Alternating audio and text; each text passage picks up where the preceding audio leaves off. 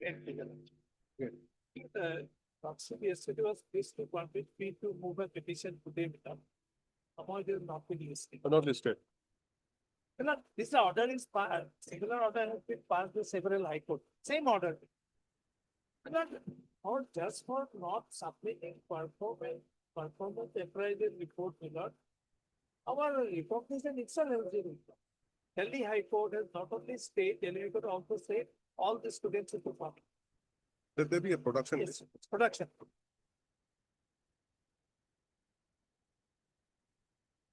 Oh, great. Oh. Deep, Yes.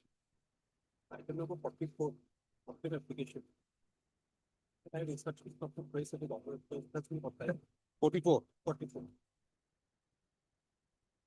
Mr. P. Bhardwaj, learned counsel for the petitioner submits that the orders of this court has been complied with. Stopping view of contempt petition stands closed. Okay. Lordship, item number 12, we may be allowed to withdraw with liberty. Why? Some technical errors are there. Liberty. With liberty. Yes, my lord. What is your name? P. Hazarika. Mr. B. Hazarika, learned counsel for the petitioners submits that there are some technical errors in the writ petition, and therefore he may be allowed to withdraw the same with liberty to file a fresh. Not the same, withdraw the writ petition. Allowed to withdraw the writ petition with liberty to file a fresh.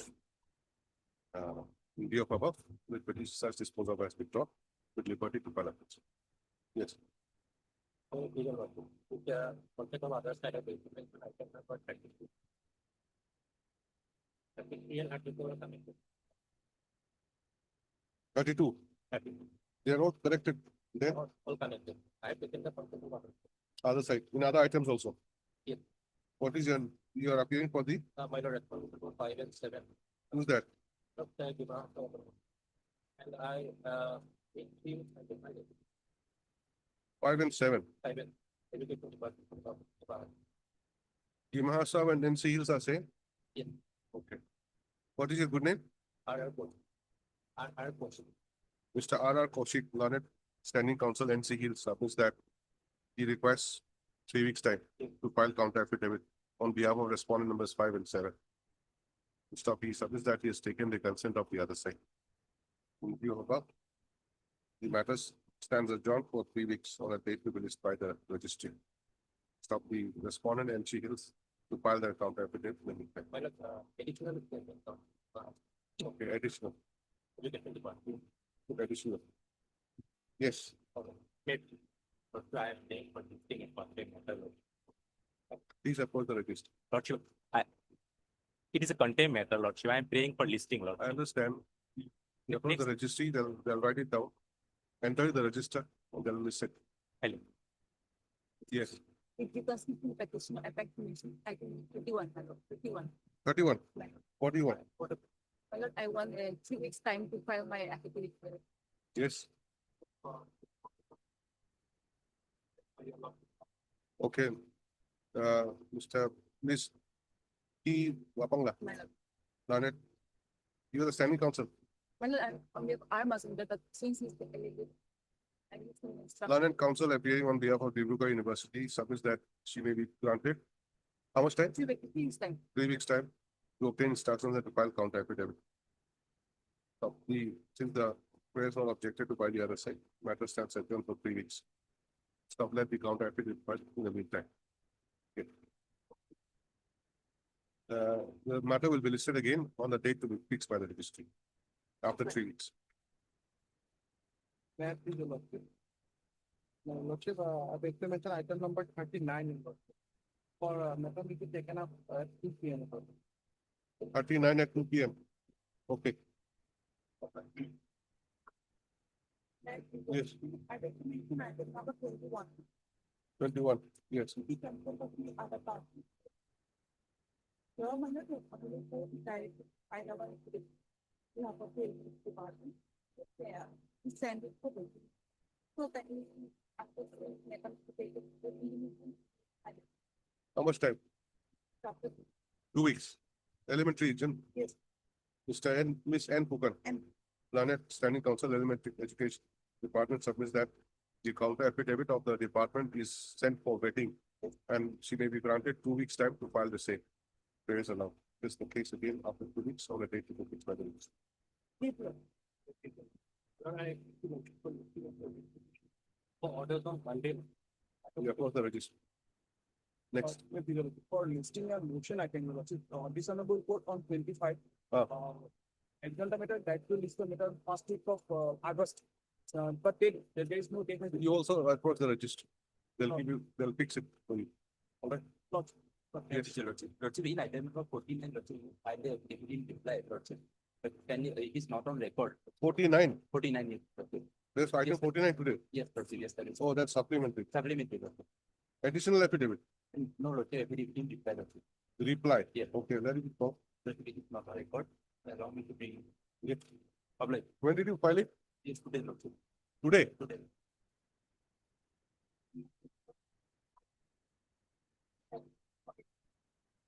Please speak loudly. There's a machine here. It's quite noisy. I can't hear you. I take item 27. For adjournment. 27. You are for the petitioner. Why do you want adjournment? Instruction for client, Your good name. M. Bora.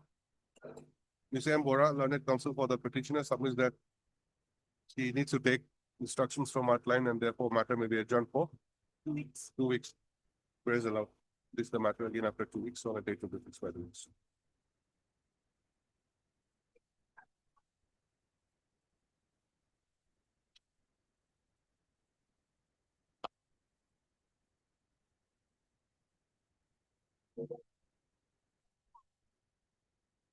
That's all for time. I'm being. Can you get the microphone checked? I can't hear him.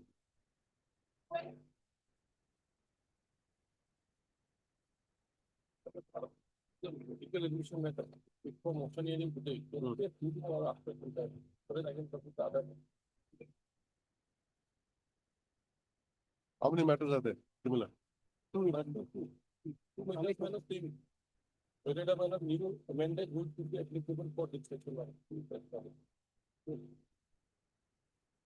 After some, I think most of them there, madam. Okay, okay. First of all, time being.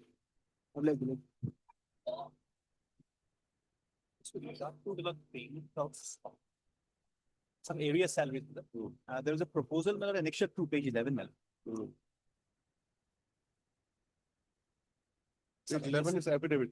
Madam? 11 is affidavit. No, madam. Page Item 11. number 4, madam. Annexure 2, madam. This is item 4. Page 11 is the affidavit. Annexure 2 series will be page 14. Something. Oh, sorry, madam.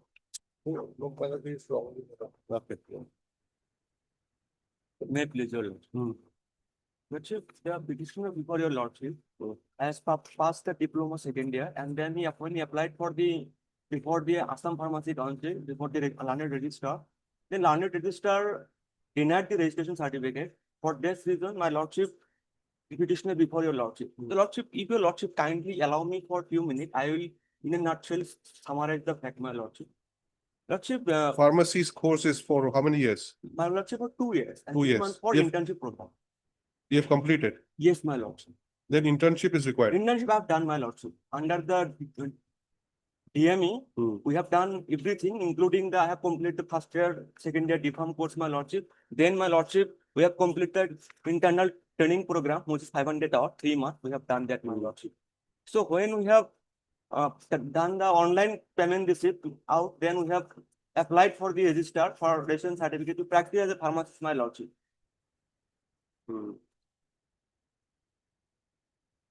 But no reason has been provided by the learned registrar. But informal information given to us, but my Lordship, I cannot. Well, I will have the instruction, short notice. You are saying we, but there's only one petitioner. Sorry, my Did Lordship. I? Yes, my Lord. And who has denied you the My Lordship, learned registrar, Assam Pharmacy. registrar? Yes.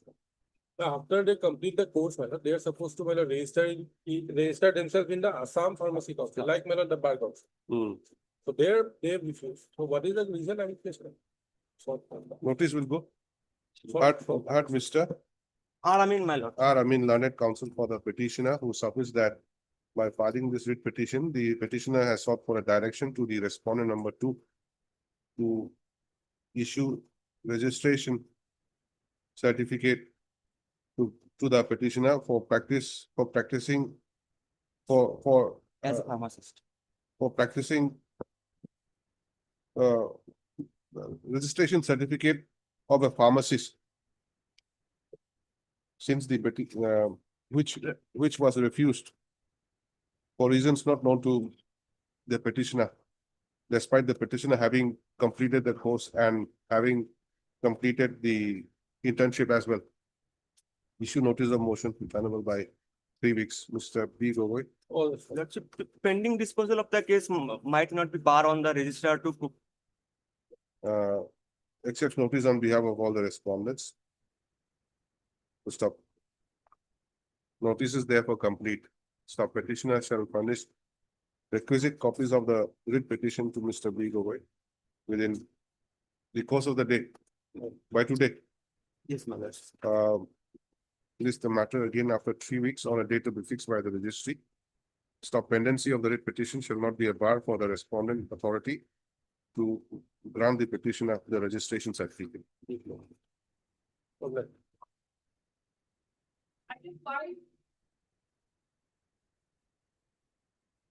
The page 11 is the proposal, my lord, for payment of area salaries, my lord, some MSCPS benefits, my lord. We want them, my lord, this proposal is not pending, my lord, since, my lord, the last year. That's why we put lordship, my lord. So send Yes. the- Notice. Notice may go. Short notice, My lord. 3 weeks, okay? My lord. Heard Mr. M. Datta, learned counsel for the petitioner, who submits that despite the communication date at 6/6/2024 bracket annexure 2 made by the district elementary education officer. What is this? Hailakandi, my lord. Hailakandi. To the Director of Elementary Education, Assam. Petitioner's name is Upendra. Upendra Ghosh, my lord. Seal number 2.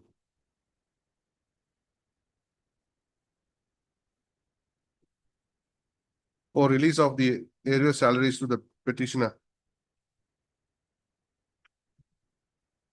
amounting to rupees 364,786,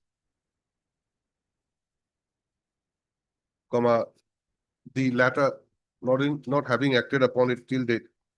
The petitioner is before this court. Next para issue notice of motion returnable by 3 weeks.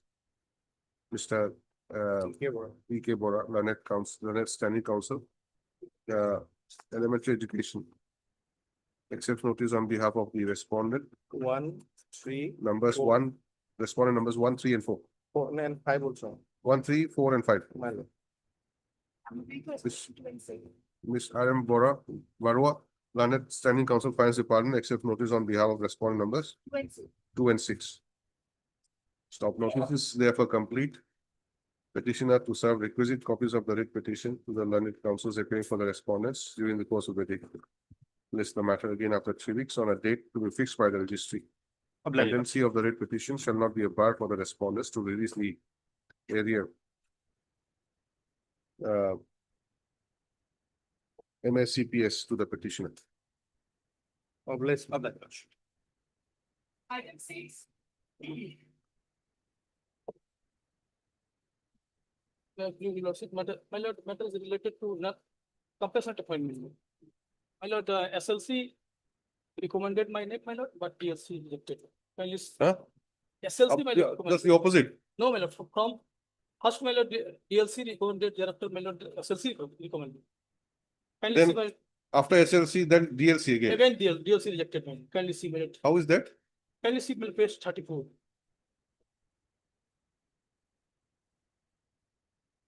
Minutes of the meeting of the state level committee for selection of the candidates for appointment on campus ground held on so in the conference rooms. Okay, Therefore, my lord, the relevant post, page 38, 38. Morigaon district, my lord. District Morigaon, serial number 6, my lord. Serial number 6. 6. Srimati Meghali, Bordoli, the petitioner, my lord. Assistant teacher in LP school. Hmm. Recommended. recommended, Yes, sir. then Thereafter, my lord, kindly page 44, my lord, annexure 10.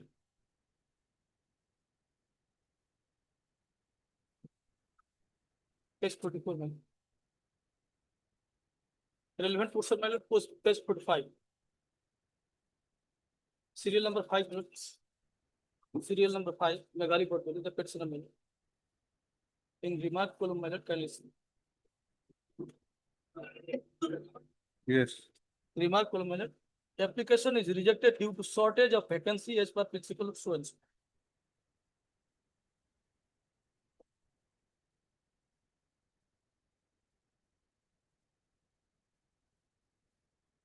No, tell me one thing.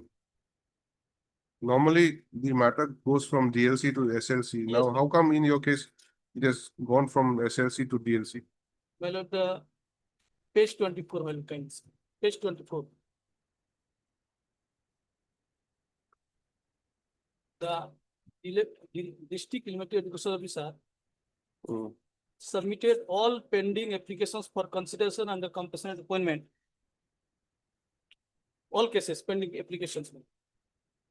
Before the deputy commissioner for it is placed. My lord.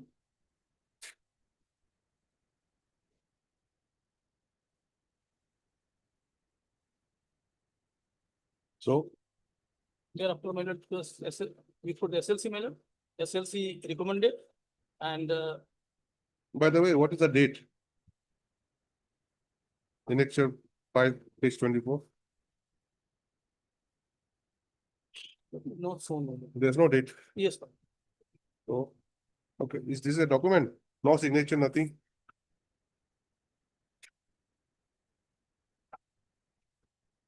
But if the honorable court's order, my lord, kindly see page, my lord, Maybe, but this document, how does the government establishment write such kind of document? With no date, nothing, Yes, no signature, no seal, nothing? This is a draft. okay, my lord, but. My lord, kindly see page 25. Honorable court's order, my lord. When the petitioner along with other 7 petitioners. Page 28.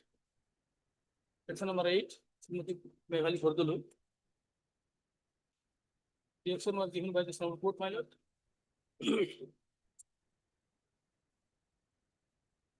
Page 32, 32, my lord, relevant portion.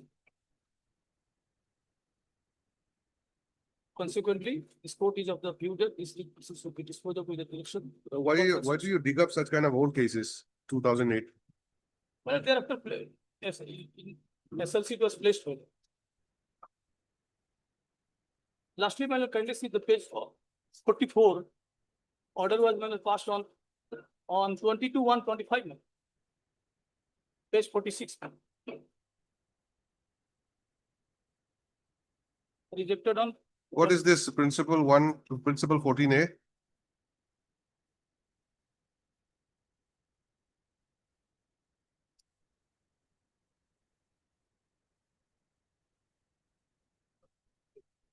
No, please explain why it has gone back from the SLC to DLC. I don't understand. Lordship, may peruse, please peruse, page 35, your lordship. Page 35, Yes. the down portion, your lordship. Hmm. Regarding the proposals of DLC for the post of assistant teacher in LP and upper primary schools, the state level committee observed that most of the candidates did not possess the requisite qualification as fixed by NCT for implementation of RTA 2009 by its notification, such and such. Hence, no approval was accorded. However, the committee suggested that DLC to recommend their choice for other class 3 or class 4 as per qualification if they are interested to go in for those jobs. The committee also asked the department to seek views of government of India if relaxation of minimum educational qualification would be applicable to the candidates for appointment. Lordship, to my knowledge, your lordship, right now the notification is not there. For them, some sort of relaxation is there in case of compassionate appointment, your lordship, regarding the percentage and all, your lordship. In page 38 also, it is shown that they are recommended against assistant teacher in LP school. So here in this case, your lordship,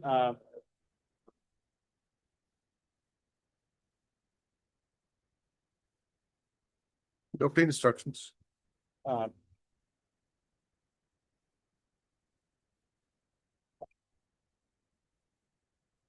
Or your lordship, may I, your lordship? Since already DLC had passed it on 29/11/2024, your lordship. So it is a case where already DLC had forwarded, but SLC had due to technically and mechanism, the authority, I think, should have known about that relaxation that it was available. But still then, since taking the matter into account, it may be placed in the next SLC in any other post, that means comprehensive. That is what purpose will serve.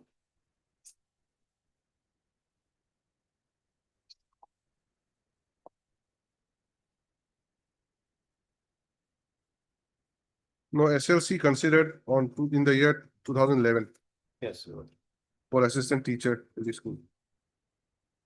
yes, your lordship. Then where was the occasion to send it back to the DLC? Actually, that particular, I think petitioner have to work with your lordship. One relaxation criteria is there for in case of compassionate appointment. Under that outer, the petitioner would have got the benefit. No, relaxation is another thing. Yes. The procedure otherwise is that the matter is first has to be placed before the DLC. DLC had They'll screen forwarded it. to SLC. They'll screen it, and if they find that person is eligible, Yes, they'll send it to the SLC. yes, And SLC will decide decide, whether to appoint or not, to recommend or not. yes. Now, since it is. But here, the SLC has considered and recommended his name in Yeah. 2011.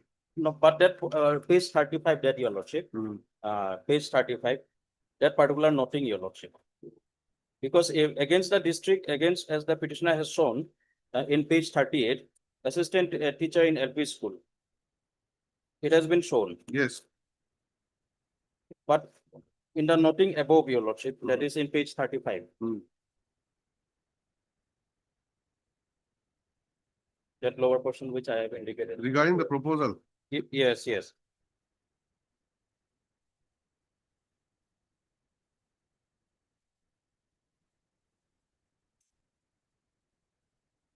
but what does it mean? So DLC was asked to forward the name in any other post, in grade 3 or grade 4 comprehensively. Then why did they approve this appointment for assistant teacher But in LP school? yes, in that assistant teacher, they got the hard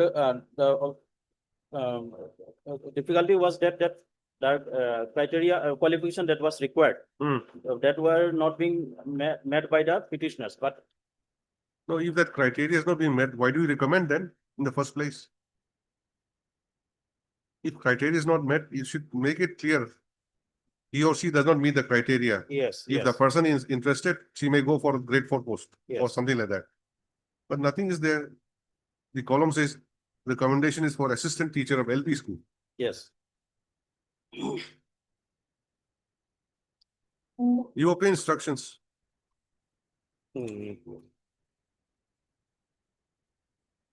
Art Mr. R. Chauhan. RS. RS Chauhan, learned counsel for the petitioner, who submits that although the state level committee, which met on 16/3/2011, recommended the name of the petitioner for appointment as assistant teacher in LP school in the district of Moregaon. The district level committee, which subsequently held its meeting on 29/11/2024, rejected the application of the petitioner due to shortage of vacancy as per principle number 14 bracket small a of the OM under memo number ABP 50/2006/ET 2 dated 1/6/2000.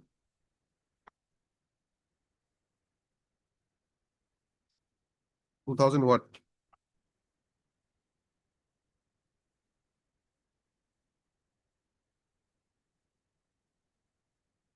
1615 notification for the request of one to. 1615.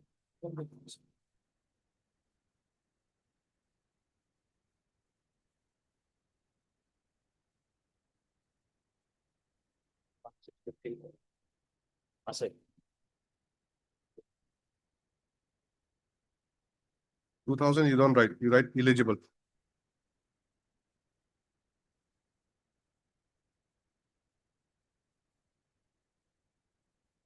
Stop, agree if the petition is before this court. Next para. At this stage, Mr. B. Dury, learned government advocate, submits that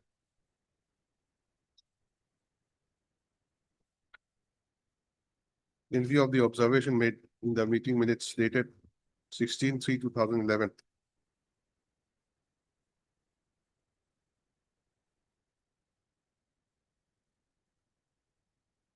That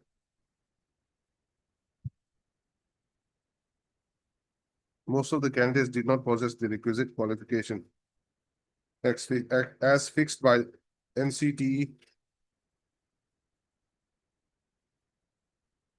no approval was accepted.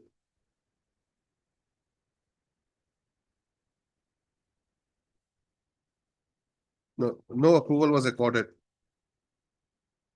So the committee therefore suggested that the district level committee to recommend their cases for other class 3 or class 4 posts as per the qualification. If the candidates are interested to go for these posts, for those posts. Mr. Council, are you interested in class 3 and class 4? Yes. We'll refer it then. Yes, since the direction is there from SLC already. That is what I'm trying. We'll stop. Considering the contents of the minutes of the meeting of the SLC dated 16/3/2011. The respondent authorities to place the case of the petitioner before the next SLC for any grade 3 or grade 4 posts in terms of the observation made in the said minutes. May I, Your Lordship? May I? Yes, Since that the SLC has reverted back it to DLC. DLC has rejected now it on the ground of no post. Since there was specific direction from SLC to send it into any grade 3 or grade 4 post. So matter have to be considered in DLC. okay. Yes. Instead of SLC, write DLC. Next DLC. Or which district? Morigaon. DLC Morrigaon. With the above observation and direction, petition stands disposal. Of this. Item 7.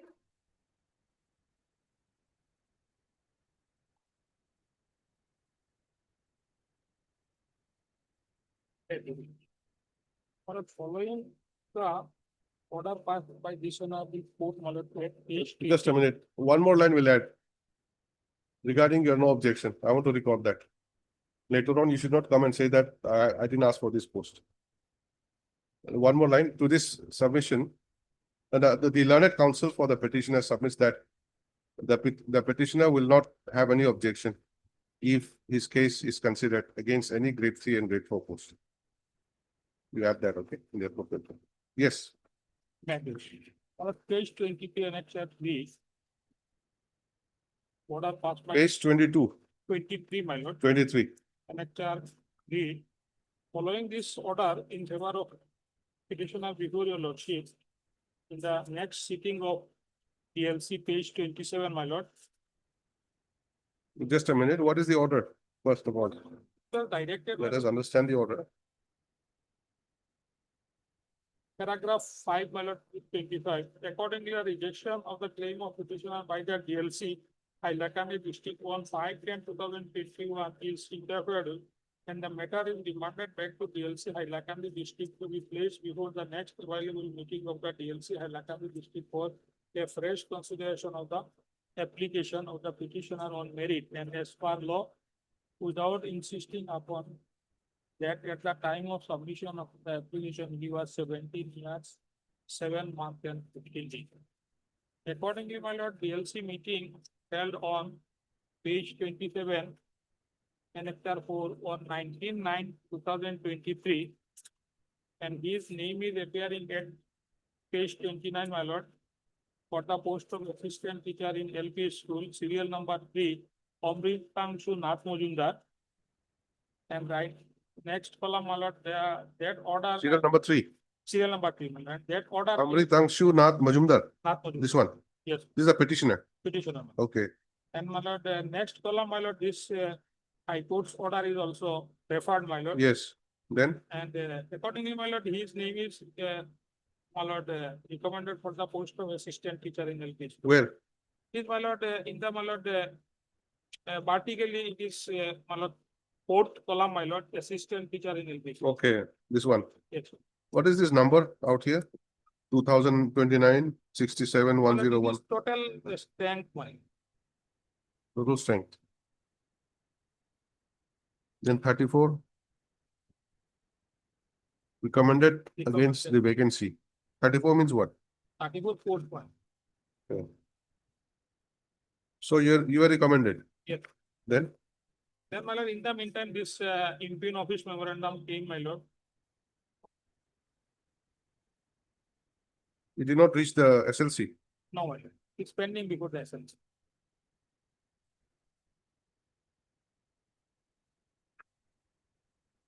Yes, Mr. Dury.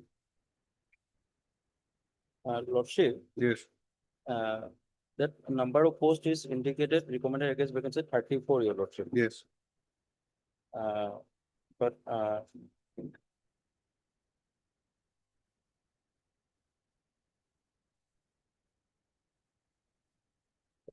that 34 is, total 34 is not seen because in the first 29 numbers up till page 31.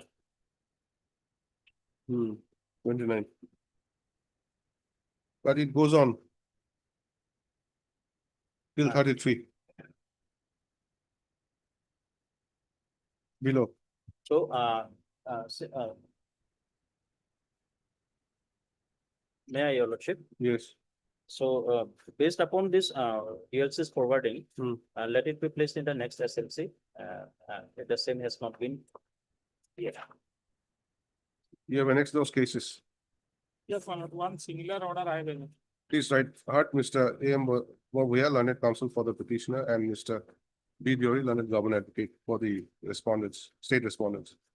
Stop having regard to the nature of the case projected by the petitioner. The writ petition is taken up for disposal at the motion stage itself. Stop next para. This is the second time the petitioner is before this court. The earlier writ petition being WPC number 2149 of 2022 was disposed of by order dated 25/5/2022. To stop, the case of the petitioner therein was that he was rejected on ground of being underage. But this court observed that on the date of consideration, the petitioner had attained the age of majority, and therefore directed the DLC Hailakandi to consider his case for compassionate appointment. Next para. The DLC thereafter held its meeting on 13/9/2023. Wherein the 19/9/2022. 19/9/2023, wherein the name of the petitioner was placed at serial number 3 amongst the recommended candidates for the post of assistant teacher in LP school. Despite the recommendation, the case of the petitioner could not be considered by the SLC on the ground that the state government in the meantime had come up with a notification, had come up with an office memorandum dated 18/9/2024, by which the compassionate appointment had been done away with in view of the introduction of the compassionate family pension scheme. Stop. It may be noticed that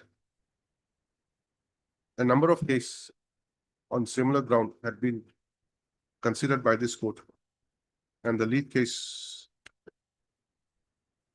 being WPC number 342 of 2025. To stop, the bunch of cases were disposed of by order dated 3/4/2025 by directing the respondent authorities to consider all the pending cases as per the government policy. To stop. The learned counsel for the petitioner has also drawn the attention of this court to Annexure 6 of the writ petition, which is an order dated 30/4/2025, passed in WPC number 2070 of 2025, which was disposed of on the basis of the earlier court's order dated 3/4/2025 in WPC number 342 of 2025. So therefore, having regard to the projection made by the petitioner, it appears that the petitioner's case is also covered by the earlier direction of this court. Next para, in view of above, the respondent authorities are directed to place the case of the petitioner before the next SLC sitting for considering his case for appointment on comparison basis. Next para, with the above observation and direction, the writ petition starts discussion. If no. One.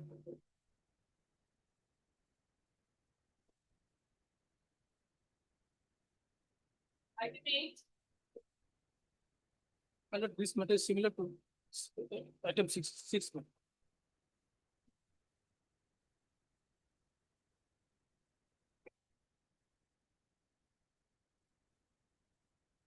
DLC recommended. Yes, Mr. Diori. Is it similar? But tell me the facts first. Yes, yes. Well, Name is not similar. His number is not similar. yes, Father is not similar. yes. So The page 24, my lord, kindly listen. 24. Yes. What is this? My lord, forwarded the name of the petitioner along with others, my lord. Who are selected by the district level committee under the chairman so my lord, recommended to DLC, SLC. DLC has, this is a DLC recommendation. Yes, What is the name of the petitioner?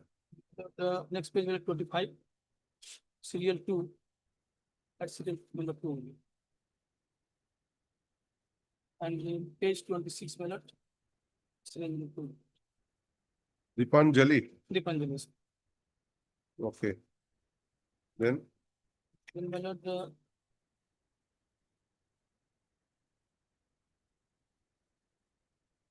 SLC recommended the name of the petitioner, my lord, kindly see, my lord, the order of this court, page 29.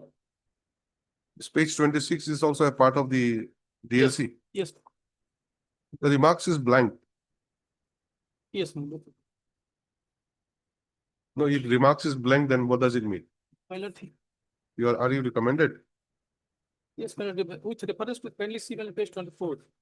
With reference to the subject cited above, I have the honor to forward here with the list of candidates selected by the district level committee under the chairmanship of Sri so and so additional Commissioner Morigao, along with the minutes of the committee held on 14/6/2024.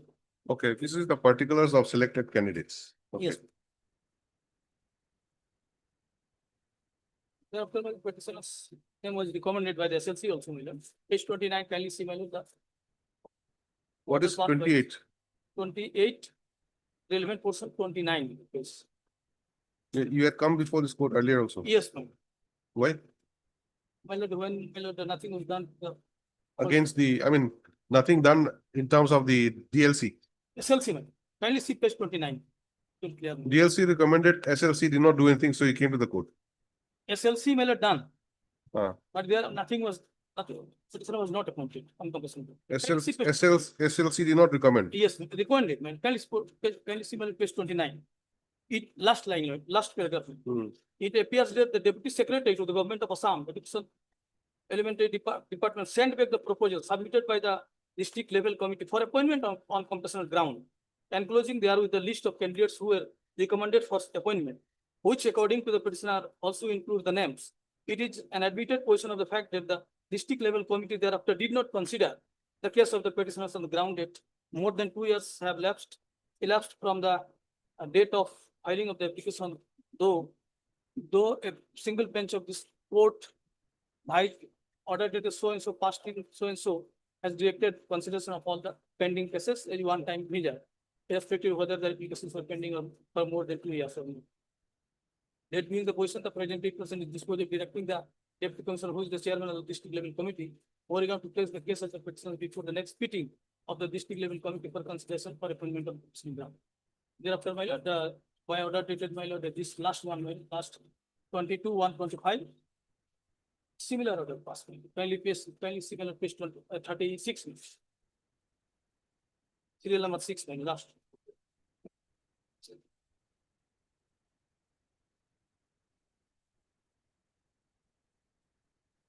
Application remarkable. Application rejected to shortage of applicants.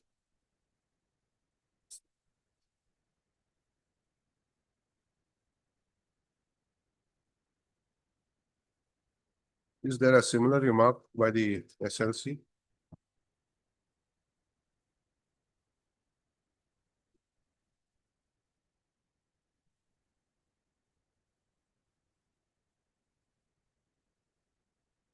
Do you have the SLC recommendation? Yeah. You don't have? Then on what basis it was sent back? Because it was there in that case, but here we have not mentioned.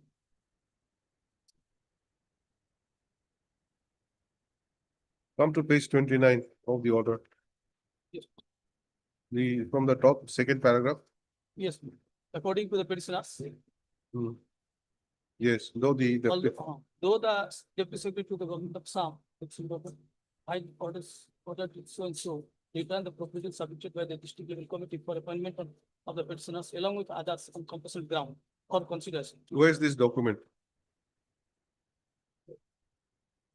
Letter of the deputy secretary. Not understand.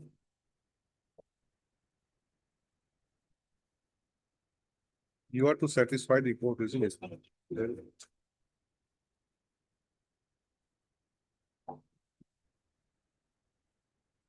Mr. Deori, Lordship, the honorable court's order was in 2010. Yeah. 2012.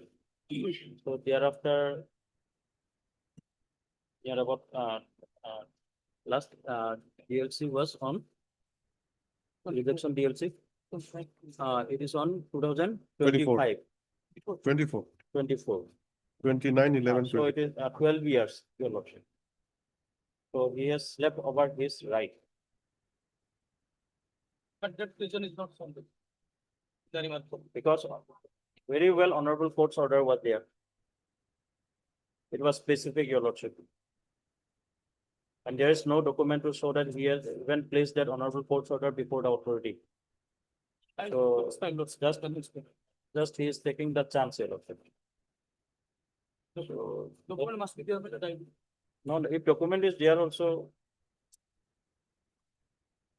12 years, 12, 13 years. Honorable court's order was specific, and it Sometime maybe. nowhere he has mentioned that that the matter was not placed. But, my lord, There is no page document to show. 29, my lord, clearly shows statement, only see page 29. In context, time limits. It appears that the deputy secretary, the government of Assam, elementary education department sent the proposal submitted by the district level committee for appointment of the constitutional ground, enclosing there with the list of candidates who were recommended for appointment, which according to the petitioners also include their names. Well, that's okay, but what Mr. Deori is saying is that there's delay in laches on your part.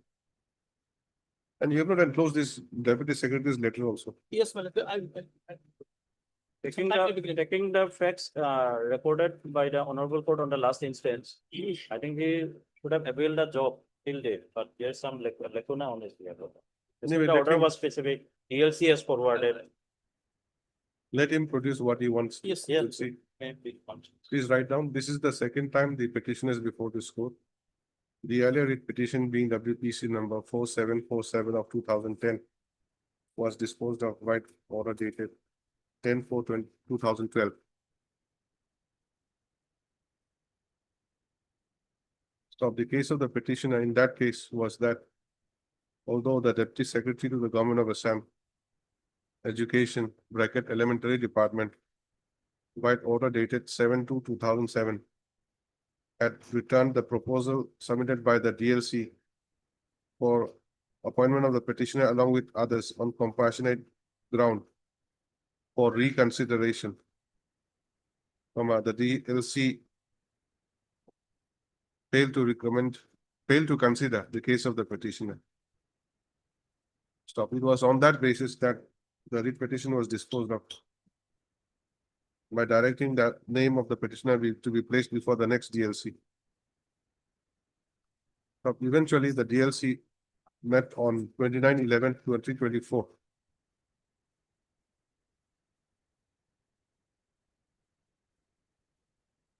DLC after that, we put Morigaon now.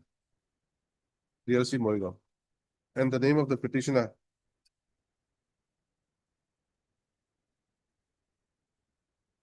and the case of the petitioner was rejected due to shortage of vacancies.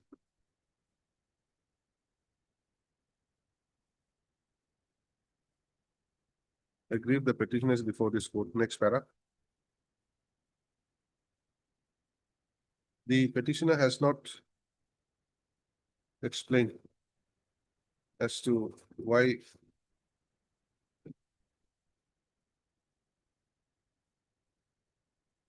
no, cancel that, okay?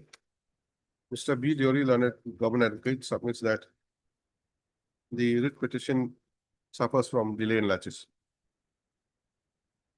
Stop. More so, your lordship, one that may be recorded, that page 24, your lordship, page 24 and 25. What is this? Page 24 and 25.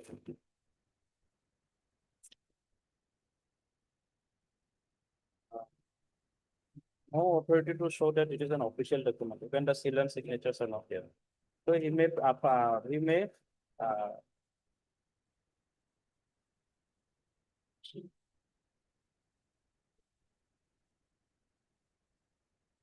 it's not legible. Clear. And the documents annexed as annexure. 5.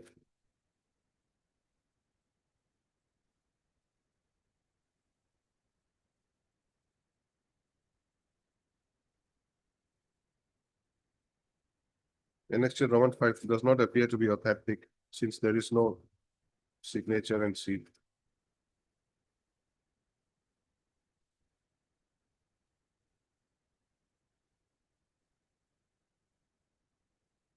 Next para, the learned counsel for the petitioner submits that he may be given some time to what?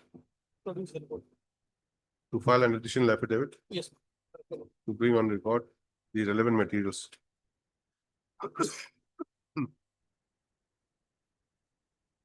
To stop the affidavit to be filed shall also include the letter, the order dated 7/2/2007, said to have been issued by the Deputy Secretary to the Government of Assam, Elementary Department, as reflected in the order dated 10/4/2012, passed by this court in WPC number 4747 of 2010.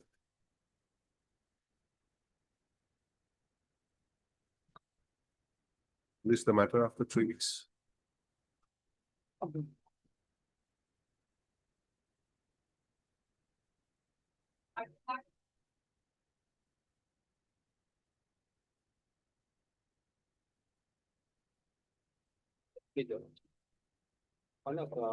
The service of the petitioner initially provincialized, my lord. Kindly see, my lord, page 34, my lord, 33, my lord. Yes. Name of the petitioner, my lord, kindly see page 34, serial number 14. Sophia, Sufia Mahmuda. yes. Hereafter, my lord, the salary of the petitioner stopped, my lord. What is this provincialization? 17 Provincialization Act, my lord. And subsequently, my lord, her salary has been stopped, my lord, since 37, my lord.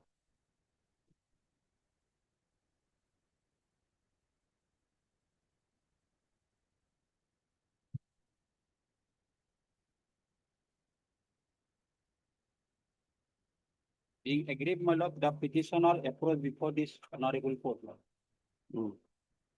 Kindly see, my lord, page 38.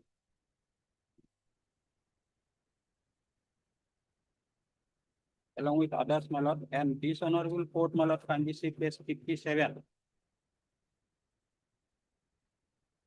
Directed the authority to pass the speaking order, my lord. Why did you approach the court for? For salary only. Salary, Salary. page 57. And on that basis, my lord, the respondent number 1 charged the impugned order, my lord. Page 58, my lord.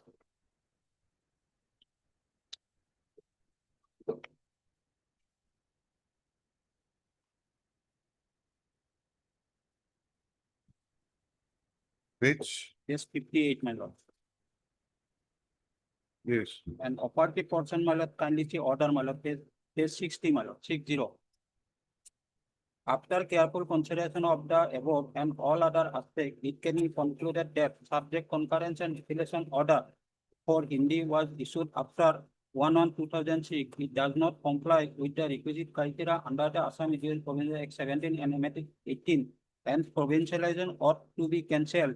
As such, Director of Secondary is hereby instructed to take necessary follow-up action accordingly in terms of the judgment. And hereafter, my lord, the service of the petitioner, my lord, deprovincialized, my lord. Kindly see page 61.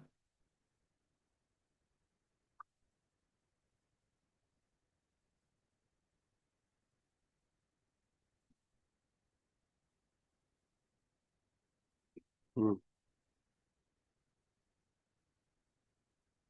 My lord, subsequent that, my lord, contempt case has been withdrawn, my lord, and after perusal of that order, my lord, the contempt case closed, my lord.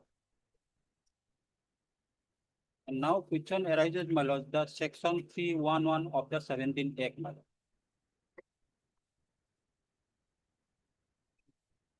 The subject concurrence, my lord, received after 1/1/2006, my lord, the petitioner. That's why, my lord, they are both deprovincialized, my lord. No. And, my lord, as per, my lord, Just a minute, this annexes, page 61, what is this order?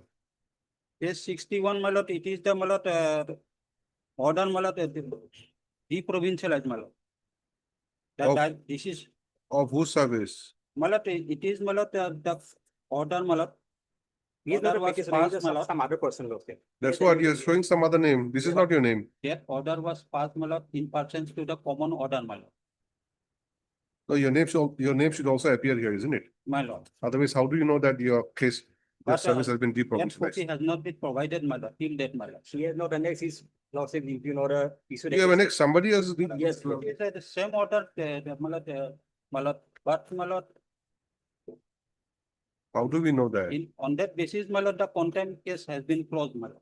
All the impugned orders were Maybe. issued against some other person, he has annexed those and challenged this order. Mr. Chisti, others are okay. Only this document is somebody's name. And now, my lord, the section 11 already read down by this division bench of this honorable court, my lord. You rectify this annexure 16 first. But, no copy has been provided, my lord, till date, Have you, where's your statement? my lord. Have you made a statement like that?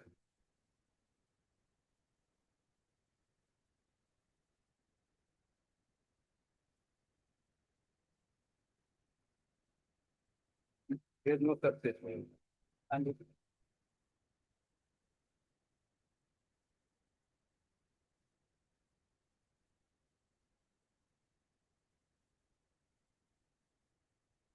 Can you see paragraph 16, madam?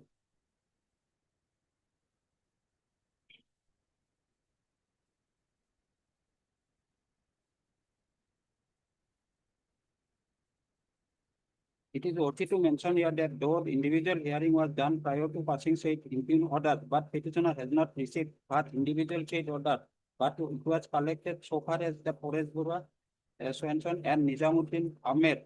It is further noted that said input was passed in pursuance of the common judgment and orders passed by this honorable in analysis, including the case of the petitioner. So it is assumed that the same input are also passed so far as petitioner is concerned. Assume, how can you assume? You My don't lord. know. And now, my lord, How do you know that your case, your service has been deprovincialized? Just because somebody who was with you has been deprovincialized, can you say that I also was given? on that basis, my lord, the contempt has been closed, my lord. Which contempt? Contempt case, my lord, filed by the, my lord, Filed by?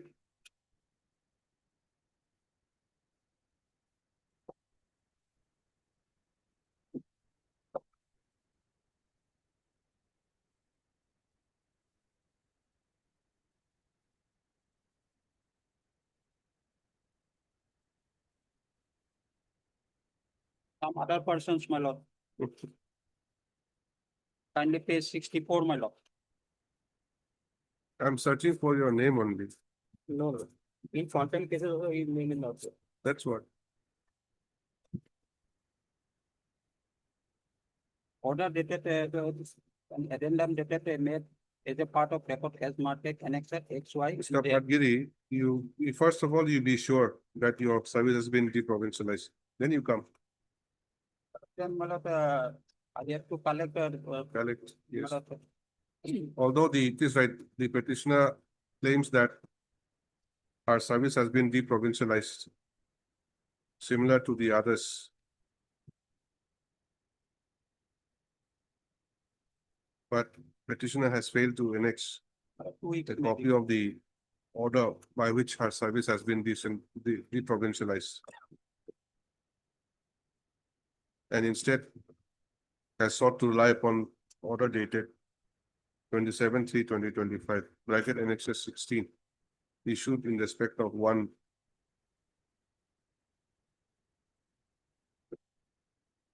My lord, Nizamuddin Ahmed. Second paragraph, page 61. Sri Nizamuddin Ahmed, PGT tutor, bracket Arabic. To stop the statements at paragraph number 6 also does not clearly indicate as to how and when our service has been deprovincialized. Stop. Next parameter, K.R. Padgiri, learned counsel for the 2 petition. weeks time, my lord, Prays for 2 weeks' time to provide.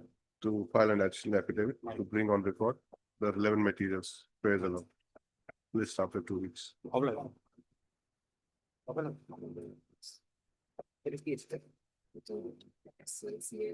Let us go. Let us have AGs here. Mr. Saikia, that matter, Yes, you can have it now. yes. 12 was an identical matter, but I think they had withdrawn. In a 12, I fresh, see. fresh motion matter came up today. I see. So I will cover my argument covering all the 3 cases also. There are how many cases? 5 cases. 5 cases. Basically, 3 arguments were forwarded by learned friend. Then, And they are broadly divided into yes, two parts in the sense that one is regarding B.Ed and one is regarding Assamese language. absolutely, Lord. And my humble submission, I would like to start that the core issue here is whether the qualification has to be taken into account on the date of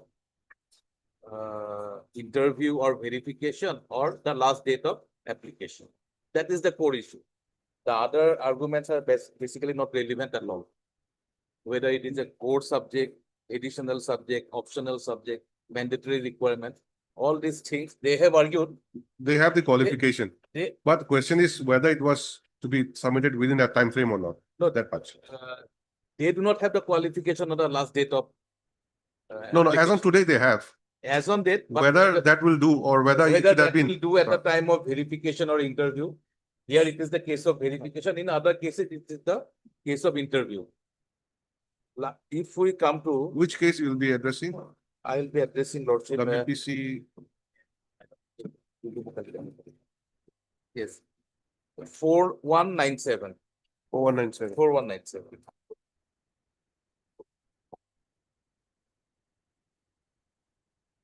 One very yes.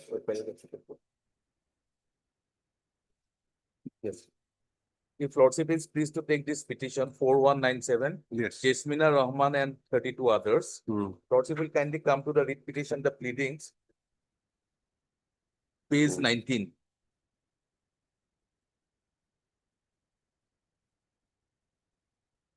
Paragraph 7. How they have tried to mislead this honorable court as well as to the department.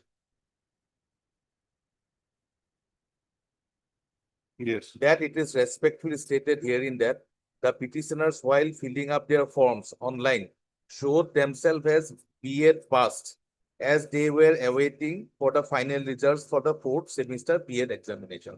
So they say that they are BA passed and also saying that they are awaiting for the results of the BA examination. So while filling up the application online, Lordship, they have resorted to falsehood. Just to bypass the system, just to bypass the electronic module, they have put that they have passed BA. Otherwise, their application would not have been accepted also. So we do not want this kind of teachers in our schools of the state government. The teacher, the students should not get exposure to the persons who are resorting to falsehood at the very beginning. And they are trying to mislead this honorable court also from that same point. Yesterday, several contradictory arguments were made.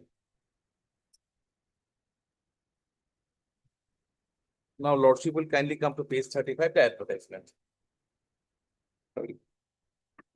This advertisement was issued where applications were invited from eligible Indian candidates to fill up 7,249 vacant posts of graduate teachers, arts, graduate teachers, science, graduate teachers, Hindi, etc. and pay scale.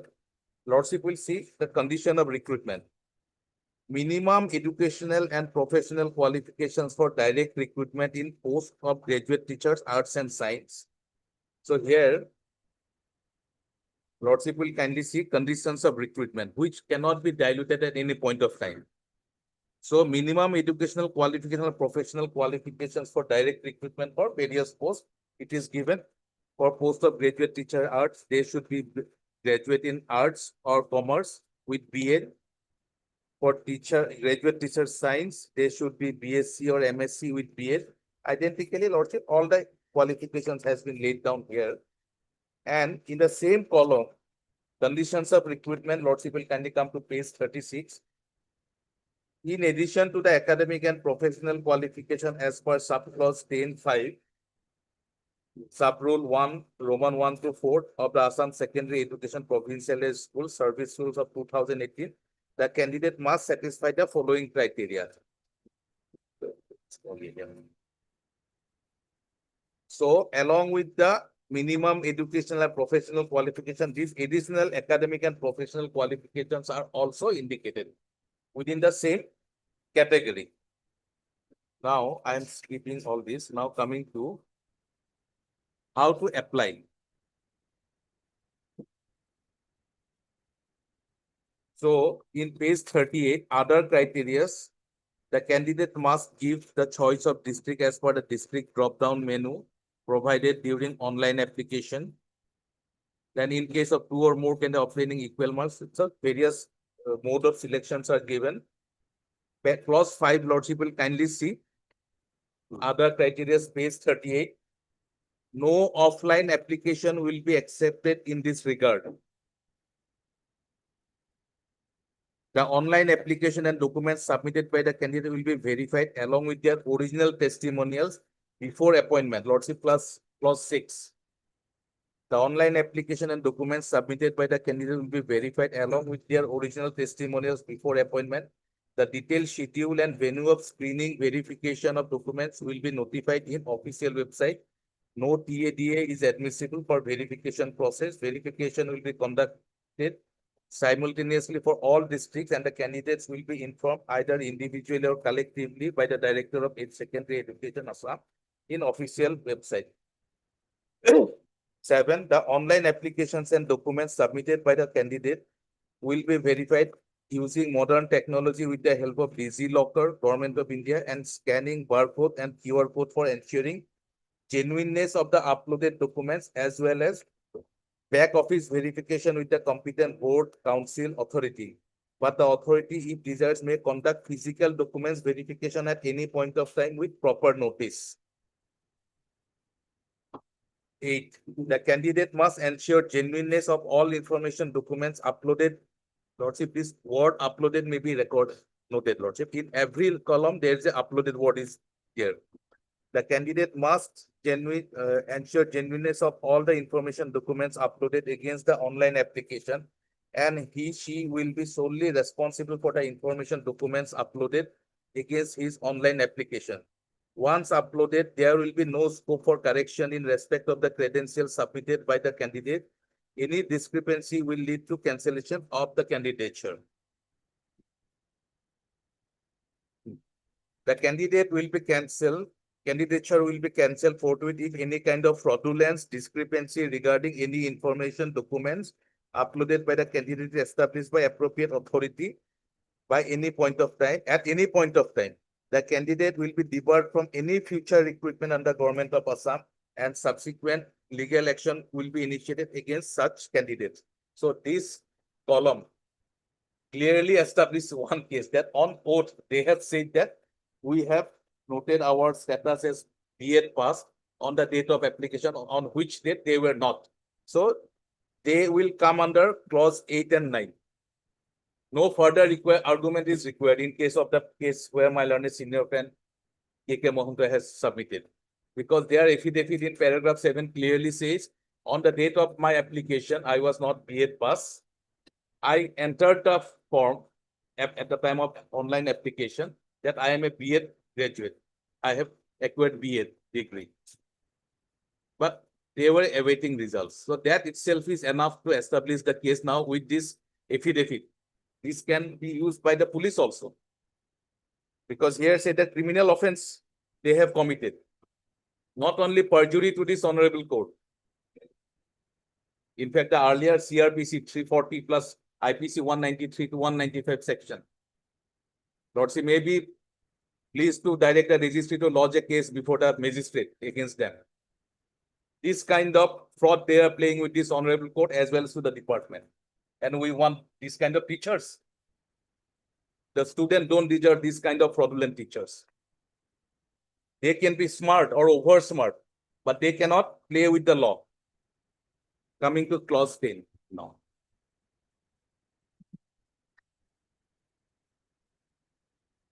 When the candidates appear for the verification of documents, they must produce original certificate, testimonial, and documents that were uploaded during the application stage. So at the time of uploading the application, they have to upload the B.Ed certificate also.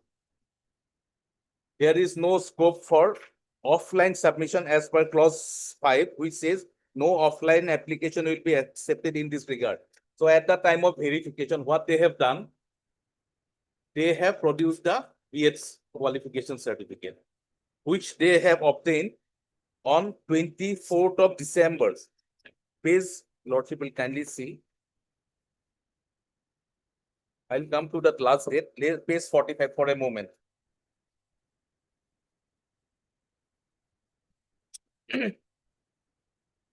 This is the B.Ed certificate of Baba Saheb Ambedkar Educational University. Down below, last line, Lordship, on the left hand side. Date of publication of result, 26th December 2024. And if Lordship is pleased to come to page 44, the previous page. This is the notice issued by the department. Serial number 1. The last date of filing of online application is extended up to 28th of November 2024. So the last date was over 1 month, 4 days before the date of the result.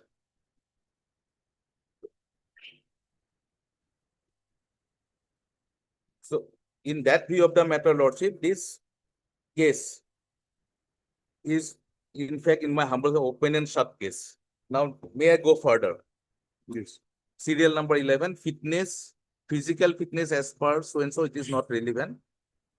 Coming to 12, the candidate having not clear status against any qualification will not be eligible to apply. So we have, to certain kind of students, this line is also required. So on that day, they have not cleared B.Ed examination or whatever examinations the other petitioners are relying upon.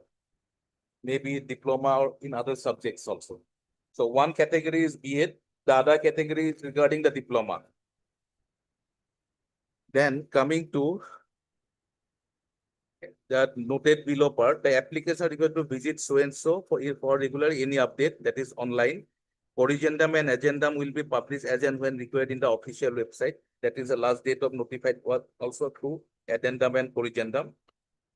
Then C, documents uploaded as mentioned below should be colored, scanned, and clear in PDF format while uploading and applying online, and all documents should be self-attested.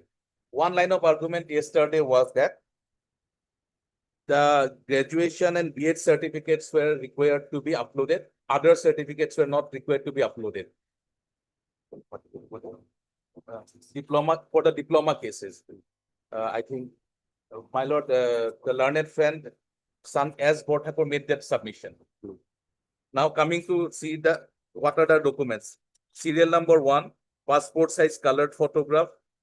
Serial number 2, HSLC mark sheet and admit card, age proof, HSLC certificate. Then number 4, mark sheet and certificate of degree. In case of candidates for the post of graduate teacher, the teacher art and science shall submit all 3 mark sheets and Praveen Ratna final examination mark sheets and candidates in case of Hindi, etc. 5, postgraduate mark sheet and certificate in case of less than 50% in graduation. Number 6, that is important.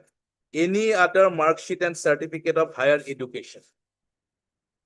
So everything is covered. The basket must contain all kinds of certificates, which they are relying for their recruitment or for their appointment. So this is the residuary provision in that column itself, any other mark sheet. So if they want to provide a certificate from the Sahitya Sabha or Bengali Sahitya Sabha, whatever certificate they want to produce, everything has to be uploaded at the very beginning.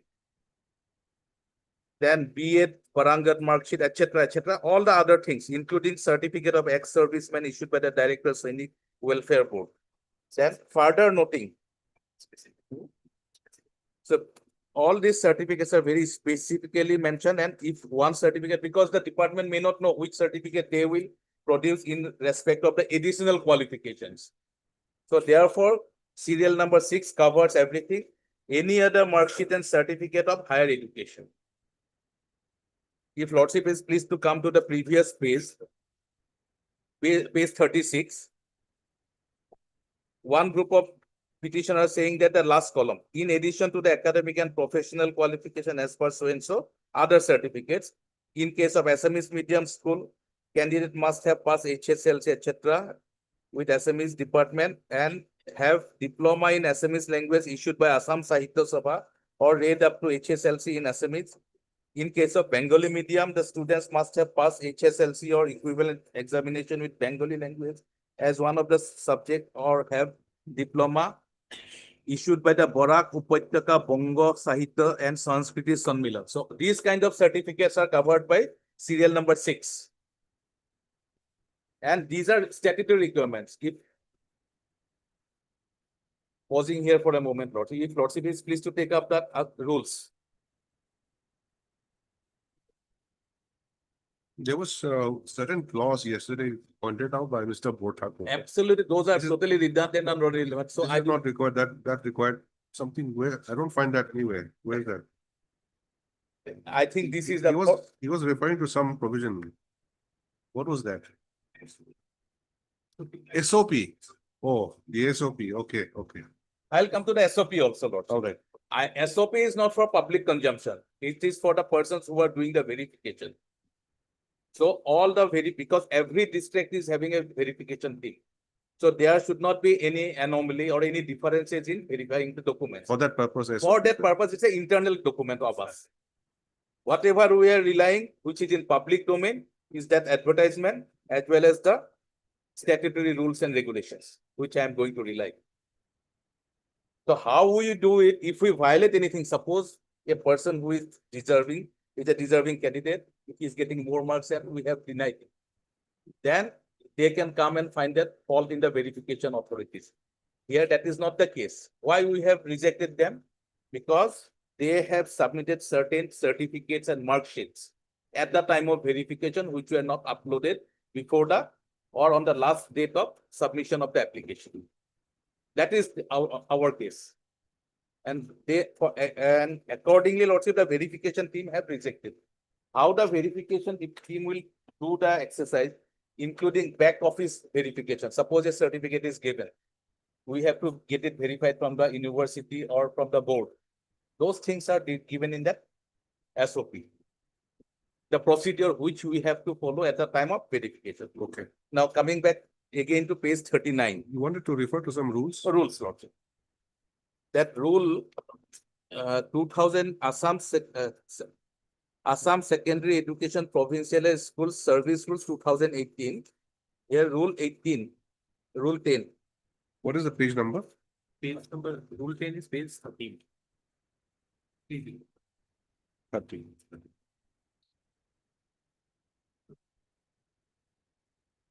So these are the basic eligibility criteria in rule 10, which are specifically given in the advertisement. We have not changed any word also regarding the criteria. We cannot do that.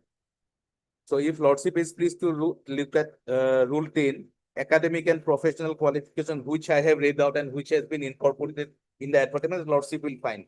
And 10.5, sub-rule 5 says, in addition to the academic and professional qualification as per sub-rule 1, the candidate must satisfy the following criteria, that the Sahitya Sabha certificate from Assam, from Bengal, from Barak Valley, etc. So these are mandatory eligibility criteria, which is not permitted to be diluted. We can always tinker with the service conditions, but not with the recruitment condition. These are conditions of recruitment. Series of judgments are there of this honorable court as well as of the Supreme Court. Then the authorities cannot waive or dilute any of the recruitment conditions. We can always tinker with the service condition. Once they enter into the service, we can give some waiving or some leniency. But in case of recruitment conditions, they cannot be diluted. So whatever qualification we are asking, they should fulfill those criteria on the last date of application. Not thereafter, not at the time of interview or at the time of verification. Now, Lordship will please come to page 39. The last part. Please note, A, candidates should be cautious while submitting the online application, as once the application is submitted, they will not be allowed to resubmit any online documents or applications for the second time. This is one. And B, this is very important, Lordship. After successful submission of online form, the candidate shall take a printout of the form and submit the same along with self-attested copies of mark sheet and certificates in support of educational qualification, caste, disability, BEd and co-curricular activities at the time of document verification before the district selection committee. The candidates must also produce original documents that have been uploaded with the online application at the time of physical verification of documents. So when the applications were submitted, now this, let us take the example of these particular batches of read petitioners. In paragraph 7, they say that at the time of submission of their applications, they showed themselves as B.Ed passed. So they must have a photocopy of that, along with a B.Ed certificate. That certificate was missing. There is no scope of submitting any document offline. That means hard copy, it is not required to, cannot be submitted. At the time of verification, they can bring whatever documents they have submitted at the time of application. They must have a photocopy of or printout of that application, which was that means a screenshot. So whatever they have included in their screenshot at the time of application, they have to bring the same documents in original at the time of verification of the documents. So there is no scope of bringing any additional document now. So they have sealed their case at the time of clicking the button submit. And there is no scope of resubmission or withdrawal.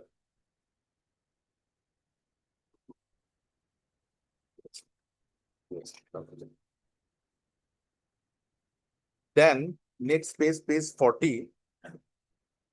After submitting the online application form, the candidates will get a unique number against the submitted application and will keep the printout of the unique number for all future references. So it is locked.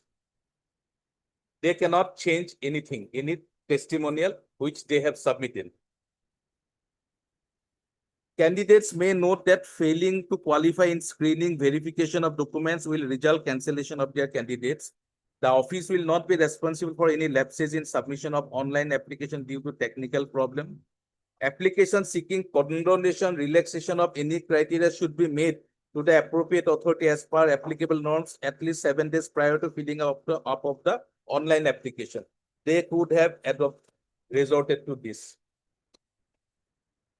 Government could have, in their wisdom, taken a call also on that regarding relaxation. They have not availed this provision, Lordship, in my humble submission. Whether government would have accepted or rejected, that is a different thing. But at least an opportunity was given to them if they want any relaxation. They could have said that in 2 months' time, we are going to get the B.Ed results. Rather than they have played a fraud on the state as well as to this honorable court. In case of PWD, that is physically challenged persons, seeking selected will be done before appointment of the competent authority. And these are the normal things, Lordship. So thereafter also, we have given an opportunity.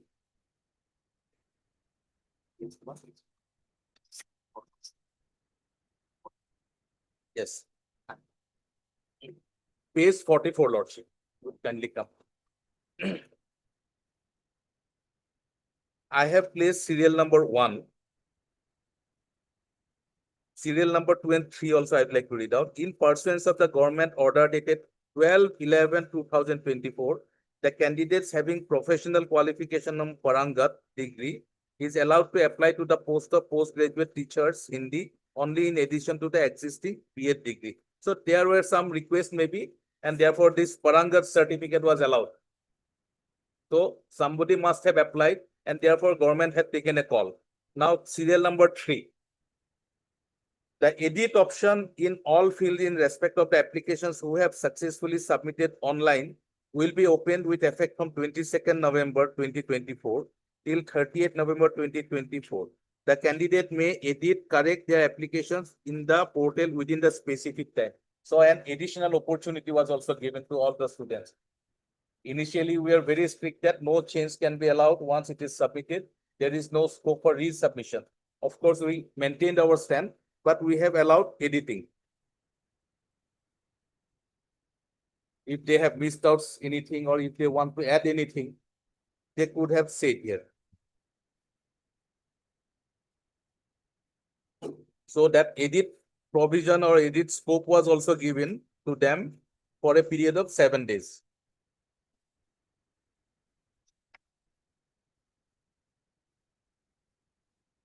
So in all the cases, one thing is undisputed that on the last date of submission of the application, that is 28 November 2024 midnight. That means till 12 AM or 12 PM or 12 midnight, whatever it is.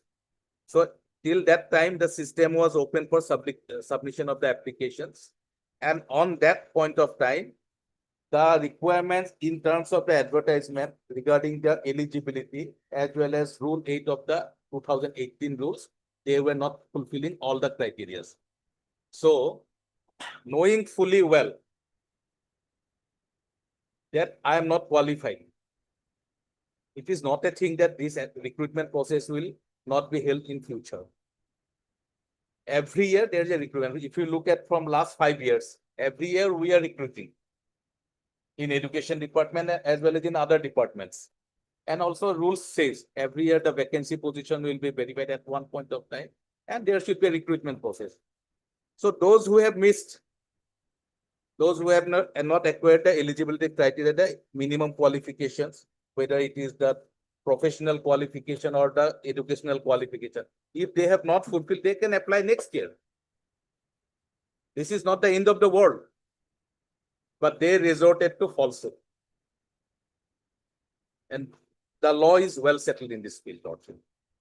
So all the arguments I do not want to respond, because the core issue here is that on 28th of November, whether they have acquired the eligibility criteria in respect of their professional qualification and educational qualification, which were mentioned in the advertisement. So they have not. Whether it is B.Ed, whether it is MSc, whether it is 50%, whether it is the Bengali certificate or the Sahitya Sabha certificate in Assamese. In one of the criteria, they have not fulfilled. So there is no distinction between the criteria laid down in 10.1 and 10.5. All are mandatory criteria. There is no optional thing here. If you do not want to go for 10.5, that means your candidature will be selected or considered in a different category. So they have all the options. So those who wanted to avail the post in a particular district in terms of the additional qualification, because a person who is a Bengali, he wants his or her posting in Barak Valley Lordship, in either Kachar, Karimganj or Hailakandi district. For that certificate is required. Otherwise, her case may be considered for Hemachi or maybe for Kamrup or maybe for Walpara. So if they want to have a special advantage in the recruitment process or a SMS student to avoid posting in Barak Valley, he have to give an additional certificate of Sahitya Sabha to choose the medium of instruction and the school. And for Hindi, the Parangat certificate was required.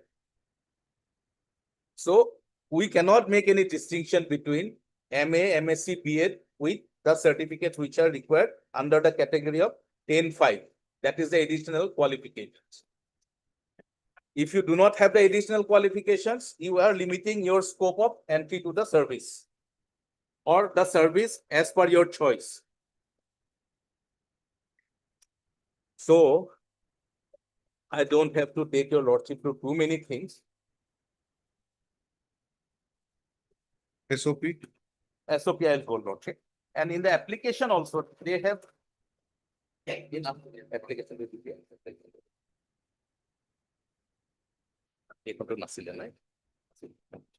So how they have resorted to falsehood, I'd like to place one application. If lordship is pleased to take WPC 3929. Noyon Forma and others versus State of Assam.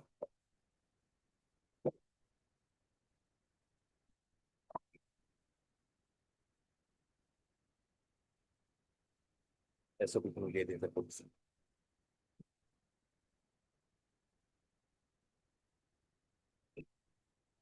Yes. Page will be page 73. Yes. Page 73. Language as one of subject, if any, other than MIL. If lordship will find that, wow, there's no serial number.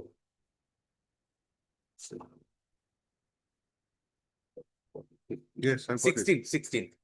So diploma in Assamese. Yes. So on the date of application, they did not have this diploma in Assamese. But they have shown themselves as they have acquired the diploma. And this application was submitted within that period of 28th of November.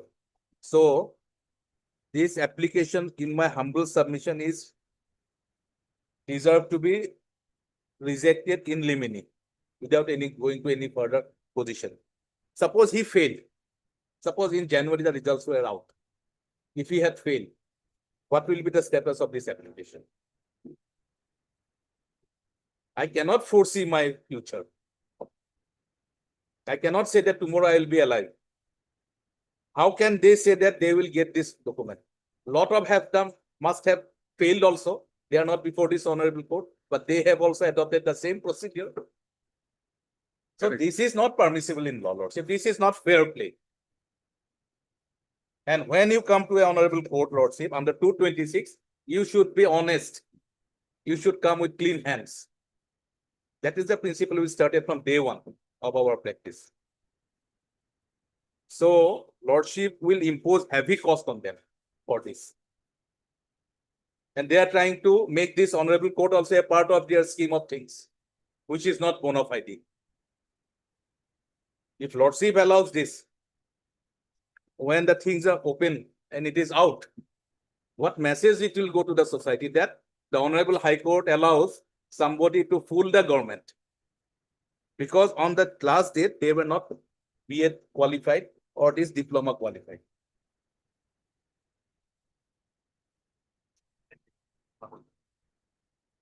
So this column is mandatory that they have to show, because we have to categorize where they will be placed.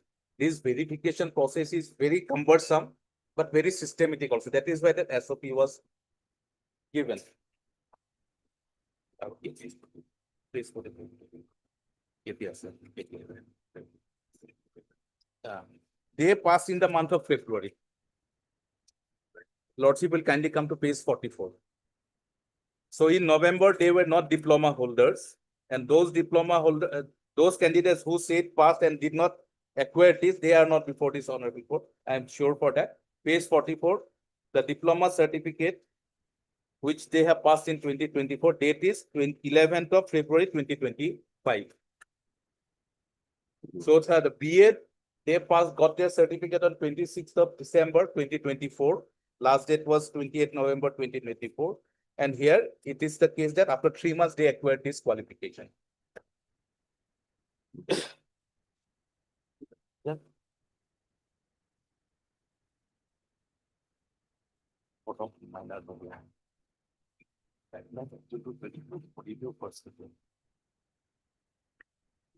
So I will place the judgment which the other side relied, and that judgment has been reviewed subsequently.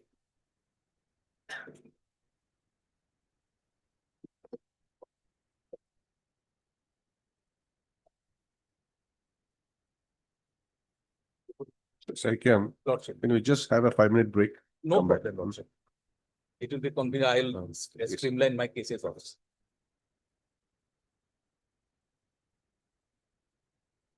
Lordship, yesterday, my learned friend Santanu Borthakur, he placed his judgment 1993 to supplementary to SEC page 611.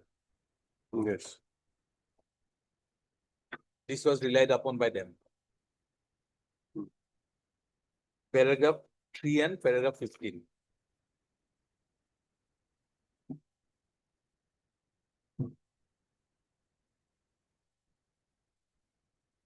May I please paragraph 3 and 11 once more? Yes. 3.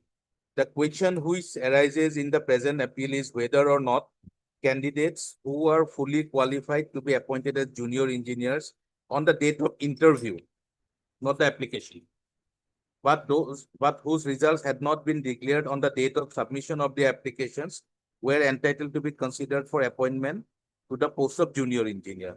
So this is the question, Lordship. Now coming to paragraph 15,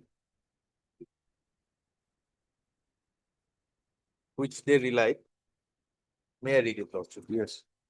The fact is that the appellant did pass the examination and were fully qualified on being selected prior to the date of interview by allowing the appellants to sit for the interview and their selection on the basis of their comparative merit. The recruiting authority was able to get the best talents available. It was certainly in the public interest and that the interview was made on broad-based as was possible on the basis of qualification. The reasoning of the learned single judge was thus based on sound principle with reference to comparatively superior merit. It was in the public interest that better candidates were fully qualified on the date of selection were not rejected, notwithstanding that the results of the examination in which they had appeared had been delayed for no fault of theirs. The appellants were fully qualified on the dates of the interview and taking into account and generally followed the principle of Rule 37 of the state of J&K. We are of the opinion that the technical view adopted by the judges of the division bench was incorrect, and the view expressed by the learned single judge was on the facts of this case was correct view. Accordingly, we set aside the impugned judgment of the division bench and restore the learned single judge order. In the result, we uphold the results announced by the recruiting authority. The appeal is allowed to the above terms. However, we make no order as to cost. So here, this is the, out of the 3 judges, 2 judges expressed this view that on the date of interview or the date of test, they were qualified, but on the date of application, they were not qualified. They said that for greater public interest and the delay in declaring the result is no fault of theirs, therefore they were allowed. The contra view is also there. I'll come to this because this goes in their favor. Now, Lordship will kindly come to the dissenting judge's view at paragraph 20. Nor can the notification inviting application be construed in the light of what was stated by the government in the affidavit filed by it in the High Court. The stand of the government is that it always intended to permit candidates who qualified till the date of interview was against the record. Such subsequent embellishment by government to shield its officers of permitting such candidates who were not qualified cannot be countenanced. The court should not approve of it as it emanates in unfairness and ends in arbitrariness. Every candidate appearing in the BE examination could not have had knowledge, as was spelled out by the government in its affidavit before the High Court, except probably those few who, despite clear words in the notification, choose to apply, may be with knowledge that the interview shall not be held till the results were announced. The language of the notification must have prevented large number of candidates who must have appeared in the BE examination from applying as they were not qualified in terms of it, whereas others of the same group or class stood to gain due to intention of the government, which was not known to the common man and was put up before the High Court in reply to the writ filed by the respondents. It is not borne out of from the record. The appellants thus, who were not only not qualified and were not entitled to apply, and those applications were not liable to be entertained by this method, got an unfair advantage of those who, for lack of knowledge of government's intention, did not apply. Maybe no one from those who were prevented from applying due to unawareness of the intention of the government, which came to light in the High Court only, could challenge the selection, yet it is a duty of the court under the Constitution, once it is apprised of true facts, to make the government act fairly. I do not want to say further on this aspect, except that the affidavit so and so. So what I'm trying to emphasize here is that, taking a cue from this judgment, 2 honorable judges said that it is, if it is done by the government, it is permitted. They have approved the recruitment authority's decision to allow and select those candidates who did not acquire the qualification on the last date of submission of application, but they have acquired the qualification in due course, and at the time of interview or written test, they were qualified. The other just said, and the advertisement said the last date of submission of application. The dissenting just said that this is unfair and arbitrariness because many other candidates who are identically placed look into the notification. Notification here means the advertisement. They saw that they are not qualified on a particular day, that is the last date of submission, and they did not apply. So if they did not apply, and as a result of which they could not come into the recruitment process, because they rightly thought that the last date of application is the date where I have to acquire my qualification. So it is a prejudice caused to them.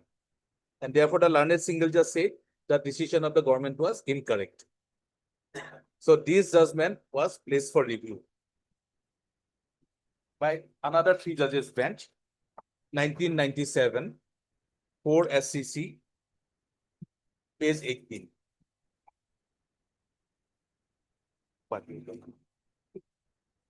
Lordship may note that the parties' names are same. From the judgment also it will be very the same party's name. The judges' names may not be same. And the 3 judges bench, but the honorable judges, there may be some changes in the composition. So here, Ashok Kumar Sharma and others, the earlier ones also, Ashok Kumar Sharma and others. If Lordship is pleased to come to page 21. All the judges are different. All the judges are different. The earlier judgment was in Given 92. yes, Now this is, the review is in 97, 97. after 5 years. Yes. So page 21, Lordship will kindly see the second paragraph. The review, last line. The review petitions are admitted confined to the following 2 issues. Have Lordship got it? Page Page 21. It will be page 21. The Yes. second paragraph says with Mr. Nariman. In the Yes. Yes. last line of that paragraph, Of the course. review petitions are admitted confined to the following 2 issues. Yes. Number 1, whether the view taken by the majority, that is Honorable Justice Homan and Ramaswamy, that it is enough for a candidate to be qualified on the date of interview, even if he was not qualified by the last date prescribed by receiving the application, is correct in law, and whether the majority was right in extending the principle of Rule 37 of the Public Service Commission rules to the present case by analogy. So this is the question. Now, paragraph 6. The review petition came up for final hearing on 3/3/1997. We heard the learned counsel for the review petitioners for the state of J&K and for the 33 respondents. So far as the first issue referred to in the order dated 1/9/1995 is concerned, we are of the respectful opinion that the majority judgment rendered by Justice so-and-so is unsustainable in law. So the majority judgment has been interfered now. The proposition that where applications are called for prescribing a particular date as the last date for filing the application, the eligibility of the candidate shall have to be judged with reference to that date, and that date alone is a well-established one. A person who acquires the prescribed qualification subsequent to such prescribed date cannot be considered at all. An advertisement or notification issued, published, calling for applications constitutes a representation to the public, and the authority issuing it is bound by such representation. It cannot act contrary to it. One reason behind this proposition is that if it were known that persons who obtain the qualifications after the prescribed dates but before the date of interview would be allowed to appear in the interview, other similarly placed persons could have also applied. Same logic. Same logic. Just because some of the persons have applied, notwithstanding that here the case that they put the word past. Just because some of the persons had applied, notwithstanding that they had not acquired the prescribed qualification by the prescribed date, they could not have been treated on a preferential basis. Their applications ought to have been rejected at the inception itself.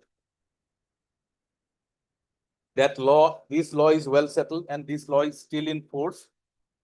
Number of judgments are on that. I would like to please just give 2-3 references. The law, in my humble submission, is intact. that the last date of submission of application is the date on which the qualification as mentioned in the advertisement or notification has to be acquired.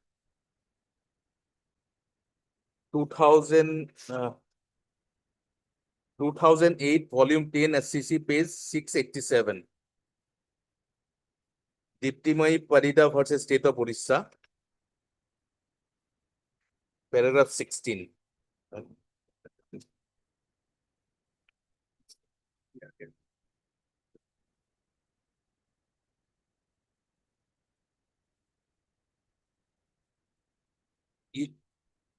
So paragraph 16, Lordship, I do not want to read out. Basically, the same thing has been reiterated. If Lordship wants, I can read it also. May I read it, Lordship? Even otherwise, ordinarily the qualification or extra qualification laid down in the recruitment should be considered as on the last date of filing of the application. So here both the categories are covered. Qualification, extra qualification. This has been so held in Rekha Chaturvedi versus University of Rajasthan, stating that, paragraph 10, the contention that required qualification for the candidate should be examined with reference to the date of selection and not with reference to the last date of making application has only to be stated is to be rejected. The date of selection is invariably uncertain. In the absence of knowledge of such date, the candidates who apply for the post would be unable to state whether they are qualified for the post in question or not, if they are yet to acquire the qualification. Unless the advertisement mentions a fixed date with reference to which the qualification are to be judged, whether the said date is of selection or otherwise, it would not be possible for the candidates who do not possess the requisite qualification in presently even to make applications for the post. The uncertainty of the date may also lead to contrary consequences, namely, even those candidates who do not have the qualification in presently and are likely to acquire them at an uncertain future date may apply for the post, thus swelling the number of applications. But a still worse consequence may follow in that it may leave open to a scope of malpractices. The date of selection may be so fixed or manipulated so as to entertain some applications and reject others arbitrarily. Hence, in the absence of a fixed date indicated in the advertisement notification inviting applications with reference to which the requisite qualification should be judged, the only certain date is for the scrutiny of qualification will be the last date of making the applications. We have therefore no hesitation in holding that when the selection committee in the present case, as argued by Sri so-and-so, took into consideration the requisite qualification as on the date of selection, rather than the last date of preferring applications, it acted with patent illegality, and on this ground itself, the selection in question is liable to be quashed. Yet again in Ashok Kumar Sharma versus so-and-so, this court, one reason behind this proposition is that if it were known that the persons who obtained the qualification after the prescribed date, but before the date of interview, would be allowed to appear for the interview, other similarly placed persons would have also applied. Just because some of the persons has applied, notwithstanding that they had not acquired the prescribed qualification by the prescribed date, they could not have been treated on a preferential basis. And all the other judgments are referred to here. Next page. So this is the well-settled law, Lordship. And there is no distinction between mandatory qualification, optional qualification, additional qualification, when the eligibility criteria is the core issue. Yes. Another judgment was saying that they were pursuing a particular course while they applied for the examination of TET. TET, in my humble submission, is not a recruitment process. It is a professional qualification which has to be acquired. Even if a person is pursuing a particular course, if that fulfills the requirement of that particular for appearing in the examination of TET, then that is permitted. So one judgment was shown by the other side, 2021 14 SCC page 486, Omkar Singh versus State of Uttar Pradesh. they have relied upon paragraph 7.2, 7.1.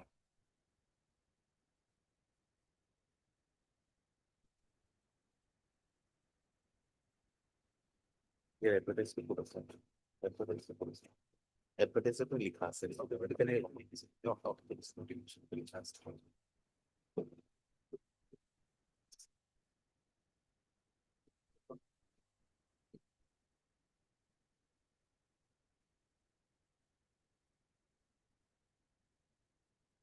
10.38, 7.1, Lordship, 10.1.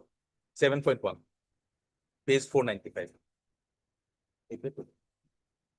So this paragraph was relied upon.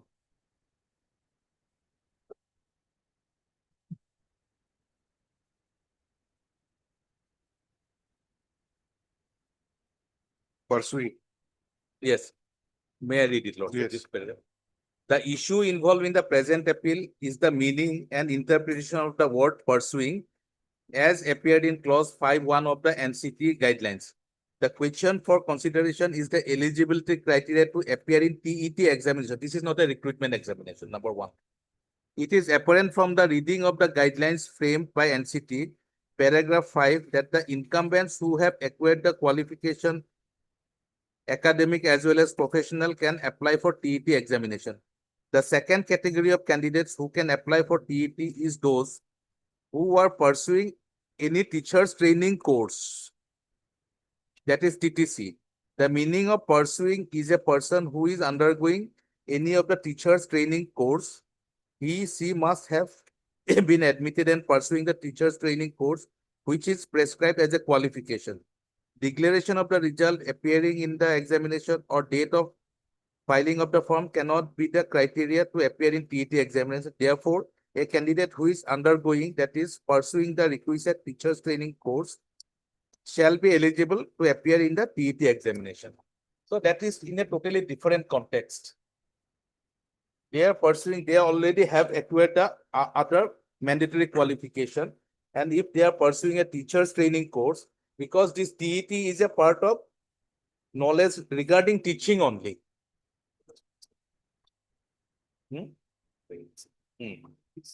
And in the regulations itself, that is permitted.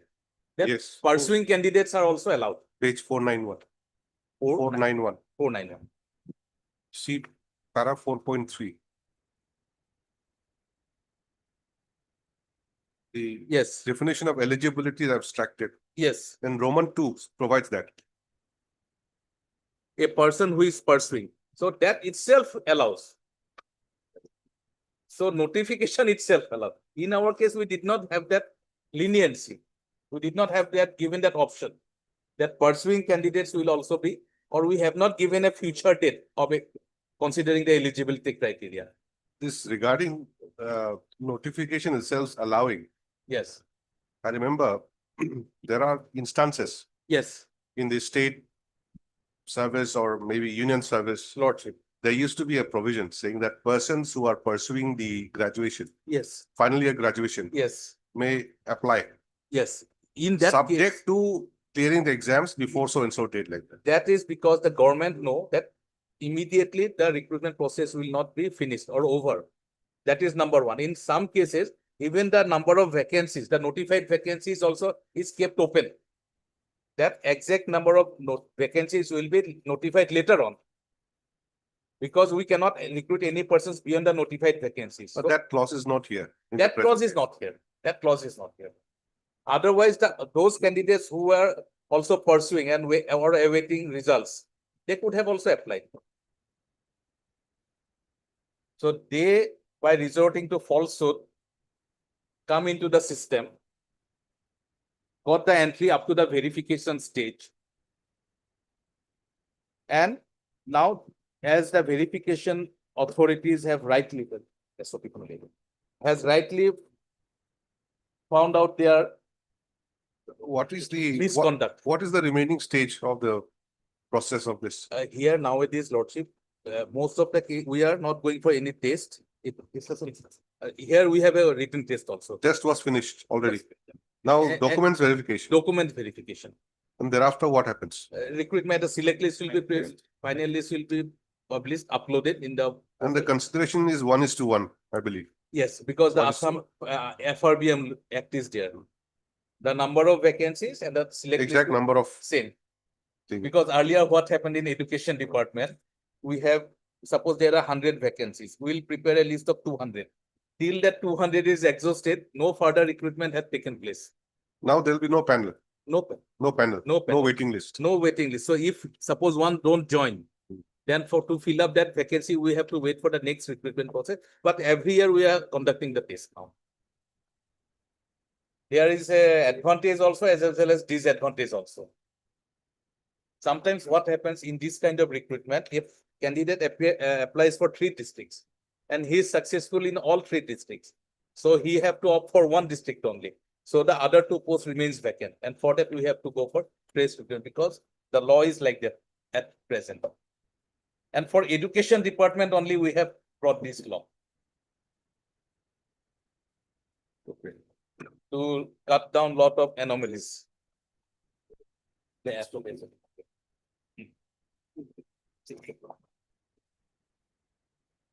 Yes, they have, Lordship will kindly take this, that Noyan Sharma's case, page 92 is the SOP. And they are aggrieved by the clause of rejection at page 96.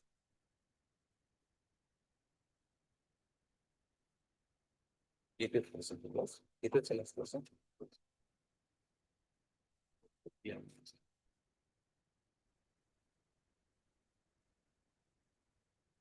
So here, if Lordship is pleased to come to the bullet point 3, third tick mark, the issue date of the documents relating to qualification, caste, etc. in respect of the candidate must be on or before the last date of filing of online application 2011-2024. Documents issued after 2011-2024, edit option was allowed till 30/11/2024, shall not be taken into consideration under any circumstances, and the candidature of such candidates will be summarily rejected. They are aggrieved by this. So I don't think I have to make any further submission except saying that it is understood in normal service jurisprudence that the last date of application is the date when the qualification, both professional as well as educational qualification, has to be acquired. So in case if some of our verifying officers do not have that clarity in their mind, to give clarity, this clause was inserted. This is nothing to do because without this SOP also, the same outcome would have come. The officers, because all are not well acquainted with the legal provisions. They do not know about all these judgments and how the court considers that the last date is the date when the qualification has to be acquired. So it is basically simplifying the whole system, whole provision, that any certificate issued after 2011-2024 should not be considered. So in the case of B.Ed candidates, it was 26th of December 2024. And in case of that diploma in Assamese, it is 11th of February 2025. So those certificates, whoever has produced this kind of certificates later than 28th of November ought to be rejected. So there is no arbitrariness. It is rather a clarification of the advertisement. In simple language, all our officers should be versed with the system by which they have to do the verification exercise. Nothing else, nothing more, nothing less. It is not in contradiction with any law or with the advertisement or with the statute. In that view of the matter, in my humble submission, there is no flaw in this SOP. SOP is just a guideline for our officials to go for a uniform system of verification so that there is no discrepancy, no anomaly, and to ensure uniformness. So in that view of the matter,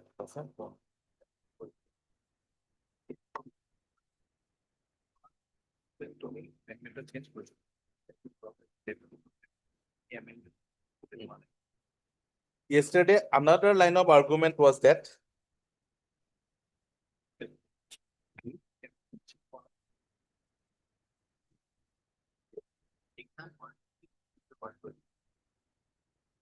so there was some confusion with the petitioners that whether it is TAP examination or recruitment examination.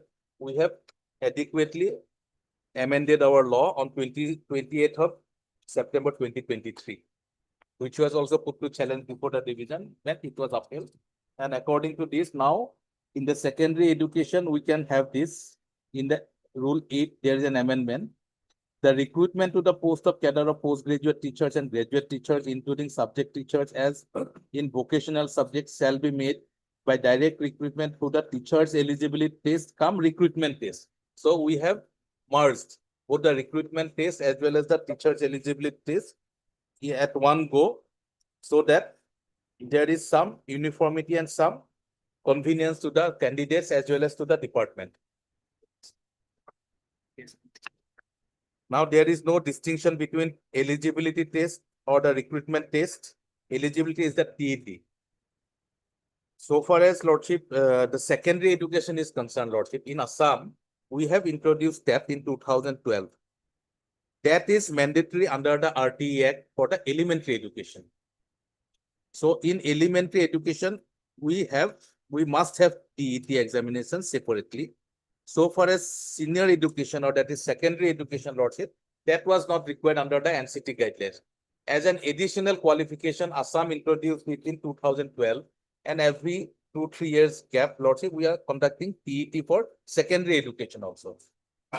But we are not following any central legislation because the central legislation has not prescribed anything to the stature of that in secondary education.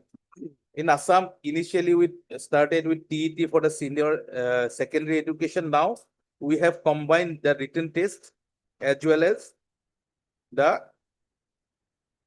TET at one go for any kind of recruitment for teachers at the secondary level. That is This is for the fresh recruitment, that is for the fresh recruitment. But earlier days, that was different. isn't That it? was different in And- secondary education. And for those who do not have TET, separate exams will be conducted. Yes, Lordship. Now, if suppose I do not have TET, Hmm. in the recruitment test itself, I can appear for TET as well as the recruitment Okay. test. Hmm. So both are combined. So that way it is more convenient for the department, because lot of TET qualified, they did not get job at a later stage. So they are basically it is a wastage for them also. So now those who qualify TET and qualify recruitment test, they are immediately admitted to the system. So I am placing this, the amendment. I have it. So my humble submission is that there is absolutely no merit in any of the writ petitions, Lordship, because all the candidates, all the writ petitioners, they have adopted some dubious means to clear the online system by saying that they have passed or acquired the qualification on the date of submission of application, which they have not done. In that view, that is a serious misconduct, and it has come to light now before this honorable court. I leave this honorable court to take a view on that point also, other than the legal issue that if they are not qualified on the last date of submission of applications, they are not qualified for consideration at the recruitment stage. So in that view of the matter, all the petitions are liable to be dismissed, and maybe with heavy cost. So that in future, no student will dare to play this kind of mischief with the government as well as to the honorable court. Deeply obliged, Lordship.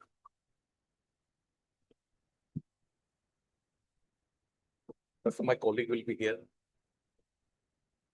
I wanted that the Lord Recruitment should have been here. Because in such matters, future policy is to be formulated. May be required to be formulated, or all such discussions are relevant to be taken into consideration. Therefore, his presence is very important. It is good that the Learned Reviewer General has appeared and argued the matter. My lord, First thing is the first. Let me place one thing.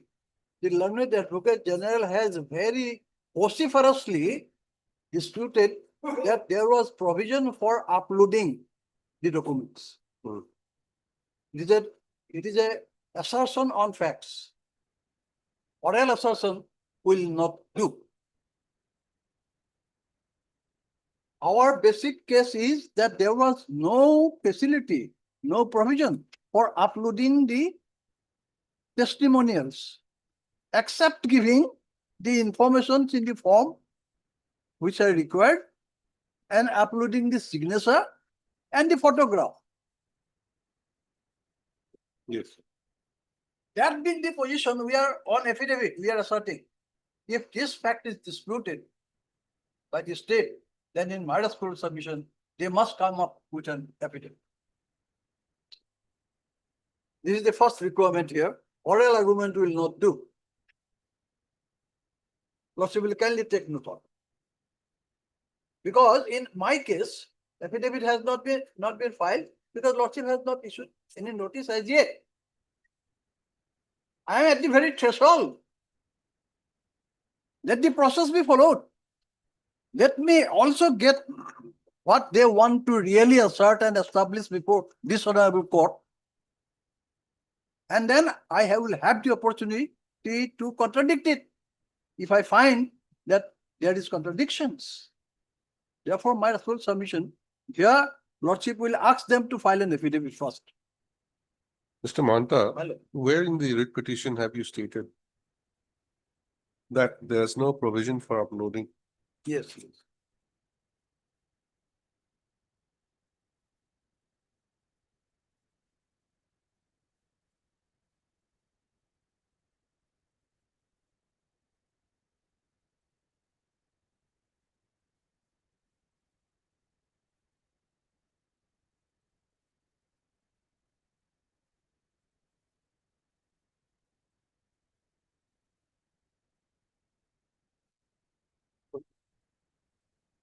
Just a minute. I am giving.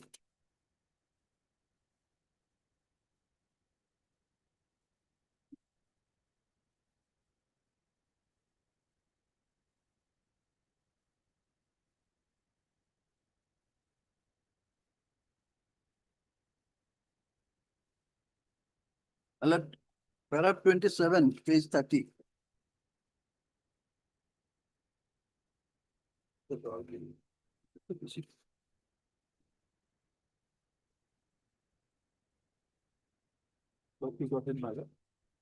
That it is strictly stated, submitted that the date fixed for verification of documents, the candidate is required to submit all the required documents before the authority for verification on the date it is fixed for such verification.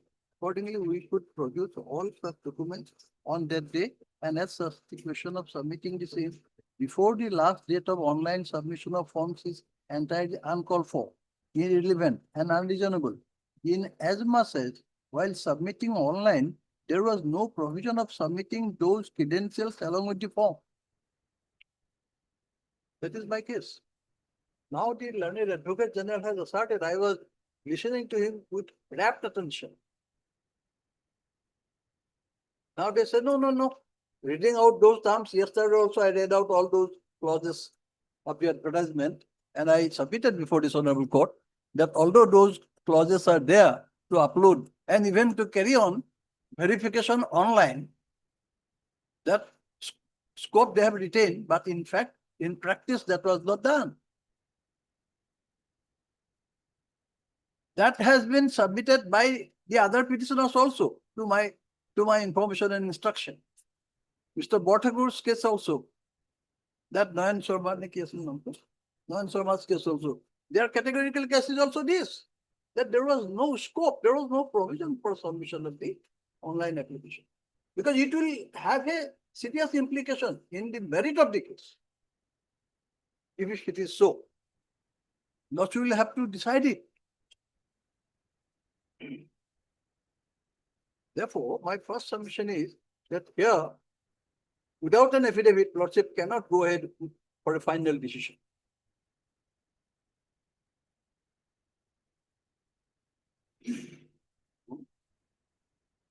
This is, well, basically what I find is, because I also expected when the learned advocate general or the other day submitted that we are not submitting any affidavit, we will straight to go on arguing. So I took it that the facts are all admitted and accepted facts on the basis of my pleadings. But now it is not so. Now it is not so. They dispute it categorically. Therefore, let it be brought on record.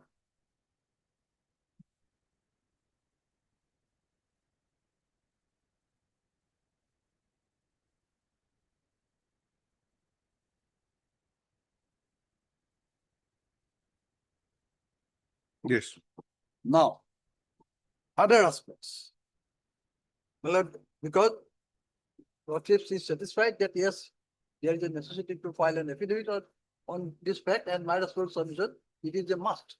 Because this is the crucial fact, which takes us to the last time as to how things were done really and what did we do.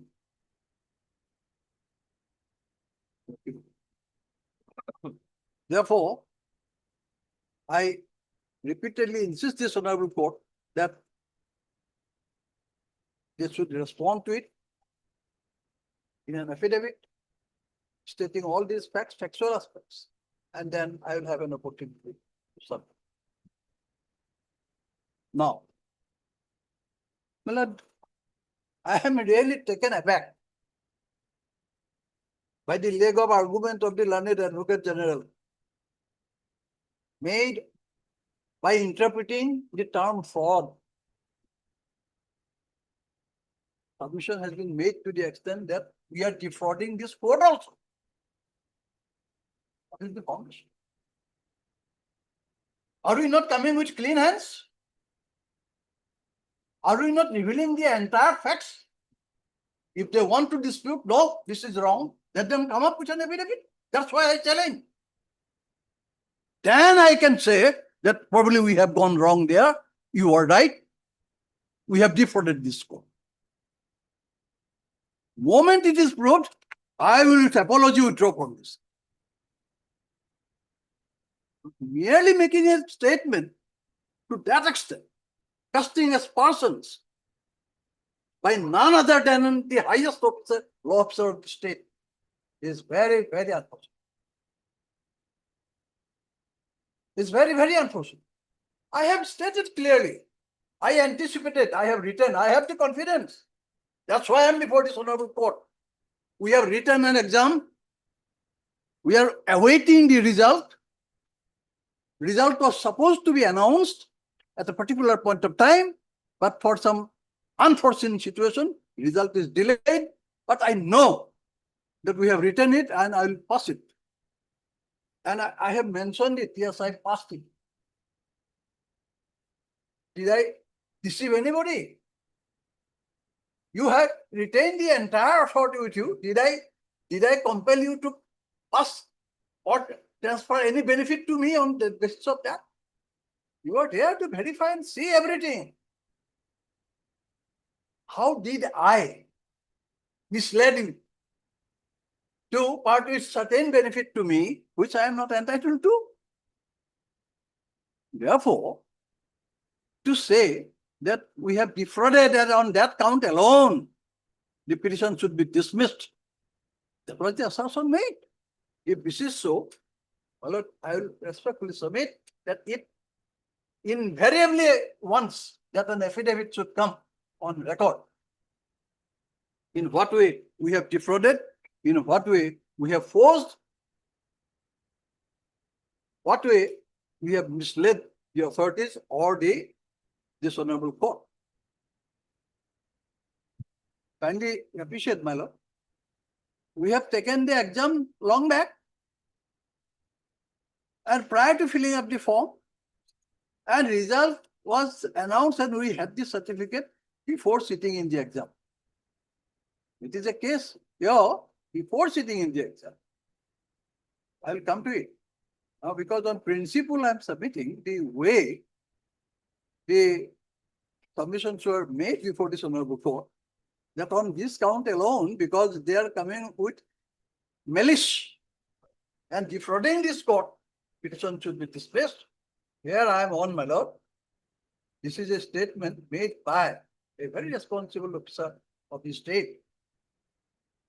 And it should be asserted on affidavit so that we'll counter it. Now,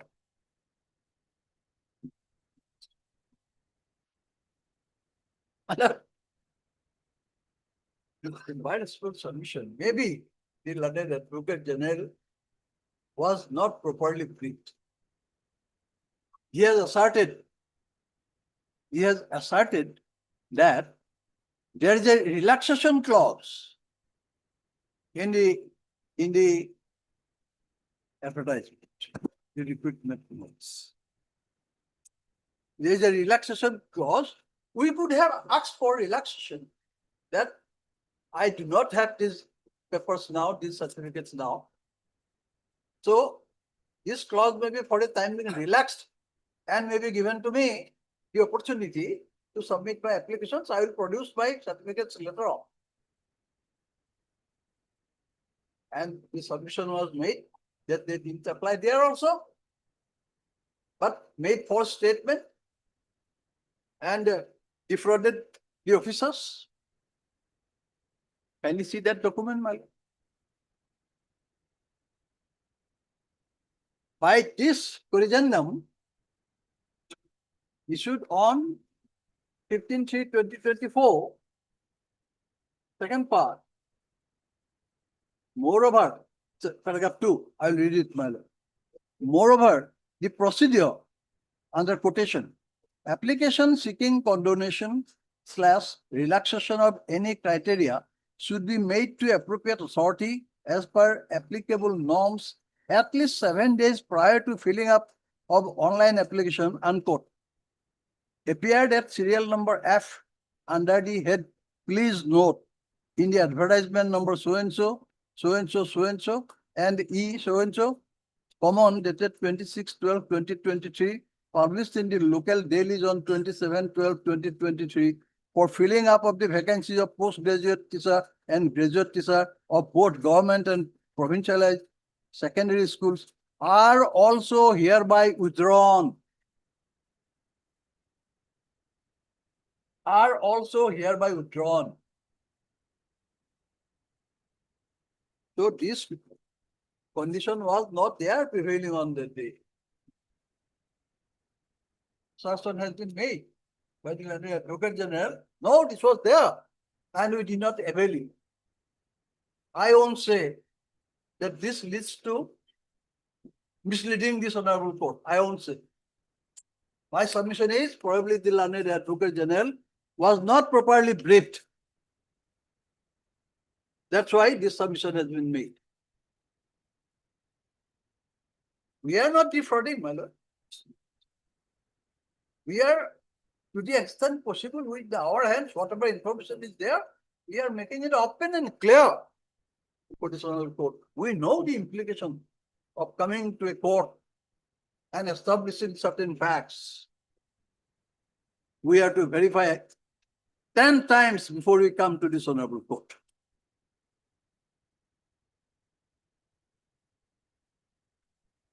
Therefore, this condition was not there. Relaxation could not be prayed for, could not have been granted. There is no relevance at all. Now,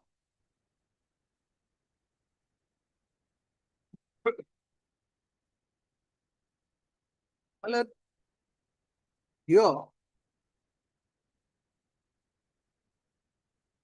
as I said, my learned Advocate General has read out all the clauses. I will not bother your lordships again taking to those clauses of the bullet points of the advertisement.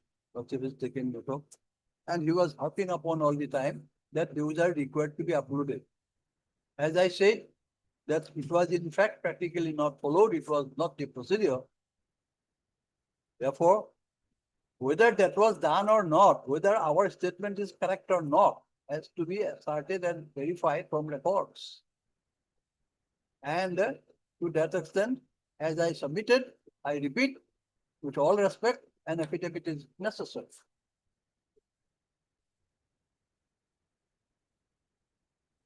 Now, during the process of this case, I have come to learn about that SOP. What is the effect of the SOP? Can you consider? One thing I must appreciate that the learned Advocate General has very candidly submitted that this SOP is not for public consumption. This is only a guideline issued for the officers. Internal communication, it has no application outside. That's the, in my responsibility, the correct submission, correct interpretation given to them. I must appreciate that. It is not for public consumption. So, it cannot have any impact on us.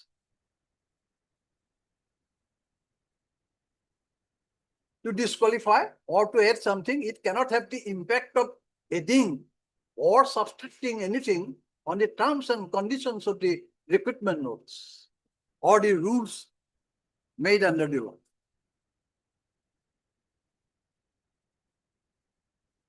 Before I go further on that SOP, my responsible submission is, Lordship will kindly bear it in mind that the whole foundation of my argument and the case rest on the very concept of that come recruitment process. That come recruitment process. It is not a recruitment process in what can we call in normal ordinary sense. In ordinary sense, a recruitment process, we all understand, a notice is issued, inviting application for filling up certain posts, giving a deadline. Those who are qualified or having these qualifications, possessing these qualifications, they may apply within this date and then the recruitment process, and they will be asked for interview or selection, whatever may be. This is the normal process. But here it is not so. Here it is the tap, then recruitment. So we have to understand that the candidates will have to first prove their eligibility in the test. Two parts. Plenary Advocate General submitted that yes, they have clapped it. They have merged. Earlier, I am grateful to your Lordship was that question. The earlier that was differently held. And then recruitment process was a separate process. That was the practice done. At that time, Lordship may recollect, this was also submitted by Mr. Bortagu, my learned friend, in his case, that process of submitting DH certificates was relaxed. Kindly see this. It was not a mandatory requirement on the date of for sitting in the tab. This was to the director issued by the Additional Secretary to the Government of Assam, Education Department, dated 1st October 2021. This has more bearing than the SOP because this is by the government. Regarding acceptance of application in respect candidates who acquired completed B.Ed degree during the year 2021. This is regarding B.Ed degree.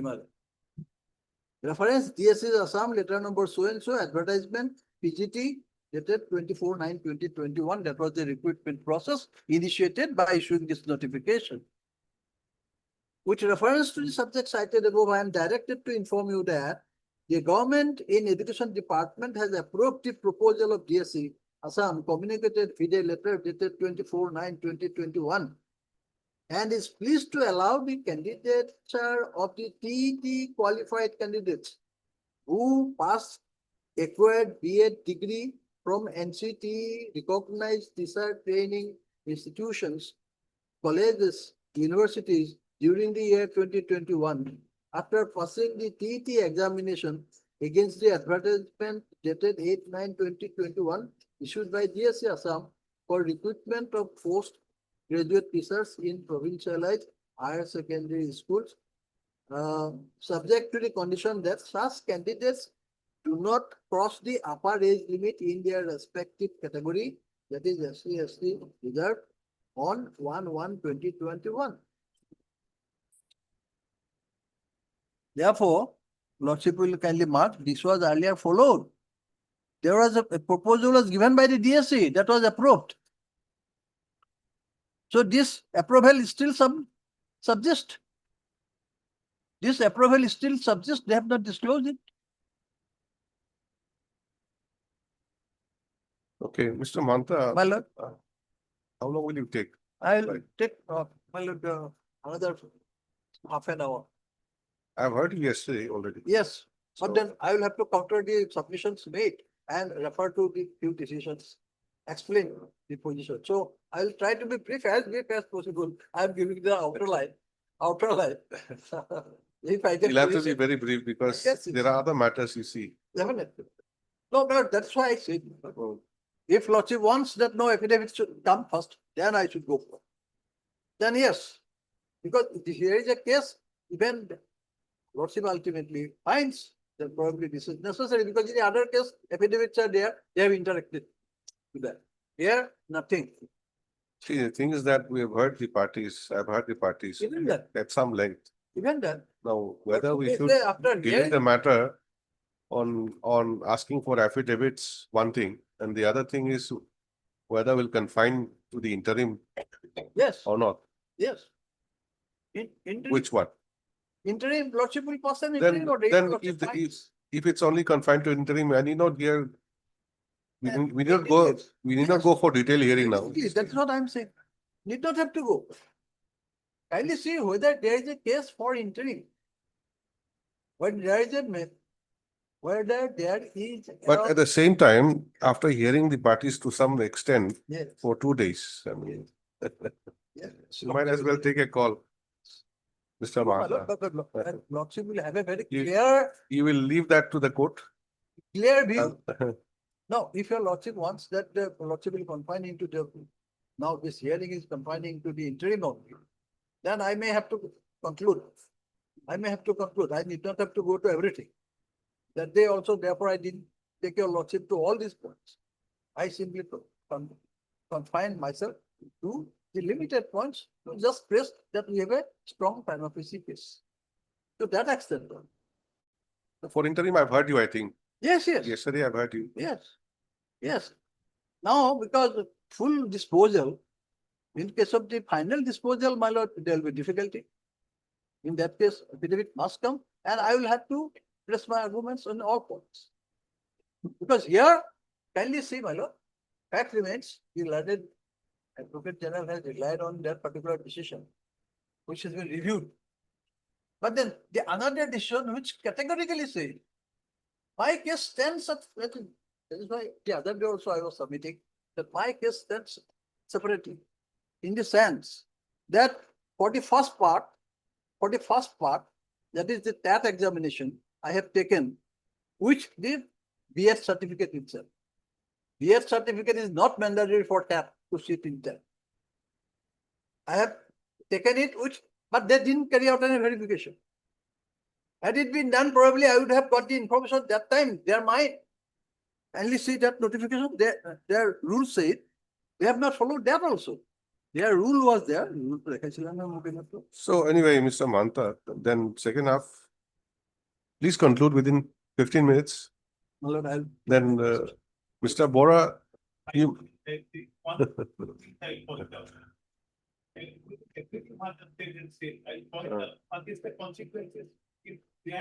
All right, all right. See, if there is interim prayer, interim order passed by this court, well and good. If no interim, what remains?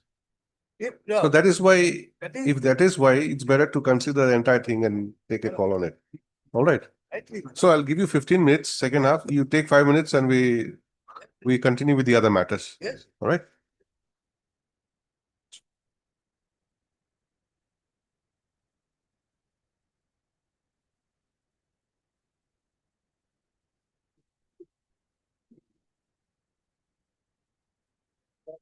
Yes, Mr. Man. I endeavor to see that there is a strong private. favor of the petition. Now, the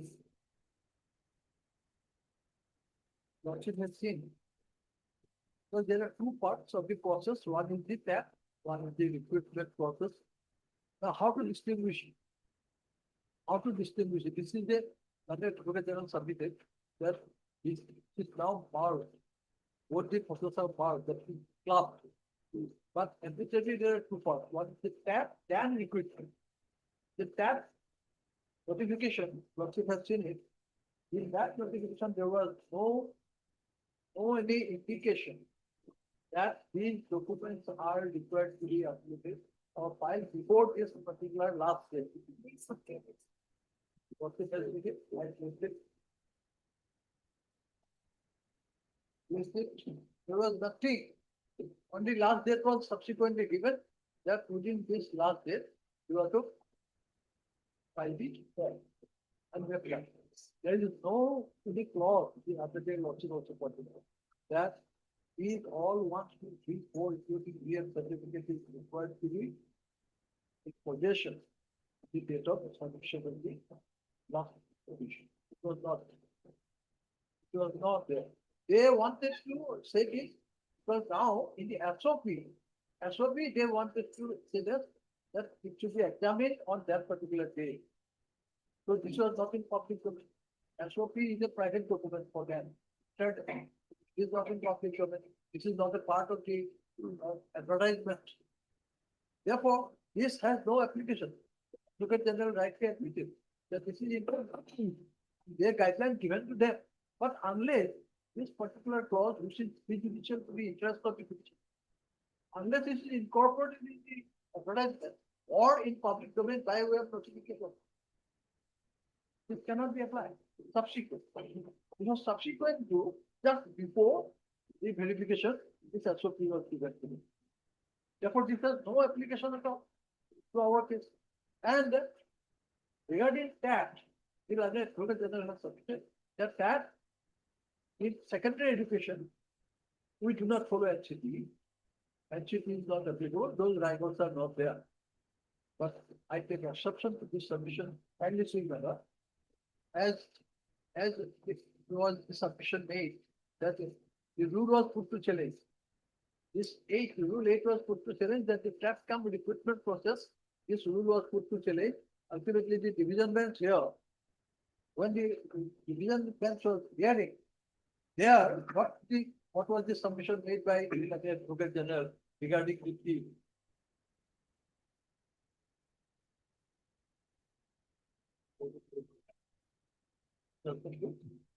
kindly see this.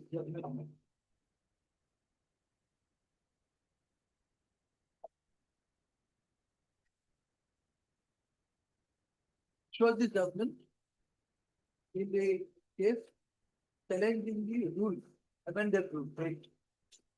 And here the question came regarding that and its guidelines. CPE. Kindly come to paragraph 23, internal page 023.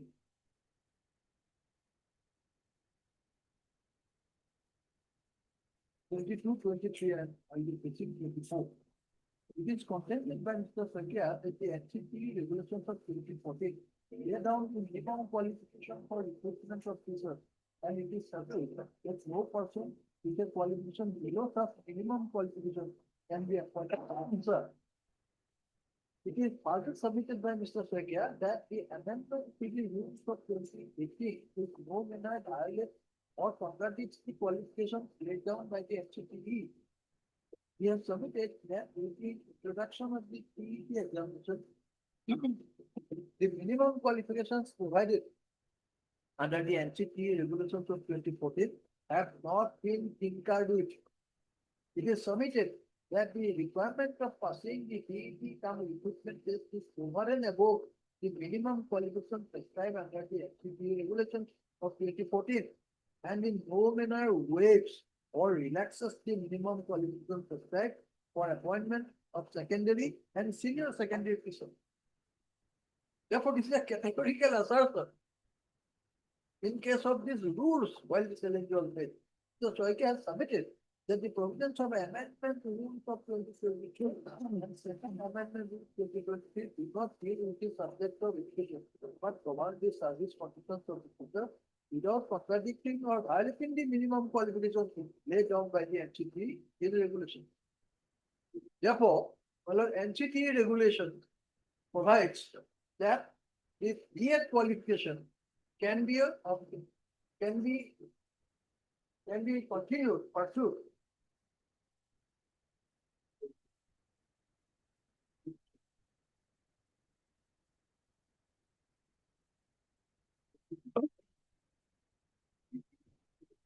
That even when that is held, the person who is pursuing the BEd examination or the sustaining examination course, he may apply and appear in the BEd examination. Supreme Court has upheld it. The other day I placed it.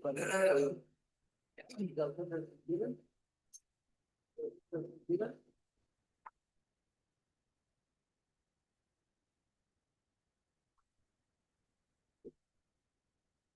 Yeah. Yes. So, this was just for a lot of the other day. And the London Attorney General has also placed it. It says the same, it operates with the same vigor and rigor. In this case also. Now, therefore, let me satisfy your logic whether that was how to distinguish the two persons. Now, because they are a class. In the notification, the notification,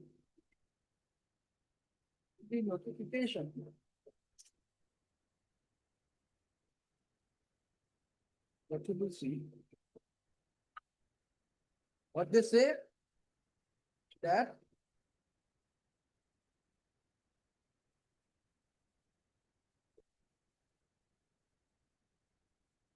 this is the notification that come recruitment process, that come recruitment test and other details. They only say that the district wise, subject wise, medium wise and category wise post test as well as the date and time of online application for come recruitment test and other details will be notified in the official website in due course of time. Page 35, annex 1, that's there, madam. Procedure has noted earlier, one more can be seen. Second paragraph, annex 1, 635. Then the bullet points, conditions of recruitment. These are conditions of recruitment. Minimum educational and professional qualification for direct recruitment. These are conditions of recruitment. We have placed it as the BEd from National Council of Research Education, first column. It is there, the chart, first column. BEd is a requirement. But nowhere it says minimum educational qualification for direct recruitment for Hindi post. Nowhere it required that we should submit or we must have all these documents in their hands and it must be uploaded. Though they said that it must be there, it is not there. In addition to academic professional qualification, they have shown those bullet points. Diploma, Assamese, Bengali, all this is here at page 36. So this is how online application documents and documents submitted by the candidates to be verified along with their original testimonials before appointment. Here it says before appointment. Only before appointment. 6, condition 6, my lord, other criteria 6, 38. 38, it was there, I placed it, it was noted it. Now, here,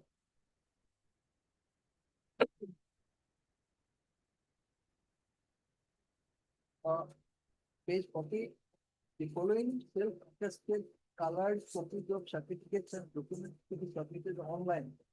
Here it says mark sheet, mark certificate, mark certificate, certificate of mark BA, certificate supported so and so, all these are required, but those who are, there was no provision in the system to upload all these. That is why I am insisting.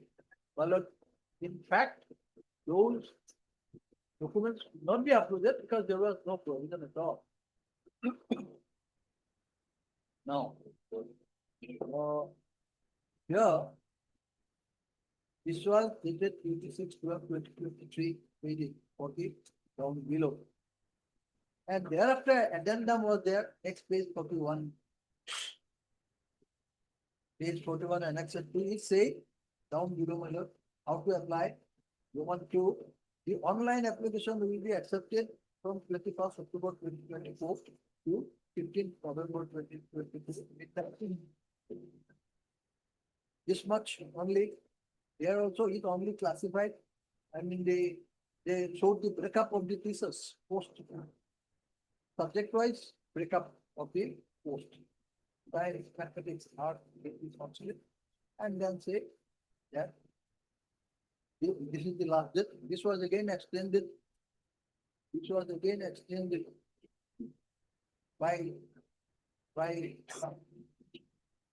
notice dated annex 3 page 44 11/24 notice. It was extended up to 20th November 2024. 2024.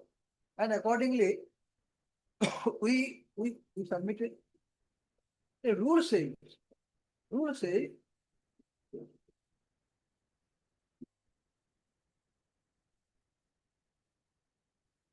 their rule is called Assam Secondary Education Government School Service Amendment Rule 2023. This is the rule which is 2020. See, set of rules made under 309. This rule also speaks of amendment of rule 8. Yes, they have amended.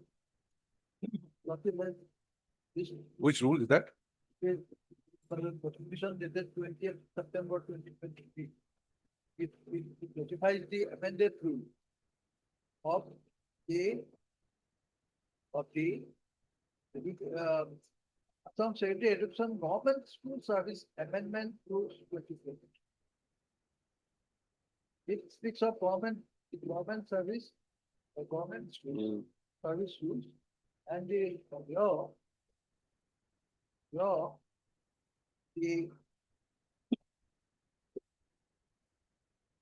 defined provincialized secondary schools. In here, it is the defined provincialized secondary schools. Advertisement, middle school, secondary school, provincialized secondary school. But this rule, I'll say, it speaks about the government from secondary education, government schools service amendment rule 2020. Here also rule was amended.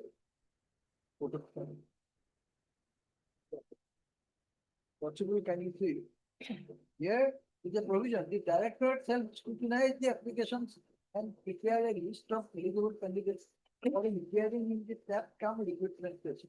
Possibly can you see? Amendment of rule 8 has been at 3. And then I have marked it slightly 3 people. There is a requirement for them also. If they want to say now,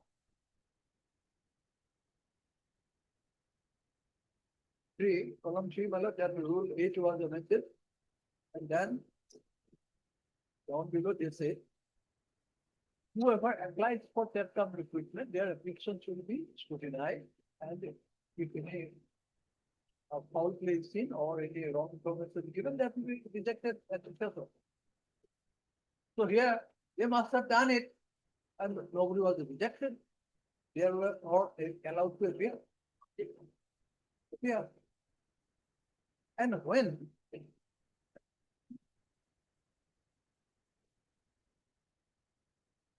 I am submitting it because it is same, rules are parametry are same. 8 was amended, that recruitment process was brought in, and there what is to be the process followed. Same thing.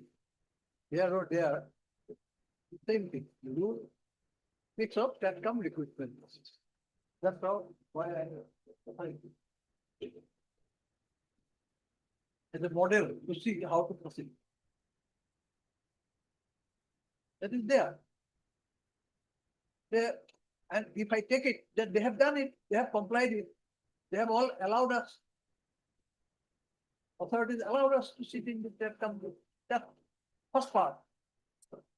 That process starts first, then the recruitment process will start.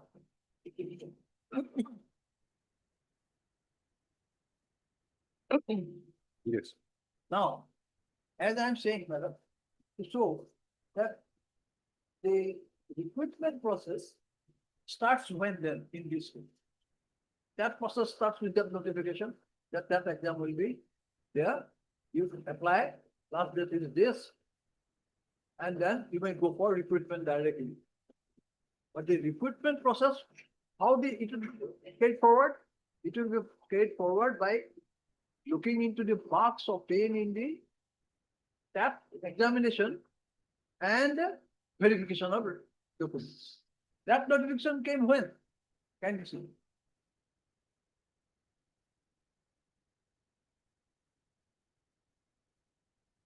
This notification came. That's all.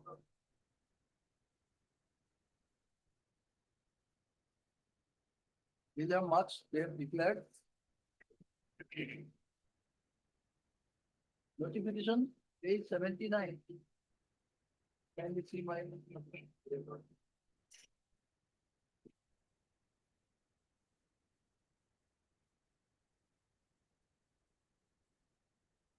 For that watching me also can be 78. 3 page. This is to inform all concerned that in that come recruitment test originally scheduled on 29/12/2024 has been postponed and rescheduled on 19/1/2025. The candidate can re-download their face admit cards by using their application number and password used while filling up the form when applied for the post by logging into the official website of the Directorate of Sanitary Education Assam from 11 AM of 3/1/2025. So that kind of recruitment process, that part they have to appear, their admit card should be downloaded by those candidates who are already enlisted in their website. So admit card was issued by them. We received the admit card by getting it downloaded from the system. That list was prepared by them and it was downloaded on the system. That's how I got the admit card. With that, I sat there. Then can you come to 79, please? It is hereby informed to all concerned regarding that come recruitment examination PCR 2024 for the post of graduate research paper 1. Paper 1 held on 19/1/25. So that has been done. It was conducted. That the candidates who are presently selected for document verification. Now the process of recruitment starts. This is here, this is the point of time where from the process of recruitment has come into play. It says that the candidates who are presently selected for document verification will be able to download their admit card. Again, they will have to download their admit card for the recruitment part, that document verification. That means those who have cleared the test of TAP, their selected candidates' names are uploaded in the system and they are asked to appear. They can download their admit card and marks from the system, and then only they can go for document verification. That the candidates who are presently selected for document verification will be able to download their admit card, where maximum total marks inclusive of weightage mark will be reflected. Such candidates will have to appear at the designated venue on specified date and time, along with the required documents as mentioned in the admit card for document verification. This is dated 19/6/2025 down to invited expo submission this is the date when this notification was issued, the recruitment part of the process started. Earlier to this that part completed. So for that also they had to get an admit card downloaded. Those who passed on the basis of the marks set by them, their names are uploaded in the system. Again, for verification, they have to rather download the admit cards again, and with those documents they have to go for. The admit card, third para. The admit card or the mark sheet, as the case may be, will be available for downloading from 11 AM of 23/6/2025 at the office website of the Directorate of Secondary Education Exam, so and so. Candidates will have to log in by entering their application number and password. So therefore, my lord, in my full submission, it starts then. And then when we went to verification, verified, and they found that is there, we had the certificate, but it was obtained at a later date than the last day fixed by the notification for that recruitment process. Now, because my argument has two legs. The first part, when the third part is there, I got the admit card, I appeared. For that event, a pursuing candidate, a BF pursuing candidate can also appear to the court category, interpreting the rules of or the guidelines of the NCT.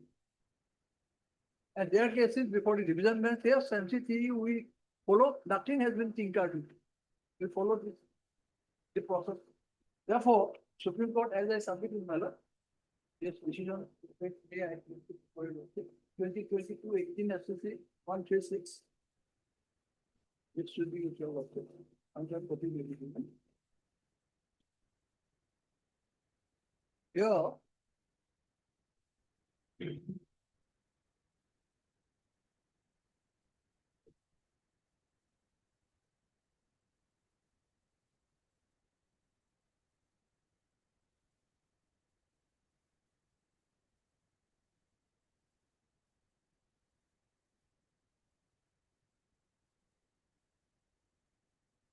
okay, appropriate, it was first discussed.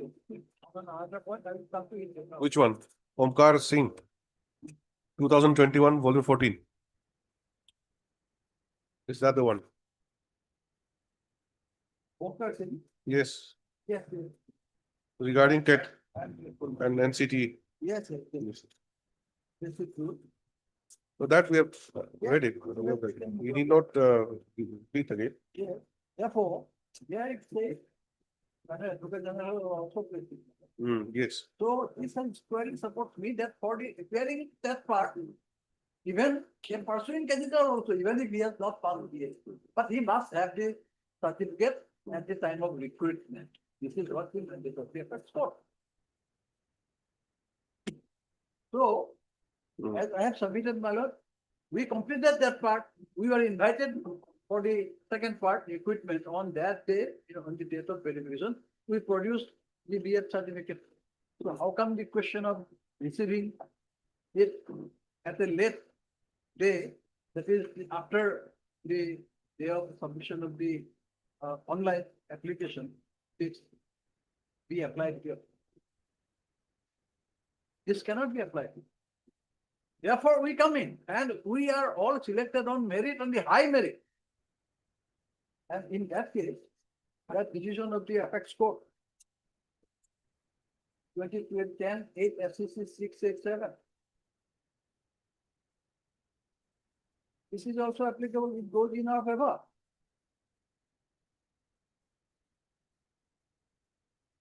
And there are other many decisions of the High Court also where this is how it says, well, I'm not placing it, I'm not worrying about it now. This principle has been accepted that when they have filed.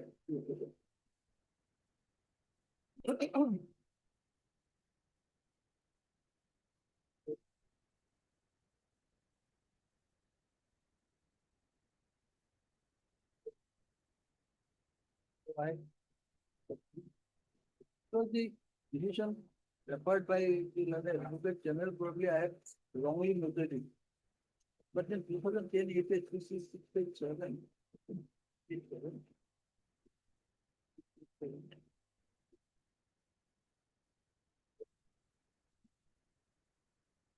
Maybe I have wrongly noted it, rather.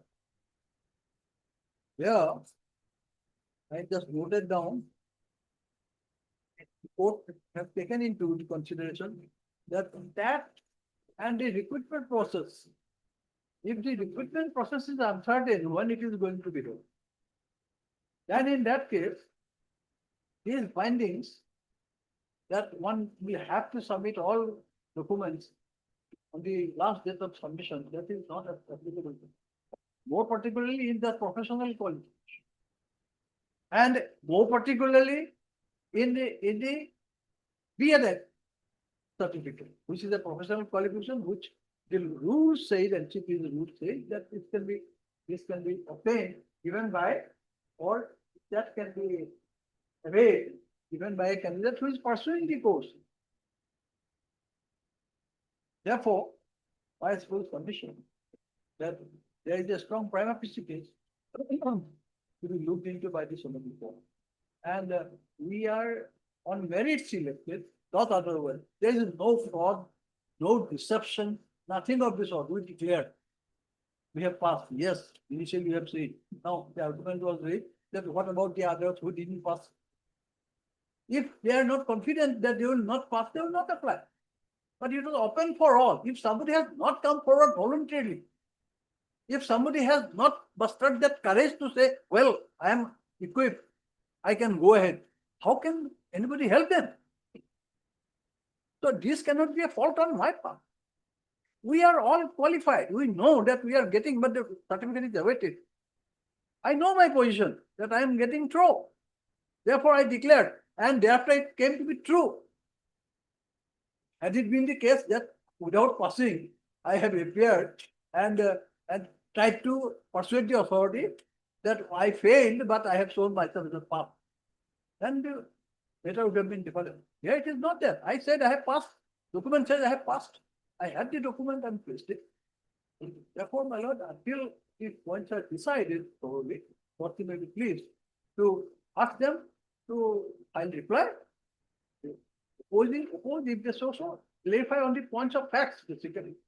And then, till then, Lordship will say, at least in my case, I will play extreme Lordship will please to consider that at least 35 posts will be kept vacant.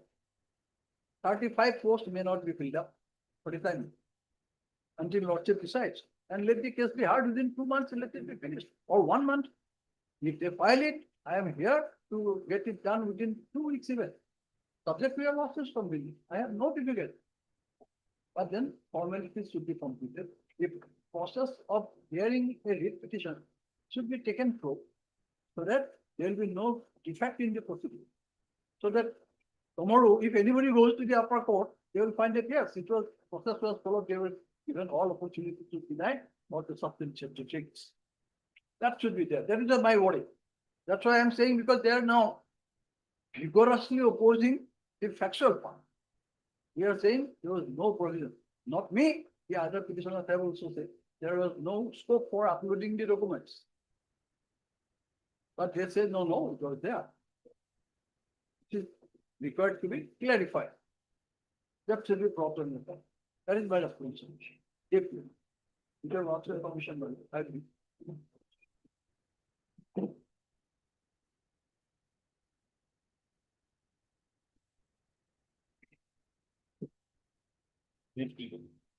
Well, very brief. Firstly, there are two broad submissions made by the state. One is we had resorted to fraud. That lordship, that submission has no basis in the pleadings. Neither in the reply, this point is taken, or in any document on record, it is taken that we have resorted to fraud. Now, lordship, if lordship sees my criteria for disqualification, my criteria is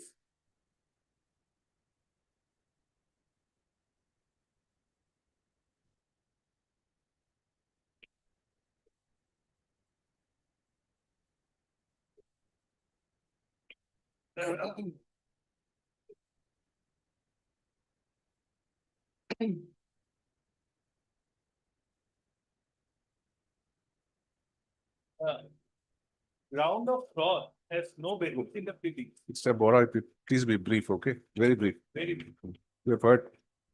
Now, that point, Lordship may not look into. My judgment, my candidature was rejected because my certificate of diploma is beyond 2011 to 2024. Now, let us test it by the rules.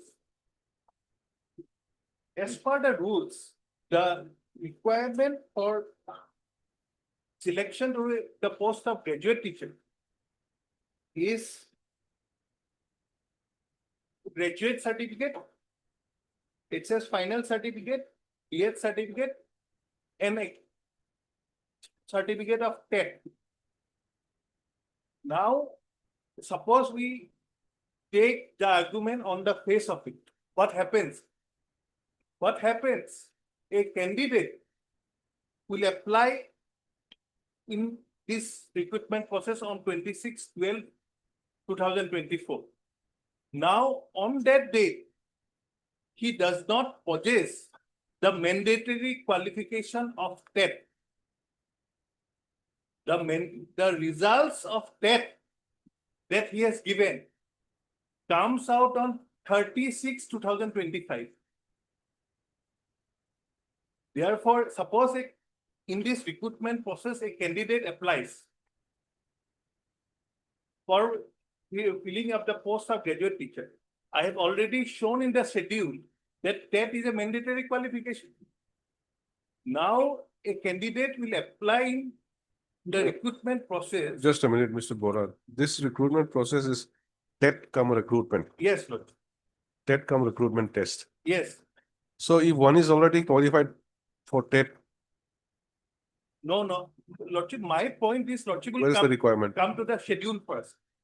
The requirement for the post of graduate teacher is threefold. We should be graduate, should be BEd, and we have to have a qualification of TET examination. That is in the rules. That's a qualification for recruitment to the post of graduate teacher.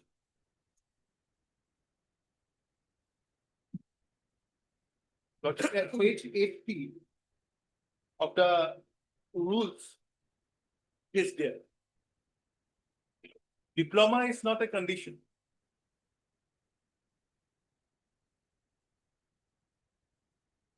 100 marks of percentage in TET exam. No, come to the advertisement. Yes. It says TET cum recruitment test. Lordship, I take it on the face of it, it's TET cum recruitment test. Yes. But when the candidates who are found to be qualified, when they gather their certificate of TET, there has to be a line where TET ends and recruitment begins. The candidate who applies in this selection process gets their TET certificate when the results of TET are declared. Results of TET is declared on 23/5/2025. Marks after the date.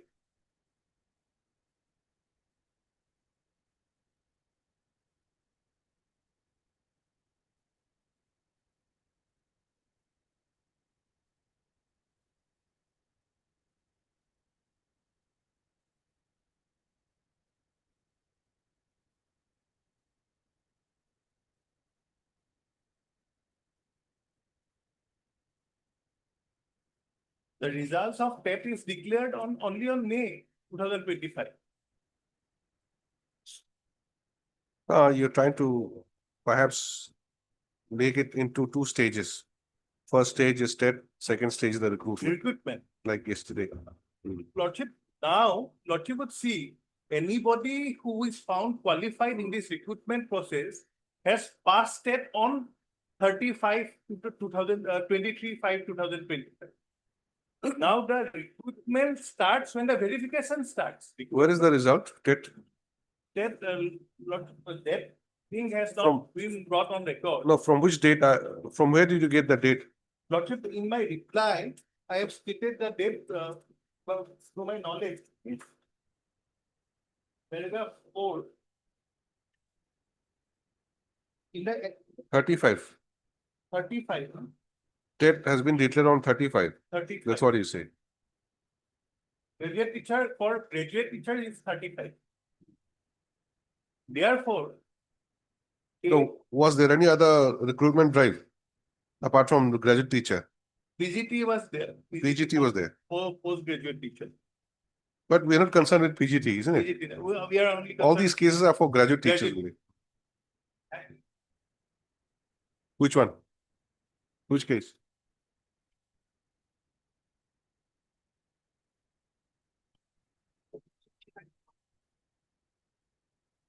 Mr. Borthako's case. Yes, sir.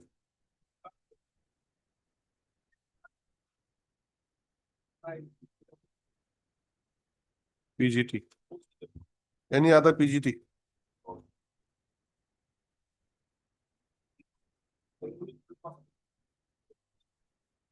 No, the post applied for in all these 5 cases. Mr. Bora's case is for a graduate teacher. Item 48 is PGT. And 46, 47 and 50. These are all graduate teachers, I think. GT. All right. The position of BF cases are a bit different from this case. Because that is a mandatory.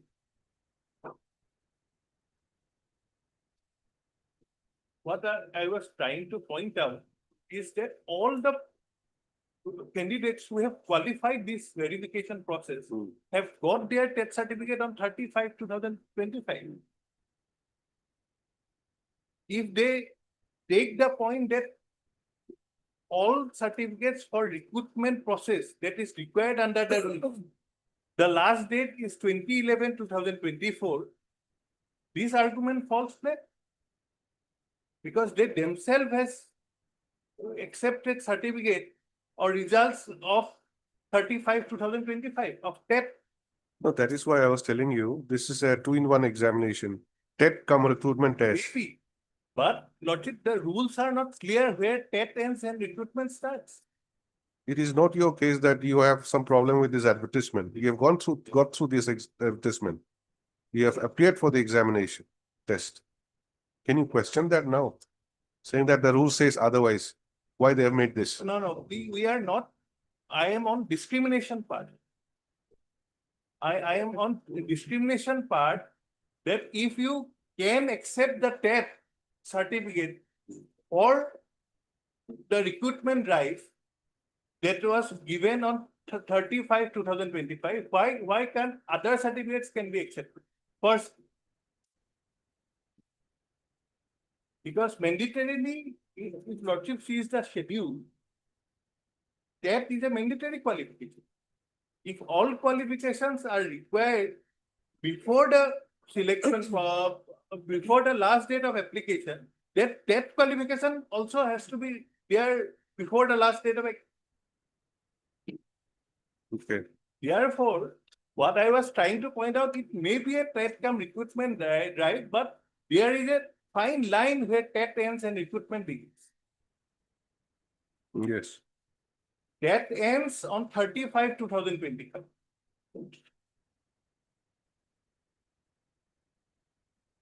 And recruitment verification starts on 3rd July by SOP 27/5/2025. Therefore, the recruitment part of the selection process starts on. Yes. Secondly, I wanted to point out that at page 40 of my petition, documents to be uploaded. Diploma certificate, Lordship, firstly, is neither a certificate of qualification. It's just a criteria. In fact, under the rules also, for the post of graduate teacher, the diploma certificate is not required. In the schedule. For adding up of marks, Lordship would see the schedule for once. Lordship, I have shown yesterday. It's 100 marks of it says examination, 100 marks of that examination, 100 marks of B.Ed examination. That's all, and any extracurricular activities. There is no marks for the diploma certificate. Therefore, it's a condition of recruitment, not eligibility criteria. What is the eligibility criteria is given in the rules. Even Lordship, I had, yes, sir, Lordship, in the earlier rules, they had categorically mentioned that TET and everything is not a, you are not qualified for recruitment if you pass TET. Therefore, there is a difference between TET and recruitment. Now, Lordship would see the uploaded documents.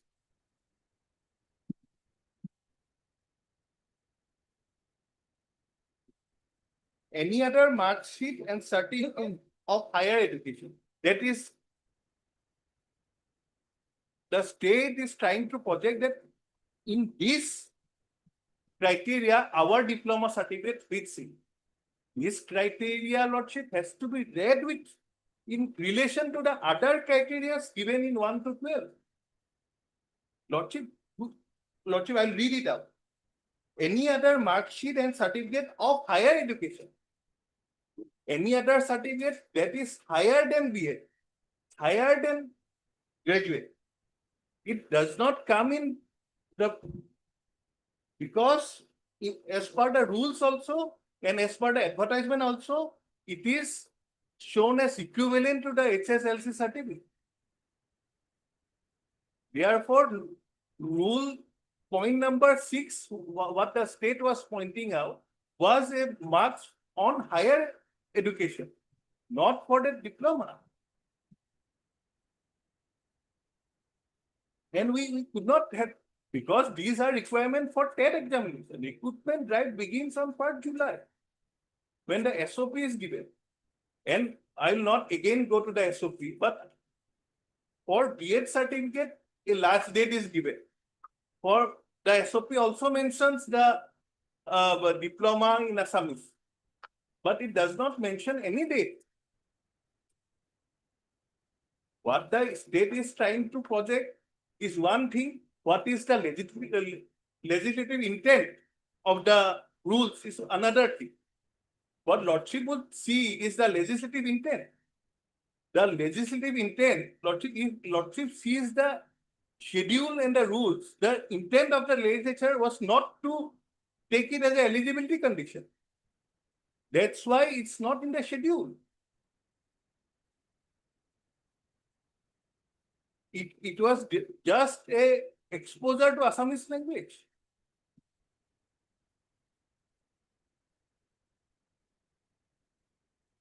Okay. Therefore, my humble submission, the fraud part is not taken in the pleadings. Therefore, Lordship would only consider that part if some pleadings are there in that respect.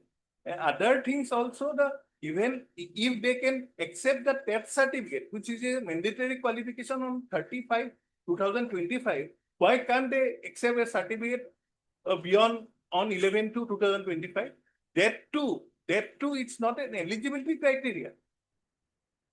Eligibility, what are the eligibility criteria? Lordship would kindly have a look in Schedule 3 of the rules for a moment.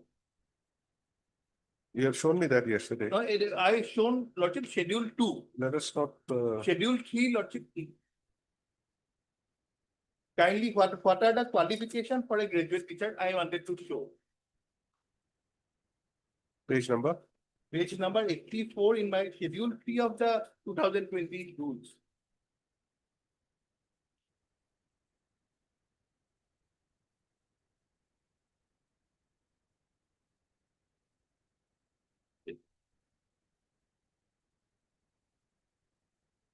Schedule 3 after Schedule 2 of the Service Rules 2020. Assam Secondary Education Government School Service Rules 2002. Schedule 2 or 3? 3. 3. Lordship would see Paragraph Roman? Roman 2, graduate teacher. Graduate postgraduate from recognized university with at least 50% marks in either graduation and B.Ed from national so and so recognized institution, but degrees of in so the educational qualification, these are the two. In schedule 2, other certificates, what is required is given. Schedule 3 is mandatory eligibility conditions. Schedule 2, Lordship, criteria of selection. In the criteria also, diploma certificate is not given. In the schedule 3 also, it is not given.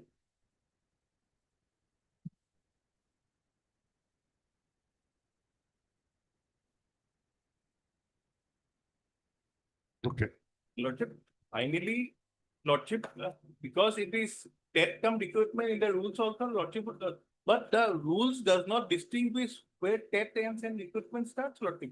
Lordship can read it down in a later stage of this. But now, Lordship, if Lordship doesn't give some interim order, our case will be infructuous because we'll miss the bus. That's all. If you.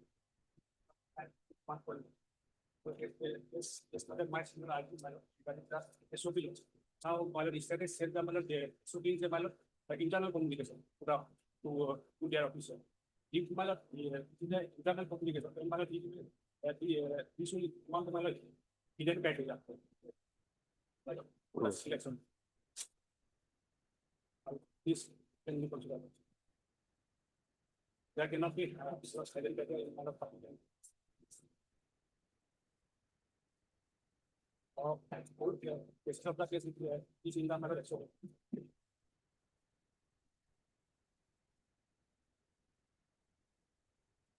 May I just clarify one thing here?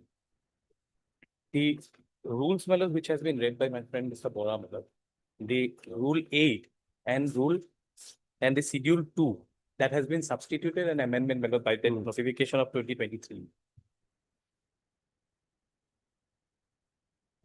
So there's no question of TET certificate now, Malad, as it is a common recruitment test, Malad. TET come recruitment test. And the schedule 2 and rule 8 has already been substituted by way of amendment of 2023, which we have placed, Malad. All right. In the last portion, your lordship will see. So there is no distinction as to there is a TET certificate in between. Now that I'll consider and pass necessary orders. Okay.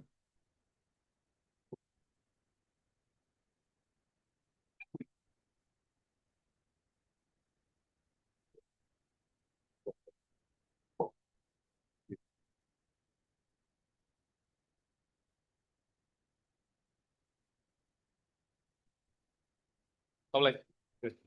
All right.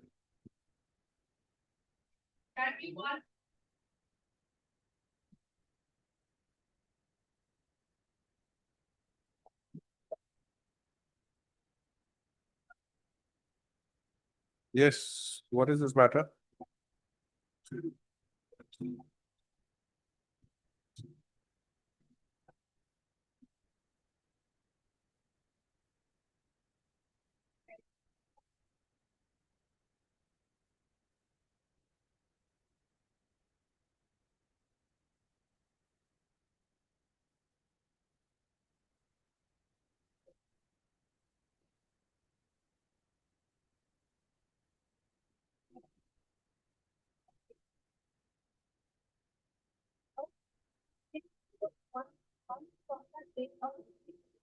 Presentation.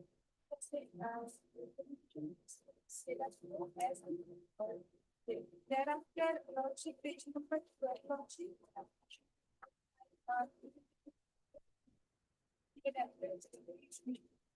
Particular lordship, 11/9/2020. After that, lordship.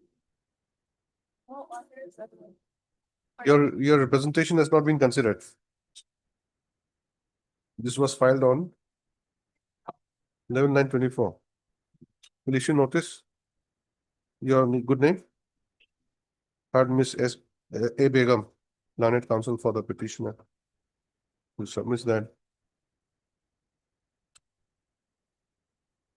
The order dated 3/9/2024 passed by this court in WPC number 322 of 2023 has not been complied with by the respondent, despite a copy of the same having been furnished to him. Next para, issue notice returnable by 4 weeks.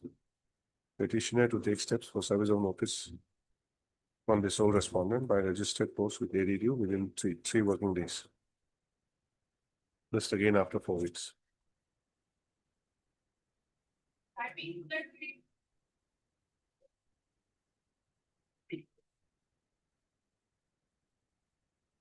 Yes.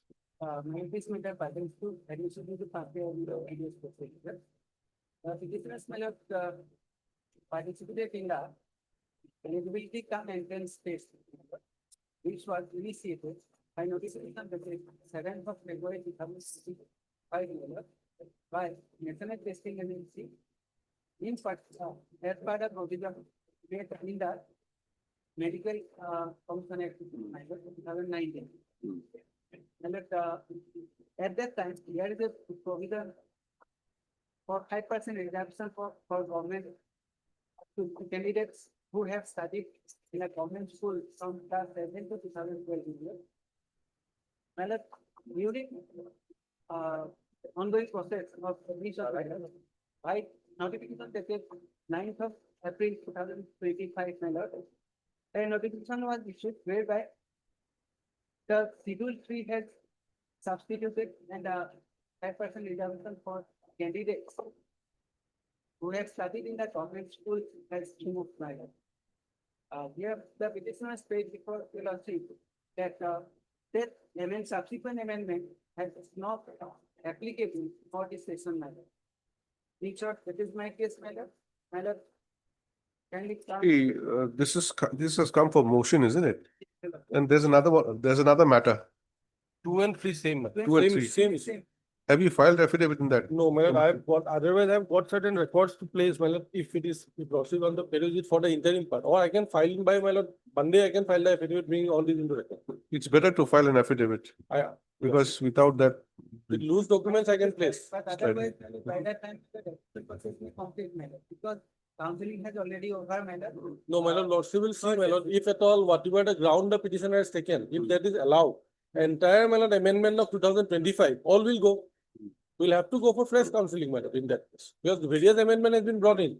Now, if this honorable court holds that, my lord, this amendment cannot be brought in for this session, then we'll have to, my lord, recast the entire list, my lord. amendment came before the process That is or after where the ground- process. I will try to substantiate the Ongoing process. Madam. During the ongoing process, the amendment came. Yes, sir. there is their case. my Madam, lord. I have. But then the amendment rules are not questioned, isn't it? Have you questioned it? No. Have you challenged it? No. Otherwise, So I then challenge that rule directly, madam, because I am facing reliance upon a judgment whereby it was stated that the last date of application, the rule existing at the time, last date of application is the prevailing rule matter. Subsequent rule cannot play rule matter. Madam, because the last date for last date for application, madam, Hmm. for eligibility come entrance test, madam. on the last date, the old rule was in vogue. Yes, sir. Yes, sir. This is a college admission to the medical colleges. Yes, sir. Hmm. Anyway, let him file an affidavit by By Monday. Monday I can file it. I am brave Monday. only one day. Ah. Official day. Interim clear, my lord. That, my lord, it will have to be traced out on that day itself, my lord. Tuesday lordship may take up, Monday I will file. My lord, Otherwise, my lord, here or there, something will have to be decided. Because within a time frame, we are supposed to complete the entire, my lord. All right, council. so you file by Monday My lord, and take it up Tuesday. If you do not Yes. file, we'll take up the interim prayer. lordship. I will file it. Mr. D. Gogoi, Lanet, Standing Counsel, Help. Health Department submits that he has received the instructions and he may be allowed to file the same by way of an affidavit. To stop, the Lanet Counsel assures that the affidavit will be filed by Monday. Monday. Date? On 4th of August 2025.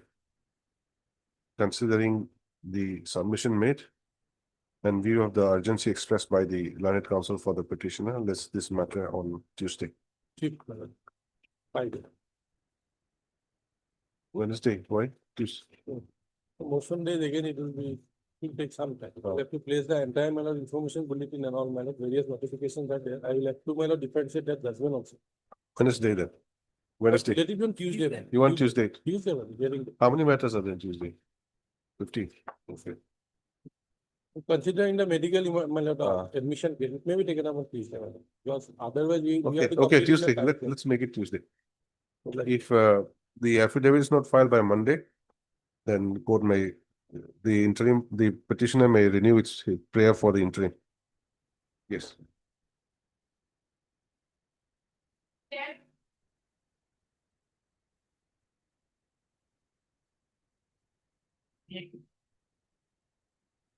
Yes.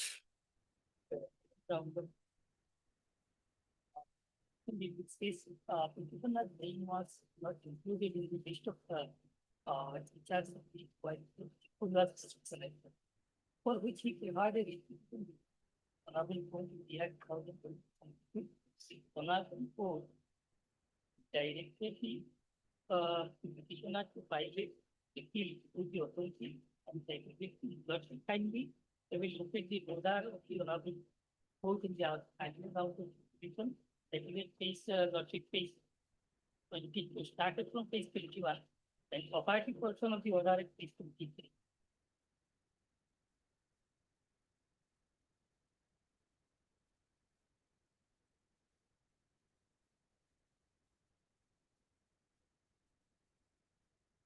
You are a teacher of high school. High school. You are a high school teacher. Right. And you're praying for provincialization of your service. His name Your- was not included in the final list for the which is Why is that?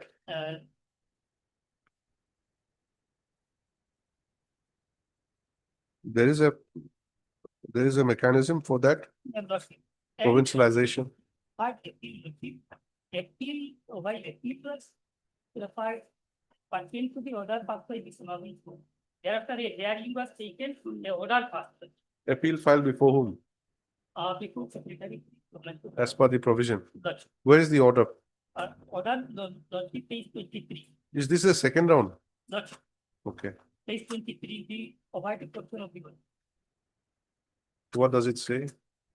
There is. Yes. Yes, there is a provision for appeal under Act of 2017. The petitioners are directed to approve to the state government. No, that's okay. That, have you approached? Not Then what is the order? that order, not the Where's the order?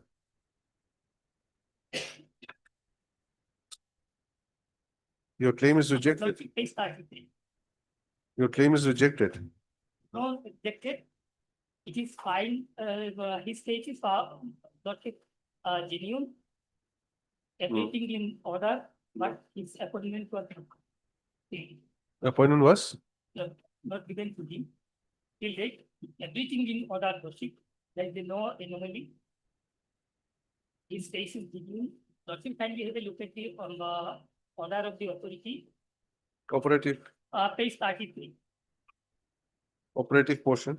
Lordship, kindly come to page 34.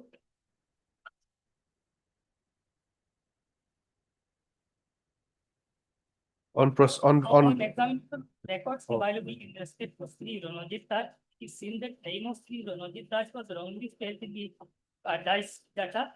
Hence, his service was not provincialized. However, on further verification of reports submitted by the Sheba, his name was ascertained to be present during 2014 to 17 in dice data. The matter Sri Ranojit Das was placed before the joint committee in its meeting held on 13/12/2020, wherein the committee decided to collect details report from the concerned inspector of the school and the director of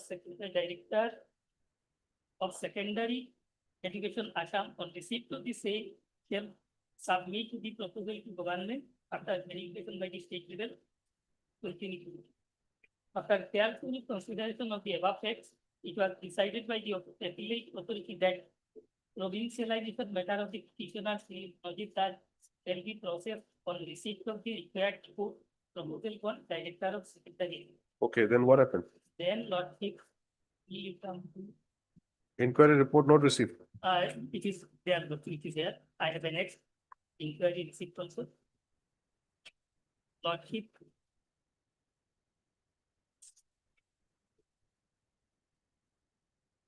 Lordship kindly come to page 47. What is page 38? Report. This is the report. Uh, An extra 10, page 38. What are past page? Director, what does he say? It is also in my favor. Lordship, the petitioner saying that his name was left out from the list of teacher of Kumar High School during the provincialization process on 5th of January, February 2021. Into spelling mistakes of his name, which upon verification done by SEBA came out to be negative. Hence, you are dropped out from the benefit of provincialization. The state has in the petitioner or authorized the case that center for the provincialization of the service was placed before the joint committee meeting held on 13/12/2020. The joint committee directed the director of secondary education to verify the matter and correct the report from its utility. Okay, which page you are referring to? Now your lordship, kindly come to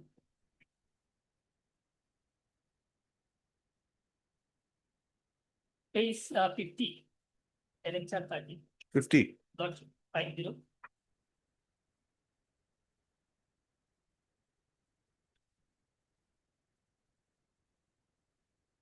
What is this? Lordship is letter specified in the director's secondary.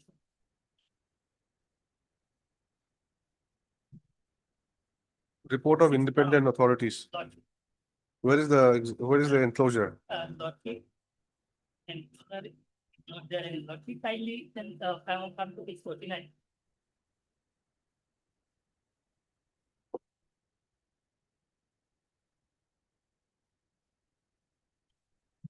Page 49. Yes. Lordship, made reference to the subject cited above, I have the honor to state that upon the examination of the documents of records, chronology search, option search, high school, and Jamaluddin, the CIT of search school, the underside is by the documents and records provided for the provincialization of service. Credentials and submissions made by appointment of individuals may be considered as billing and satisfactory. This report given by Assistant Commissioner Achak. In this paper, things like not and in a similar type of cases, lordship dishonorable should directed the lordship. His name was also in such a list where the verification was done. And this honorable should directed lordship kindly come to page 59. The first page is honorable.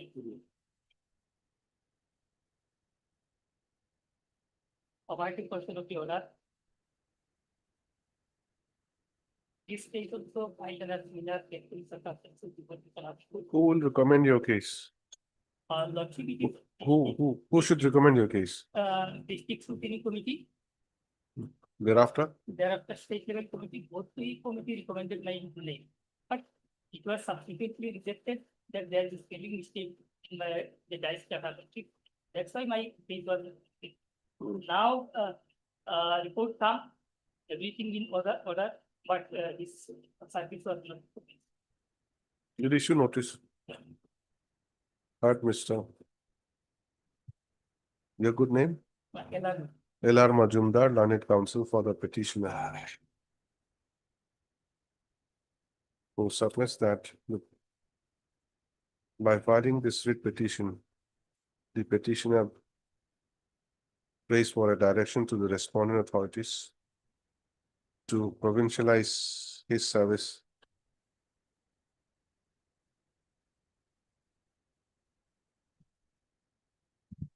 as assistant teacher in Ashwini Kumar High School, Pachar.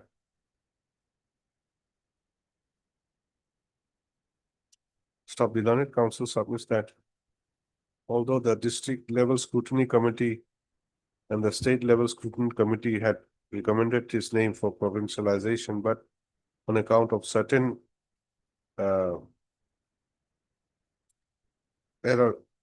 oblique mistake in his name, his service could not be provincialized.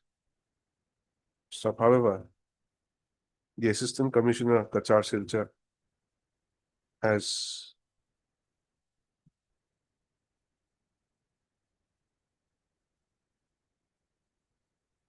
scrutinized the documents and records of the petitioner and found him fit for provincialization in service. Wide communication dated 25/6/2024.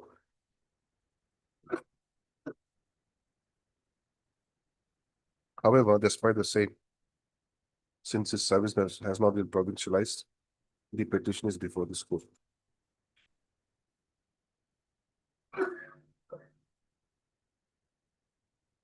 In view of above, issue notice of motion. Annulable by 4 weeks. Mr. U. Sharma, Learned Standing Council, Secondary Education. Accepts notice on behalf of. For respondent number 1 to 4.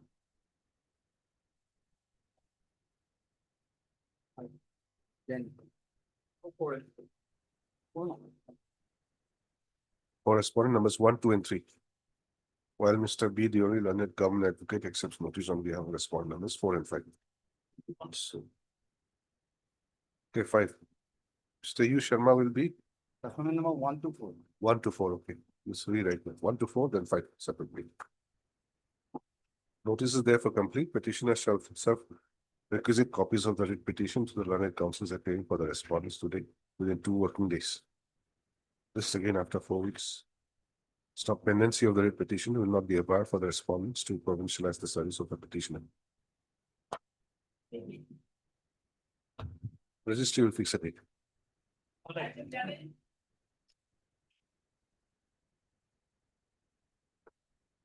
Right. But this is regarding of the temporary committee, the surviving second wife.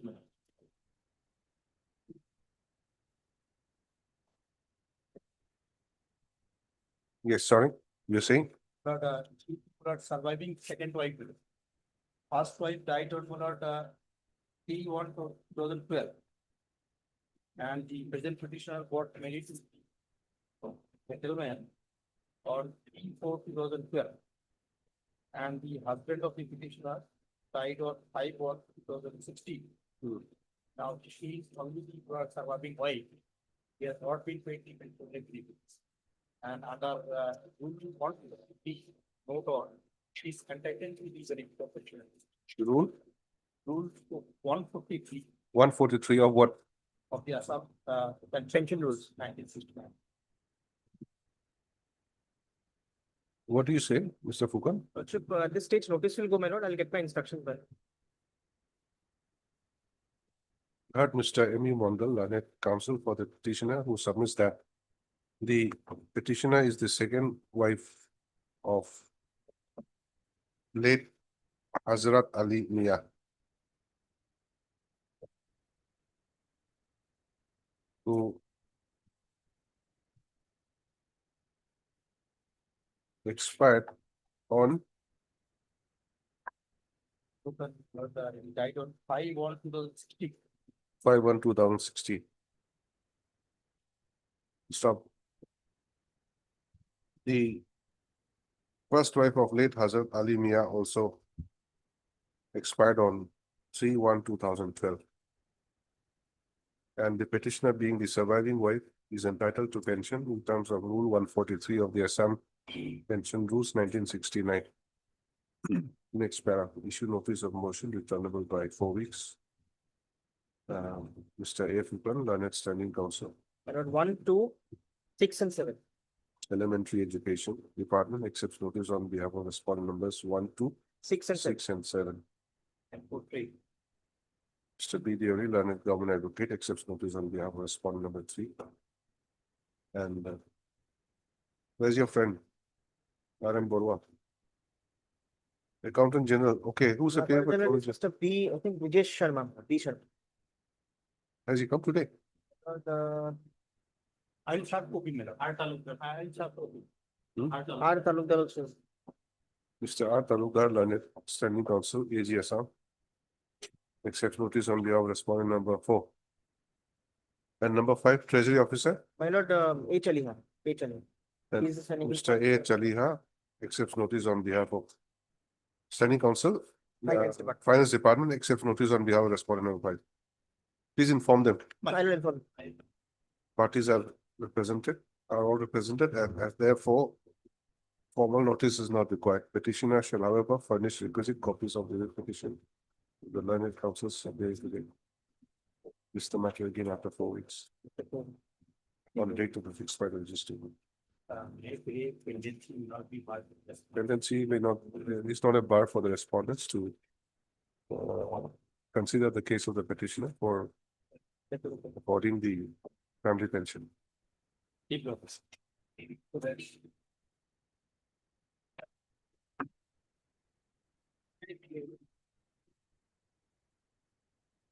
Hmm.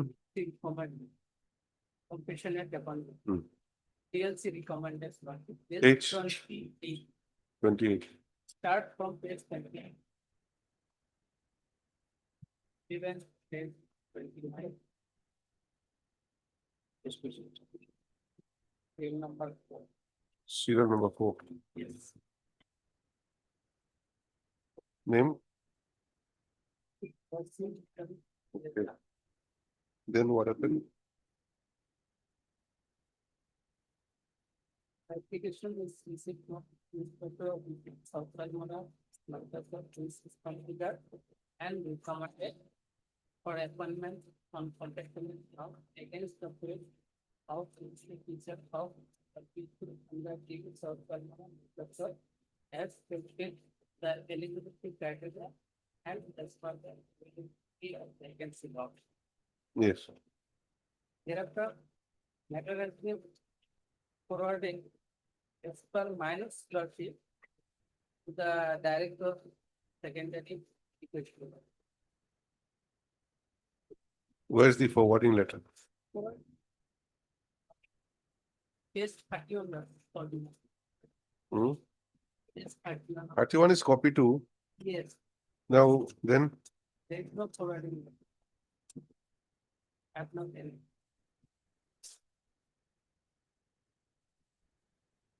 yes, is it a covered case? Sir, DLC is on 3924. Yes. So since it has been recommended, so the same can be placed before the SLC, your worship. Okay. Third, Mr. And N. Hussain, learned counsel for the petitioner. You suppose that the petitioner was recommended for compassionate appointment by the district level committee bracket DLC South Salmara Manpacha, which held its meeting on 3/9/2024.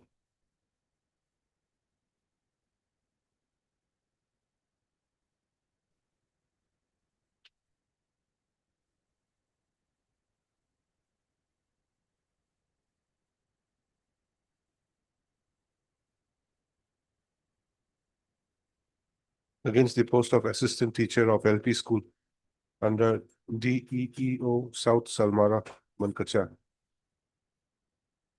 as he fulfilled the eligibility criteria and as per the available vacancy.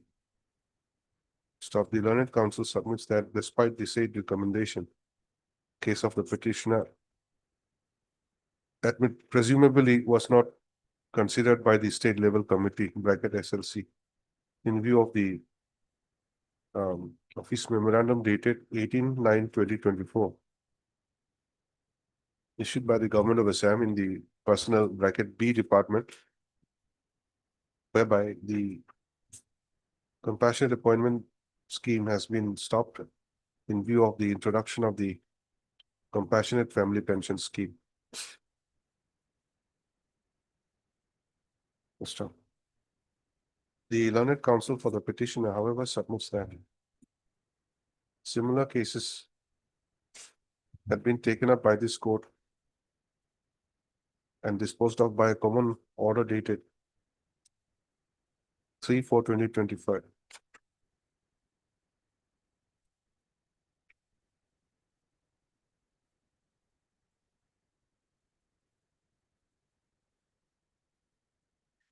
And the lead case being WPC number 342 of 2025.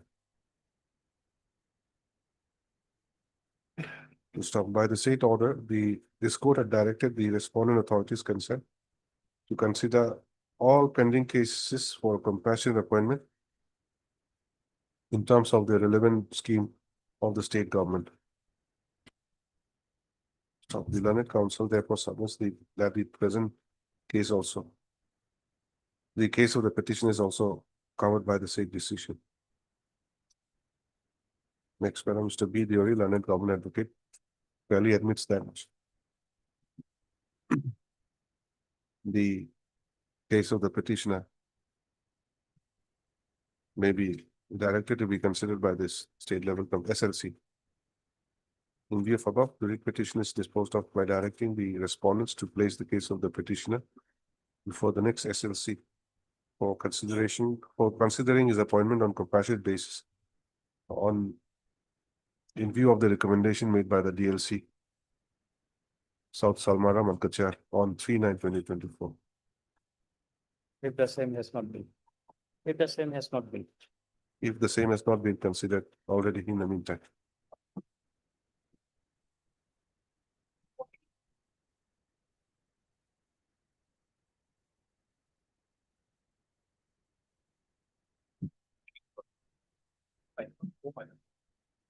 We have a lot, the petitioner, the proposal at page 16.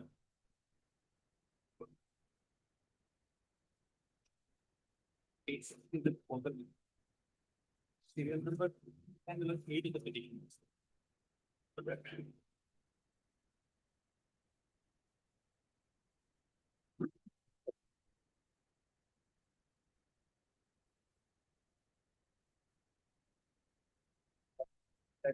But identical amounts to the 89,982. You said 2 and 8. 2 and 8. There are two petitioners.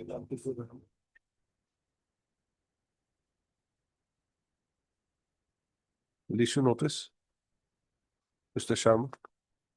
Notice may go? Notice may go.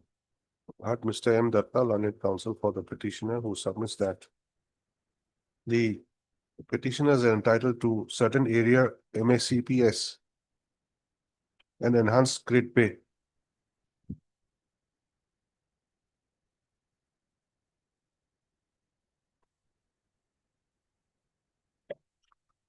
In their capacity as upper primary teachers under the Block Elementary Education Officer, Hailakandi. Stop the learned counsel submits that the District Elementary Education Officer, Hailakandi, had written to the Director of Elementary Education, Assam, on 6/6/2024, giving the details of the arrear amount due to the petitioners.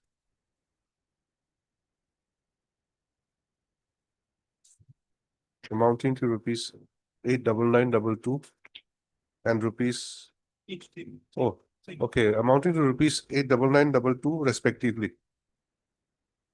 No, 89922 for both the petitioners.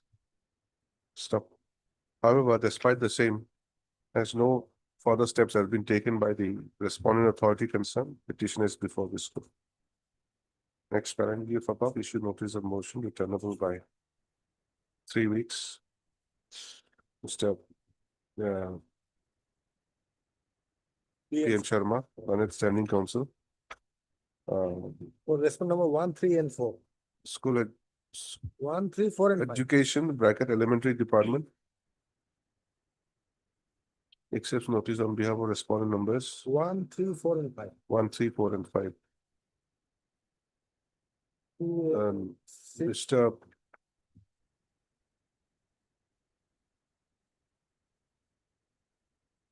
Mr.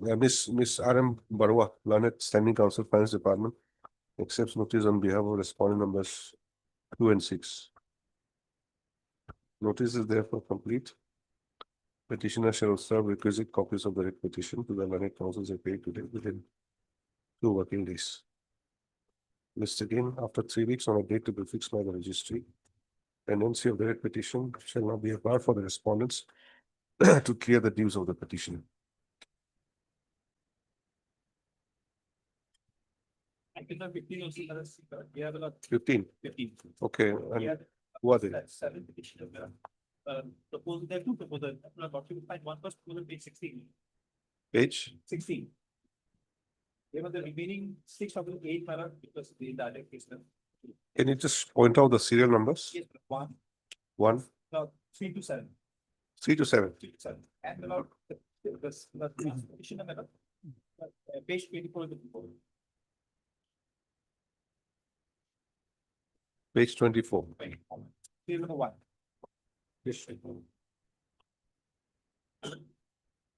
And along the amounts, I've indicated in the chart at page 6. Okay. Annexes 6. Page 6.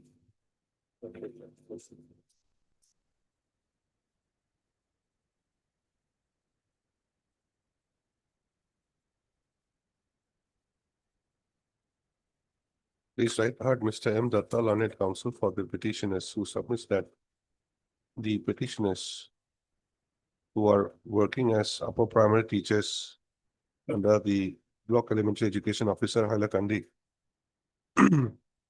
are entitled to certain amount of areas under the MACPS and due to the enhanced grade pay. Stop, although the amount due to them have been calculated and forwarded to the Director of Elementary Education, Assam, by the District Elementary Education Officer, Hailakandi, on 6/6/2024. Bracket annexure 4 and 5, comma, the same having not been processed and amount not paid to the petitioner, comma, petitioners, comma, the petitioners are before this court. Stop, the learned counsel submits that the amount due to each of the petitioners are prepared in the form of a chart against paragraph 3 of the writ petition. Next para, in view of above, issue notice of motion returnable by 3 weeks. Mr. U. Sharma. 1, 3, 4, 5. P. N. Sharma. Yes. Mr. P. N. Sharma, learned standing counsel.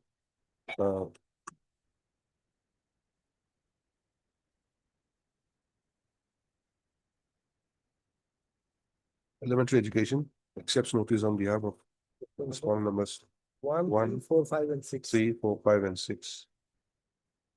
Miss R.M. Barua, learned standing counsel, Finance Department, accepts notice on behalf of respondent numbers 2 and 7. Notice is therefore complete. Petitioners to serve requisite copies of the writ petition to the learned counsels appearing for the respondents today within 2 working days. List again after 3 weeks. On a date to be fixed by the registry. Same line. Pendency letter.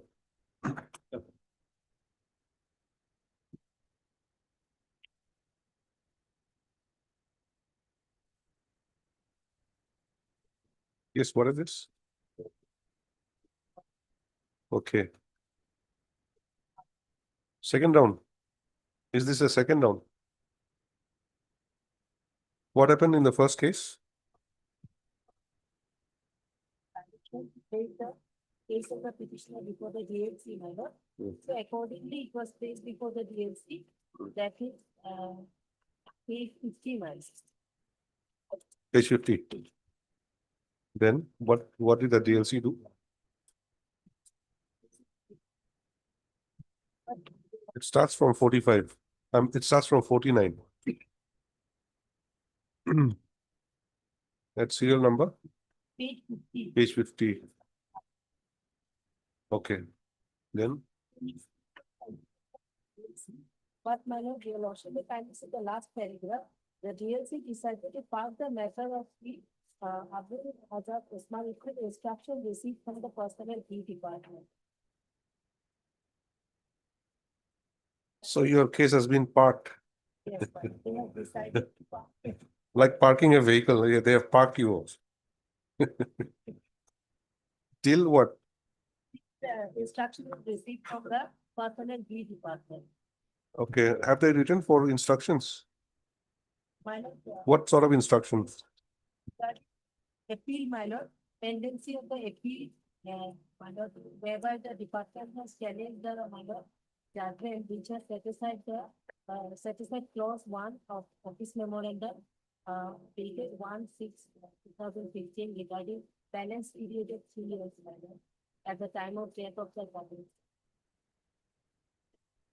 That has been struck off. That has been interfered with. Yes, your lordship, those persons who did not have the minimum balance. No, that I of understand. service, What that- happened to the case? So in with regard to that, in WPC 4384/2021, that was strike of your lordship. That Struck off, okay, yes, then by any honorable appeal? coordinate bench. Now thereafter appeal, read appeal number 57/2024. What is the outcome? So this particular petition will be based upon the outcome of that. Many Case petitions are. number is WPC 2686. This one. Case number is 4384/2021. The read petition where it was striked off at point 1. 4384/2021. Is not mentioned here. It is not mentioned based on the record that is available with me. Okay. So there has been appealed by the government and government has obtained stay in that matter. Okay, so notice will go at this stage. Heard Miss S.B. Chaudhary, learned counsel for the petitioner, who submits that this is the second time the petition is before this court. Stop. Earlier, the petitioner filed WPC number 6401/2023, seeking for a direction to the respondents to consider his case for compassionate appointment. To stop, the case was disposed of on 4/12/2023 by directing the respondent authorities to consider his case for compassionate appointment. Stop. In consequence thereof, the district level committee, which place? Kamrup, held its meeting on 20/2/2024, wherein it was observed that in view of the pending case before the High Court and further instructions from the personnel within bracket B department, the case of the petitioner has been deferred.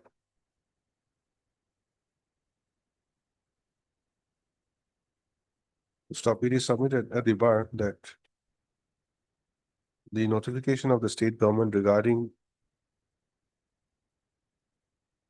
the criteria for having the balance period of 3 years of service to be considered for compassionate appointment had been interfered with by a single bench of this court. Stop. However, the state has preferred an appeal against the same, which is pending consideration as on date. Next para, in view of above, to issue notice of motion returnable by 4 weeks. Mr. B. Diori, learned government advocate, accepts notice on behalf of We respondent numbers 1, 2. Personal also you can appear. yes, we 1, 2, 3, 4. 1, 2, 3, and 4. 7 and 7. Yes, yes. Okay, Mr. P. N. Sharma, learned standing counsel. Elementary education accepts notice on behalf of respondent numbers 5 and 6. Notice is therefore complete. Petitioner shall serve requisite copies of the petition to the learned counsels appearing today within 2 days, 2 working days. Lordship, otherwise the outcome of that particular writ appeal, petitioner, because issuing notice, because only that will be that outcome of the writ appeal. So what can be done? We issue notice. So parties will inform the court what has happened to the appeal, and that will be the deciding factor. Okay. That. You want some observations? Yes, that is what. Give me the appeal number. Writ appeal number 57/24. 24. 2024. List the matter again after 4 weeks on a date to be fixed by the registry. Parties shall also inform the court about the status of writ appeal number 57/2024, which would be a factor which would be the relevant factor for deciding the case of the petitioner. Yes.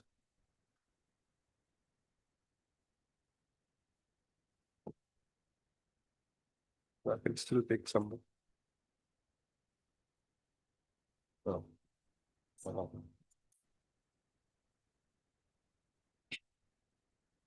It's the motion. Let us finish the motion matters. I think we should.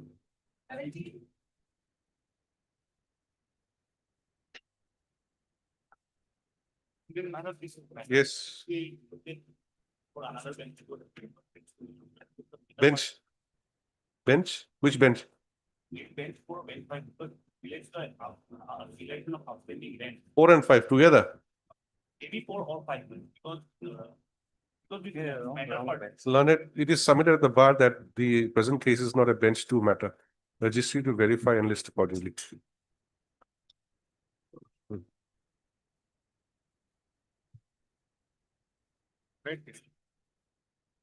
This petitioner joined the college in Ulagat in 2001. And I was 55% and it's late pass. The college was provincialized in 2013, my lord. State level scrutinized committee, the committee recommended my name way back 7 years ago, which is also been filed in case 44.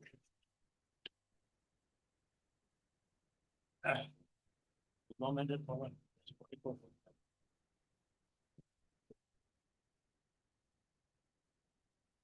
These are the letter from Inspector of Schools to the Director of Higher Education.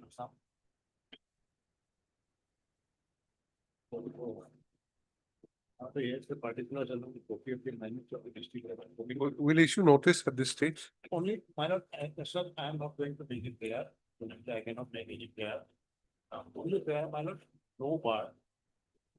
Without prejudice to my claim for provincialization as an assistant professor, there should not be any bar to meanwhile appoint me as a tutor. I am getting nothing. That is, if tutor I am getting without prejudice to my right to get provincialized, I get my lord 35,000 fixed pay. And that too, my lord, no bar. Currently, you are not a tutor also. So no bar to appoint you as a tutor. And moreover, my lord, in the department, the only provincialized teacher has just retired. Kindly have a look at the position, my lord. Page 44. There were 4 voting in the political science department. Page 45 chart. Kindly have a look at the position of the college. Where's your name? My name is my lord Malakya Mohan Bora, serial number 5. It is forwarded. And then my lord, the other list is also fine. Page 39. Where I stand, my. Here, my lord, serial number 6 is my name. Above, just above my name, one Seniram Hazarika, who has been provincialized, he now meanwhile retired, he has retired. He has retired. I am the next man. With net slate pass and plus 55%. Below me, there are 3 other persons who are not net specialists. So now there is no provincialized political science lecturer or assistant professor in the college. Okay, issue notice. Yes, Lordship, I'll file my reply, Lordship. Mr. A.C. Borbora, one senior counsel assisted by Miss And they. M. Day. Who submits that by filing this writ petition, the petitioner seeks for a direction to the responding authorities to provincialize his service. Stop the learned counsel, the senior counsel submits that petitioner was initially appointed as a lecturer in political science department in a venture college, namely Marangi Mahavidyalaya, which in the year 2001, which was subsequently provincialized in the year 2013. So the petitioner has been serving in the state college for the last 24 years. And he's the senior most teacher in political science. Name recommended by Stop his, although his name was recommended by the district level scrutiny committee. When was this? 70. Page 40. 45. 40. Now, the date, when was it? Oh, in the year 2017. Yes. In the year 2017, but since no steps have been taken for provincialization of service, petitioners before this court. The learned senior counsel submits that the pending final consideration of the writ petition, Page Co- 28. the respondents may also consider appointing him as tutor. Correct? Tutor. Page 20, have a look at page. Lordship will be issued notice, but immediately, my lord, they are not ready. No, you were talking about tutor. Yeah, my basic need is what provincial I have, right? But I know that they are going to take that. Till notice is made, returnable, and then again it comes in. Then the subsequent submission done right. Page 28, without prejudice to my basic claim. For provincial. Okay, the learned senior counsel submits that pending final consideration of the writ petition, respondents may be directed to consider his case Appoint the petition. against the post of, to appoint the petitioner as tutor without prejudice to his right to be appointed, to be provincialized as the assistant professor. Yes. Next, para in view of above, issue notice of motion returnable by 4 weeks. Mr. D. Upamanya, Lanet Standing Council, Higher education. Higher Education, accepts notice on behalf of respondent numbers 3 and 5, Lordship. 3 and 5. Well, Ms. R.M. Barua, Lanet Standing Council, Finance Department, accepts notice on behalf of respondent numbers It's on 4, your lordship. 4. Respondent number 4. Pending, without prejudice. Government, who's there? Government.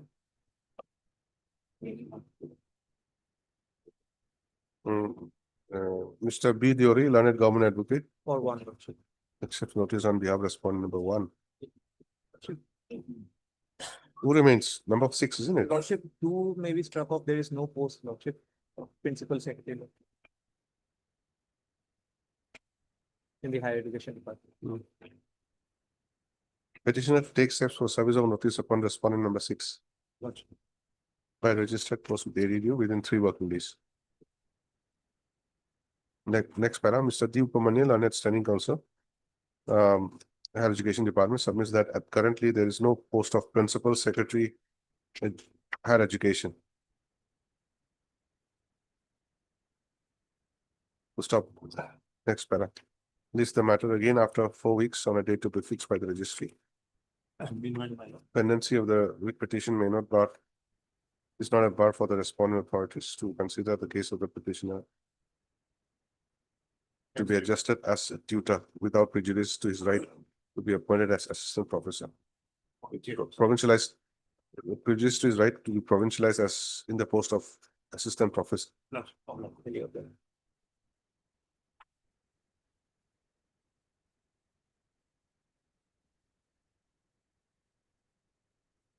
$19. Yes. What is this matter? Correction of the mark sheet, my lord. Who's the respondent? Which mark sheet? Under the, kindly see, page number 14, my lord. 14, Mr. 2. Here in the bottom side, my lord, is the serial number 510, and this is 510. The right side, it is given AB, meaning thereby absent. What happened in this case, my lord? So, Page number 14. next chapter to page 14. AB means absent. Absent. Lecture 1 is 13 earlier there. Yes. Here, this is the, she is the student of BIAT, the National Institute of Open Schooling. She opted the subject that is learning science at upper primary. That is in the column minor, the right side, title of the courses. So in this course, minor, what she has submitted, future mark assignment, that is assignment she has submitted. So when result came, this assignment is missing, it is absent. Thereafter, she approached the authority. Authority said that to file a representation. Accordingly, she submitted the representation. That is page 15. I have on my kindly see. Okay, we'll issue notice at this stage. Who's the main respondent here?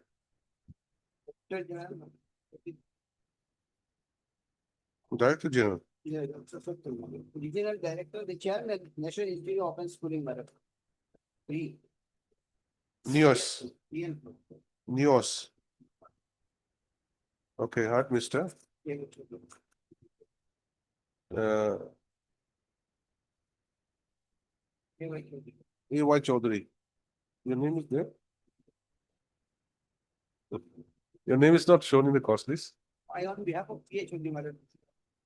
A.Y. Chaudhary, learned counsel for the petitioner who submits that by filing this writ petition, the petitioner seeks for a direction to the respondent authorities concerned.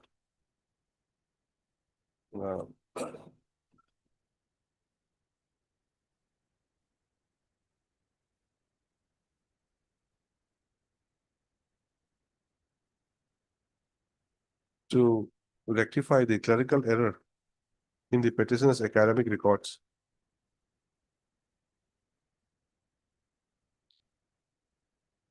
Stop. The learned counsel submits that the petitioner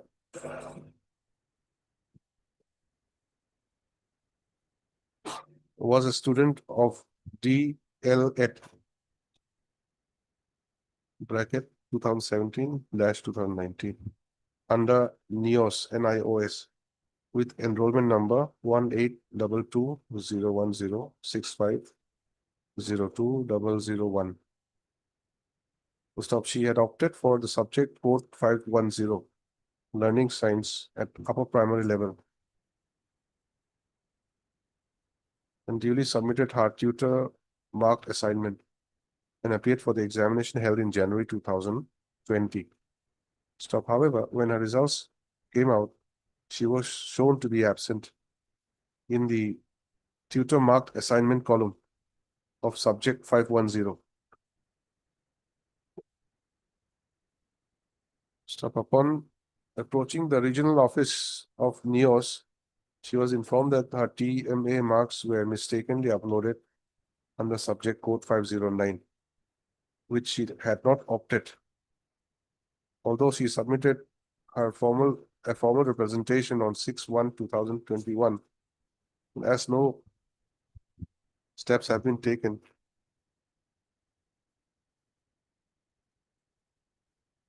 and that the respondents have also refused on account of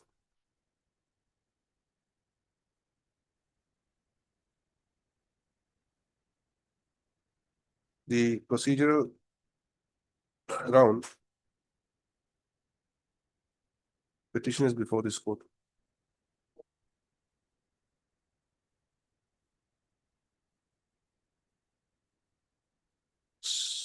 A motion returnable by 4 weeks. Who will appear? No one. There's no standing counsel. Petitioner to take steps. But Union of India is there, isn't it? CGC? No one.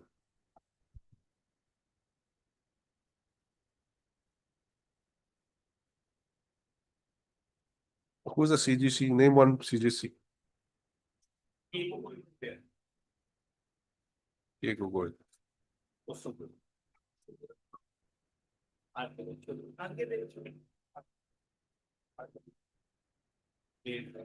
Issue notice returnable 4 weeks. Petitioner to serve notice to all these matters will be by Union of India. Tell me.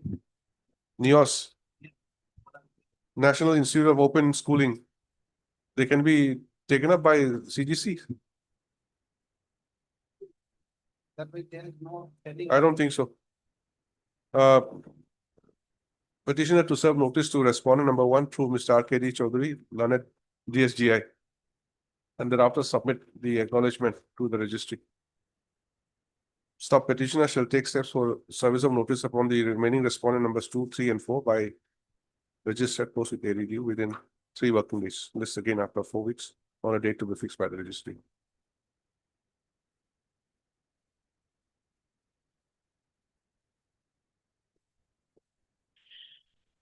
I'm really out of time. Actually, there's some engagement coming up. Or One portion matter. What had happened, my lord? well, Judgment to the. My lord, if a lordship would kindly come to the order passed by the Delhi High Court. I'm praying for that order. Basically, sir. Mr. Chaudhary, 7, my lord. Mr. Chaudhary, can Yes. it be taken up on Monday? No, Monday will be late because tomorrow the list of the students will be declared. Yes. If a lordship would kindly come to page 97, that's the order passed by the Delhi High Court. Para 15.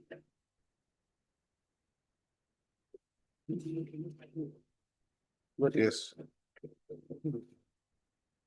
Same order dated, my lord.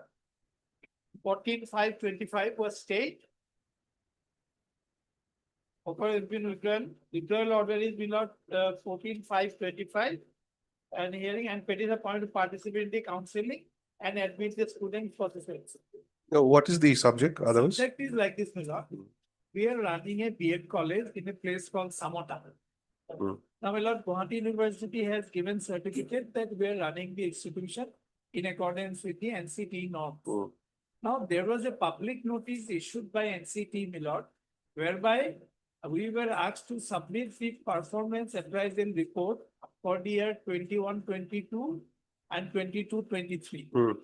My lord, apparently we could not submit it for the simple reason, my lord, there is a rift going on between the sponsoring body and the governing body. So we prayed for time. That's all. Now, instead of waiting, my lord, they have withdrawn our recognition. Without recognition, we cannot run. What will happen to the students, my lord? Where's the impudent withdrawal? Yes. Page 47.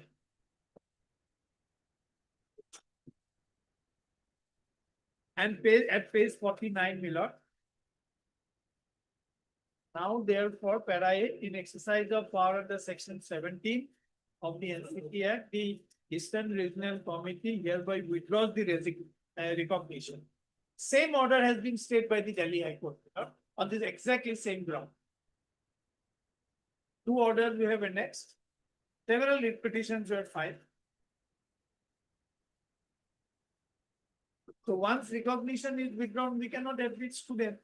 So yes, today, my lord, the results have been published by Guwahati University, and tomorrow they will allow the students. Because entrance examination is conducted. My lord, notice may be issued, and at this stage, Delhi High Court already passed the order. At Mr. K. N. Chaudhary, Leonard Senior Counsel, assisted by Mr. RM Deka. R.M. Deka for the petitioner, who submits that by filing this writ petition, the petitioner has challenged the At page 47, my lord. 14/5/20. the communication dated 14/5/2025, Yes. by which the recognition of the petitioner college has been withdrawn. Stop. The learned counsel submits that the petitioner college was supposed to submit a year-wise performance appraisal reports for the academic session 2021-22 and 2022 and 2023. Stop. However, due to certain issues, the same could not be submitted on time, and the petitioner college prayed for some 3 months time. extension. Full stop. Even within the extension time, since the appraisal report, performance appraisal report could not be submitted, the impugn order has been issued. Full stop. The learned senior counsel submits that if the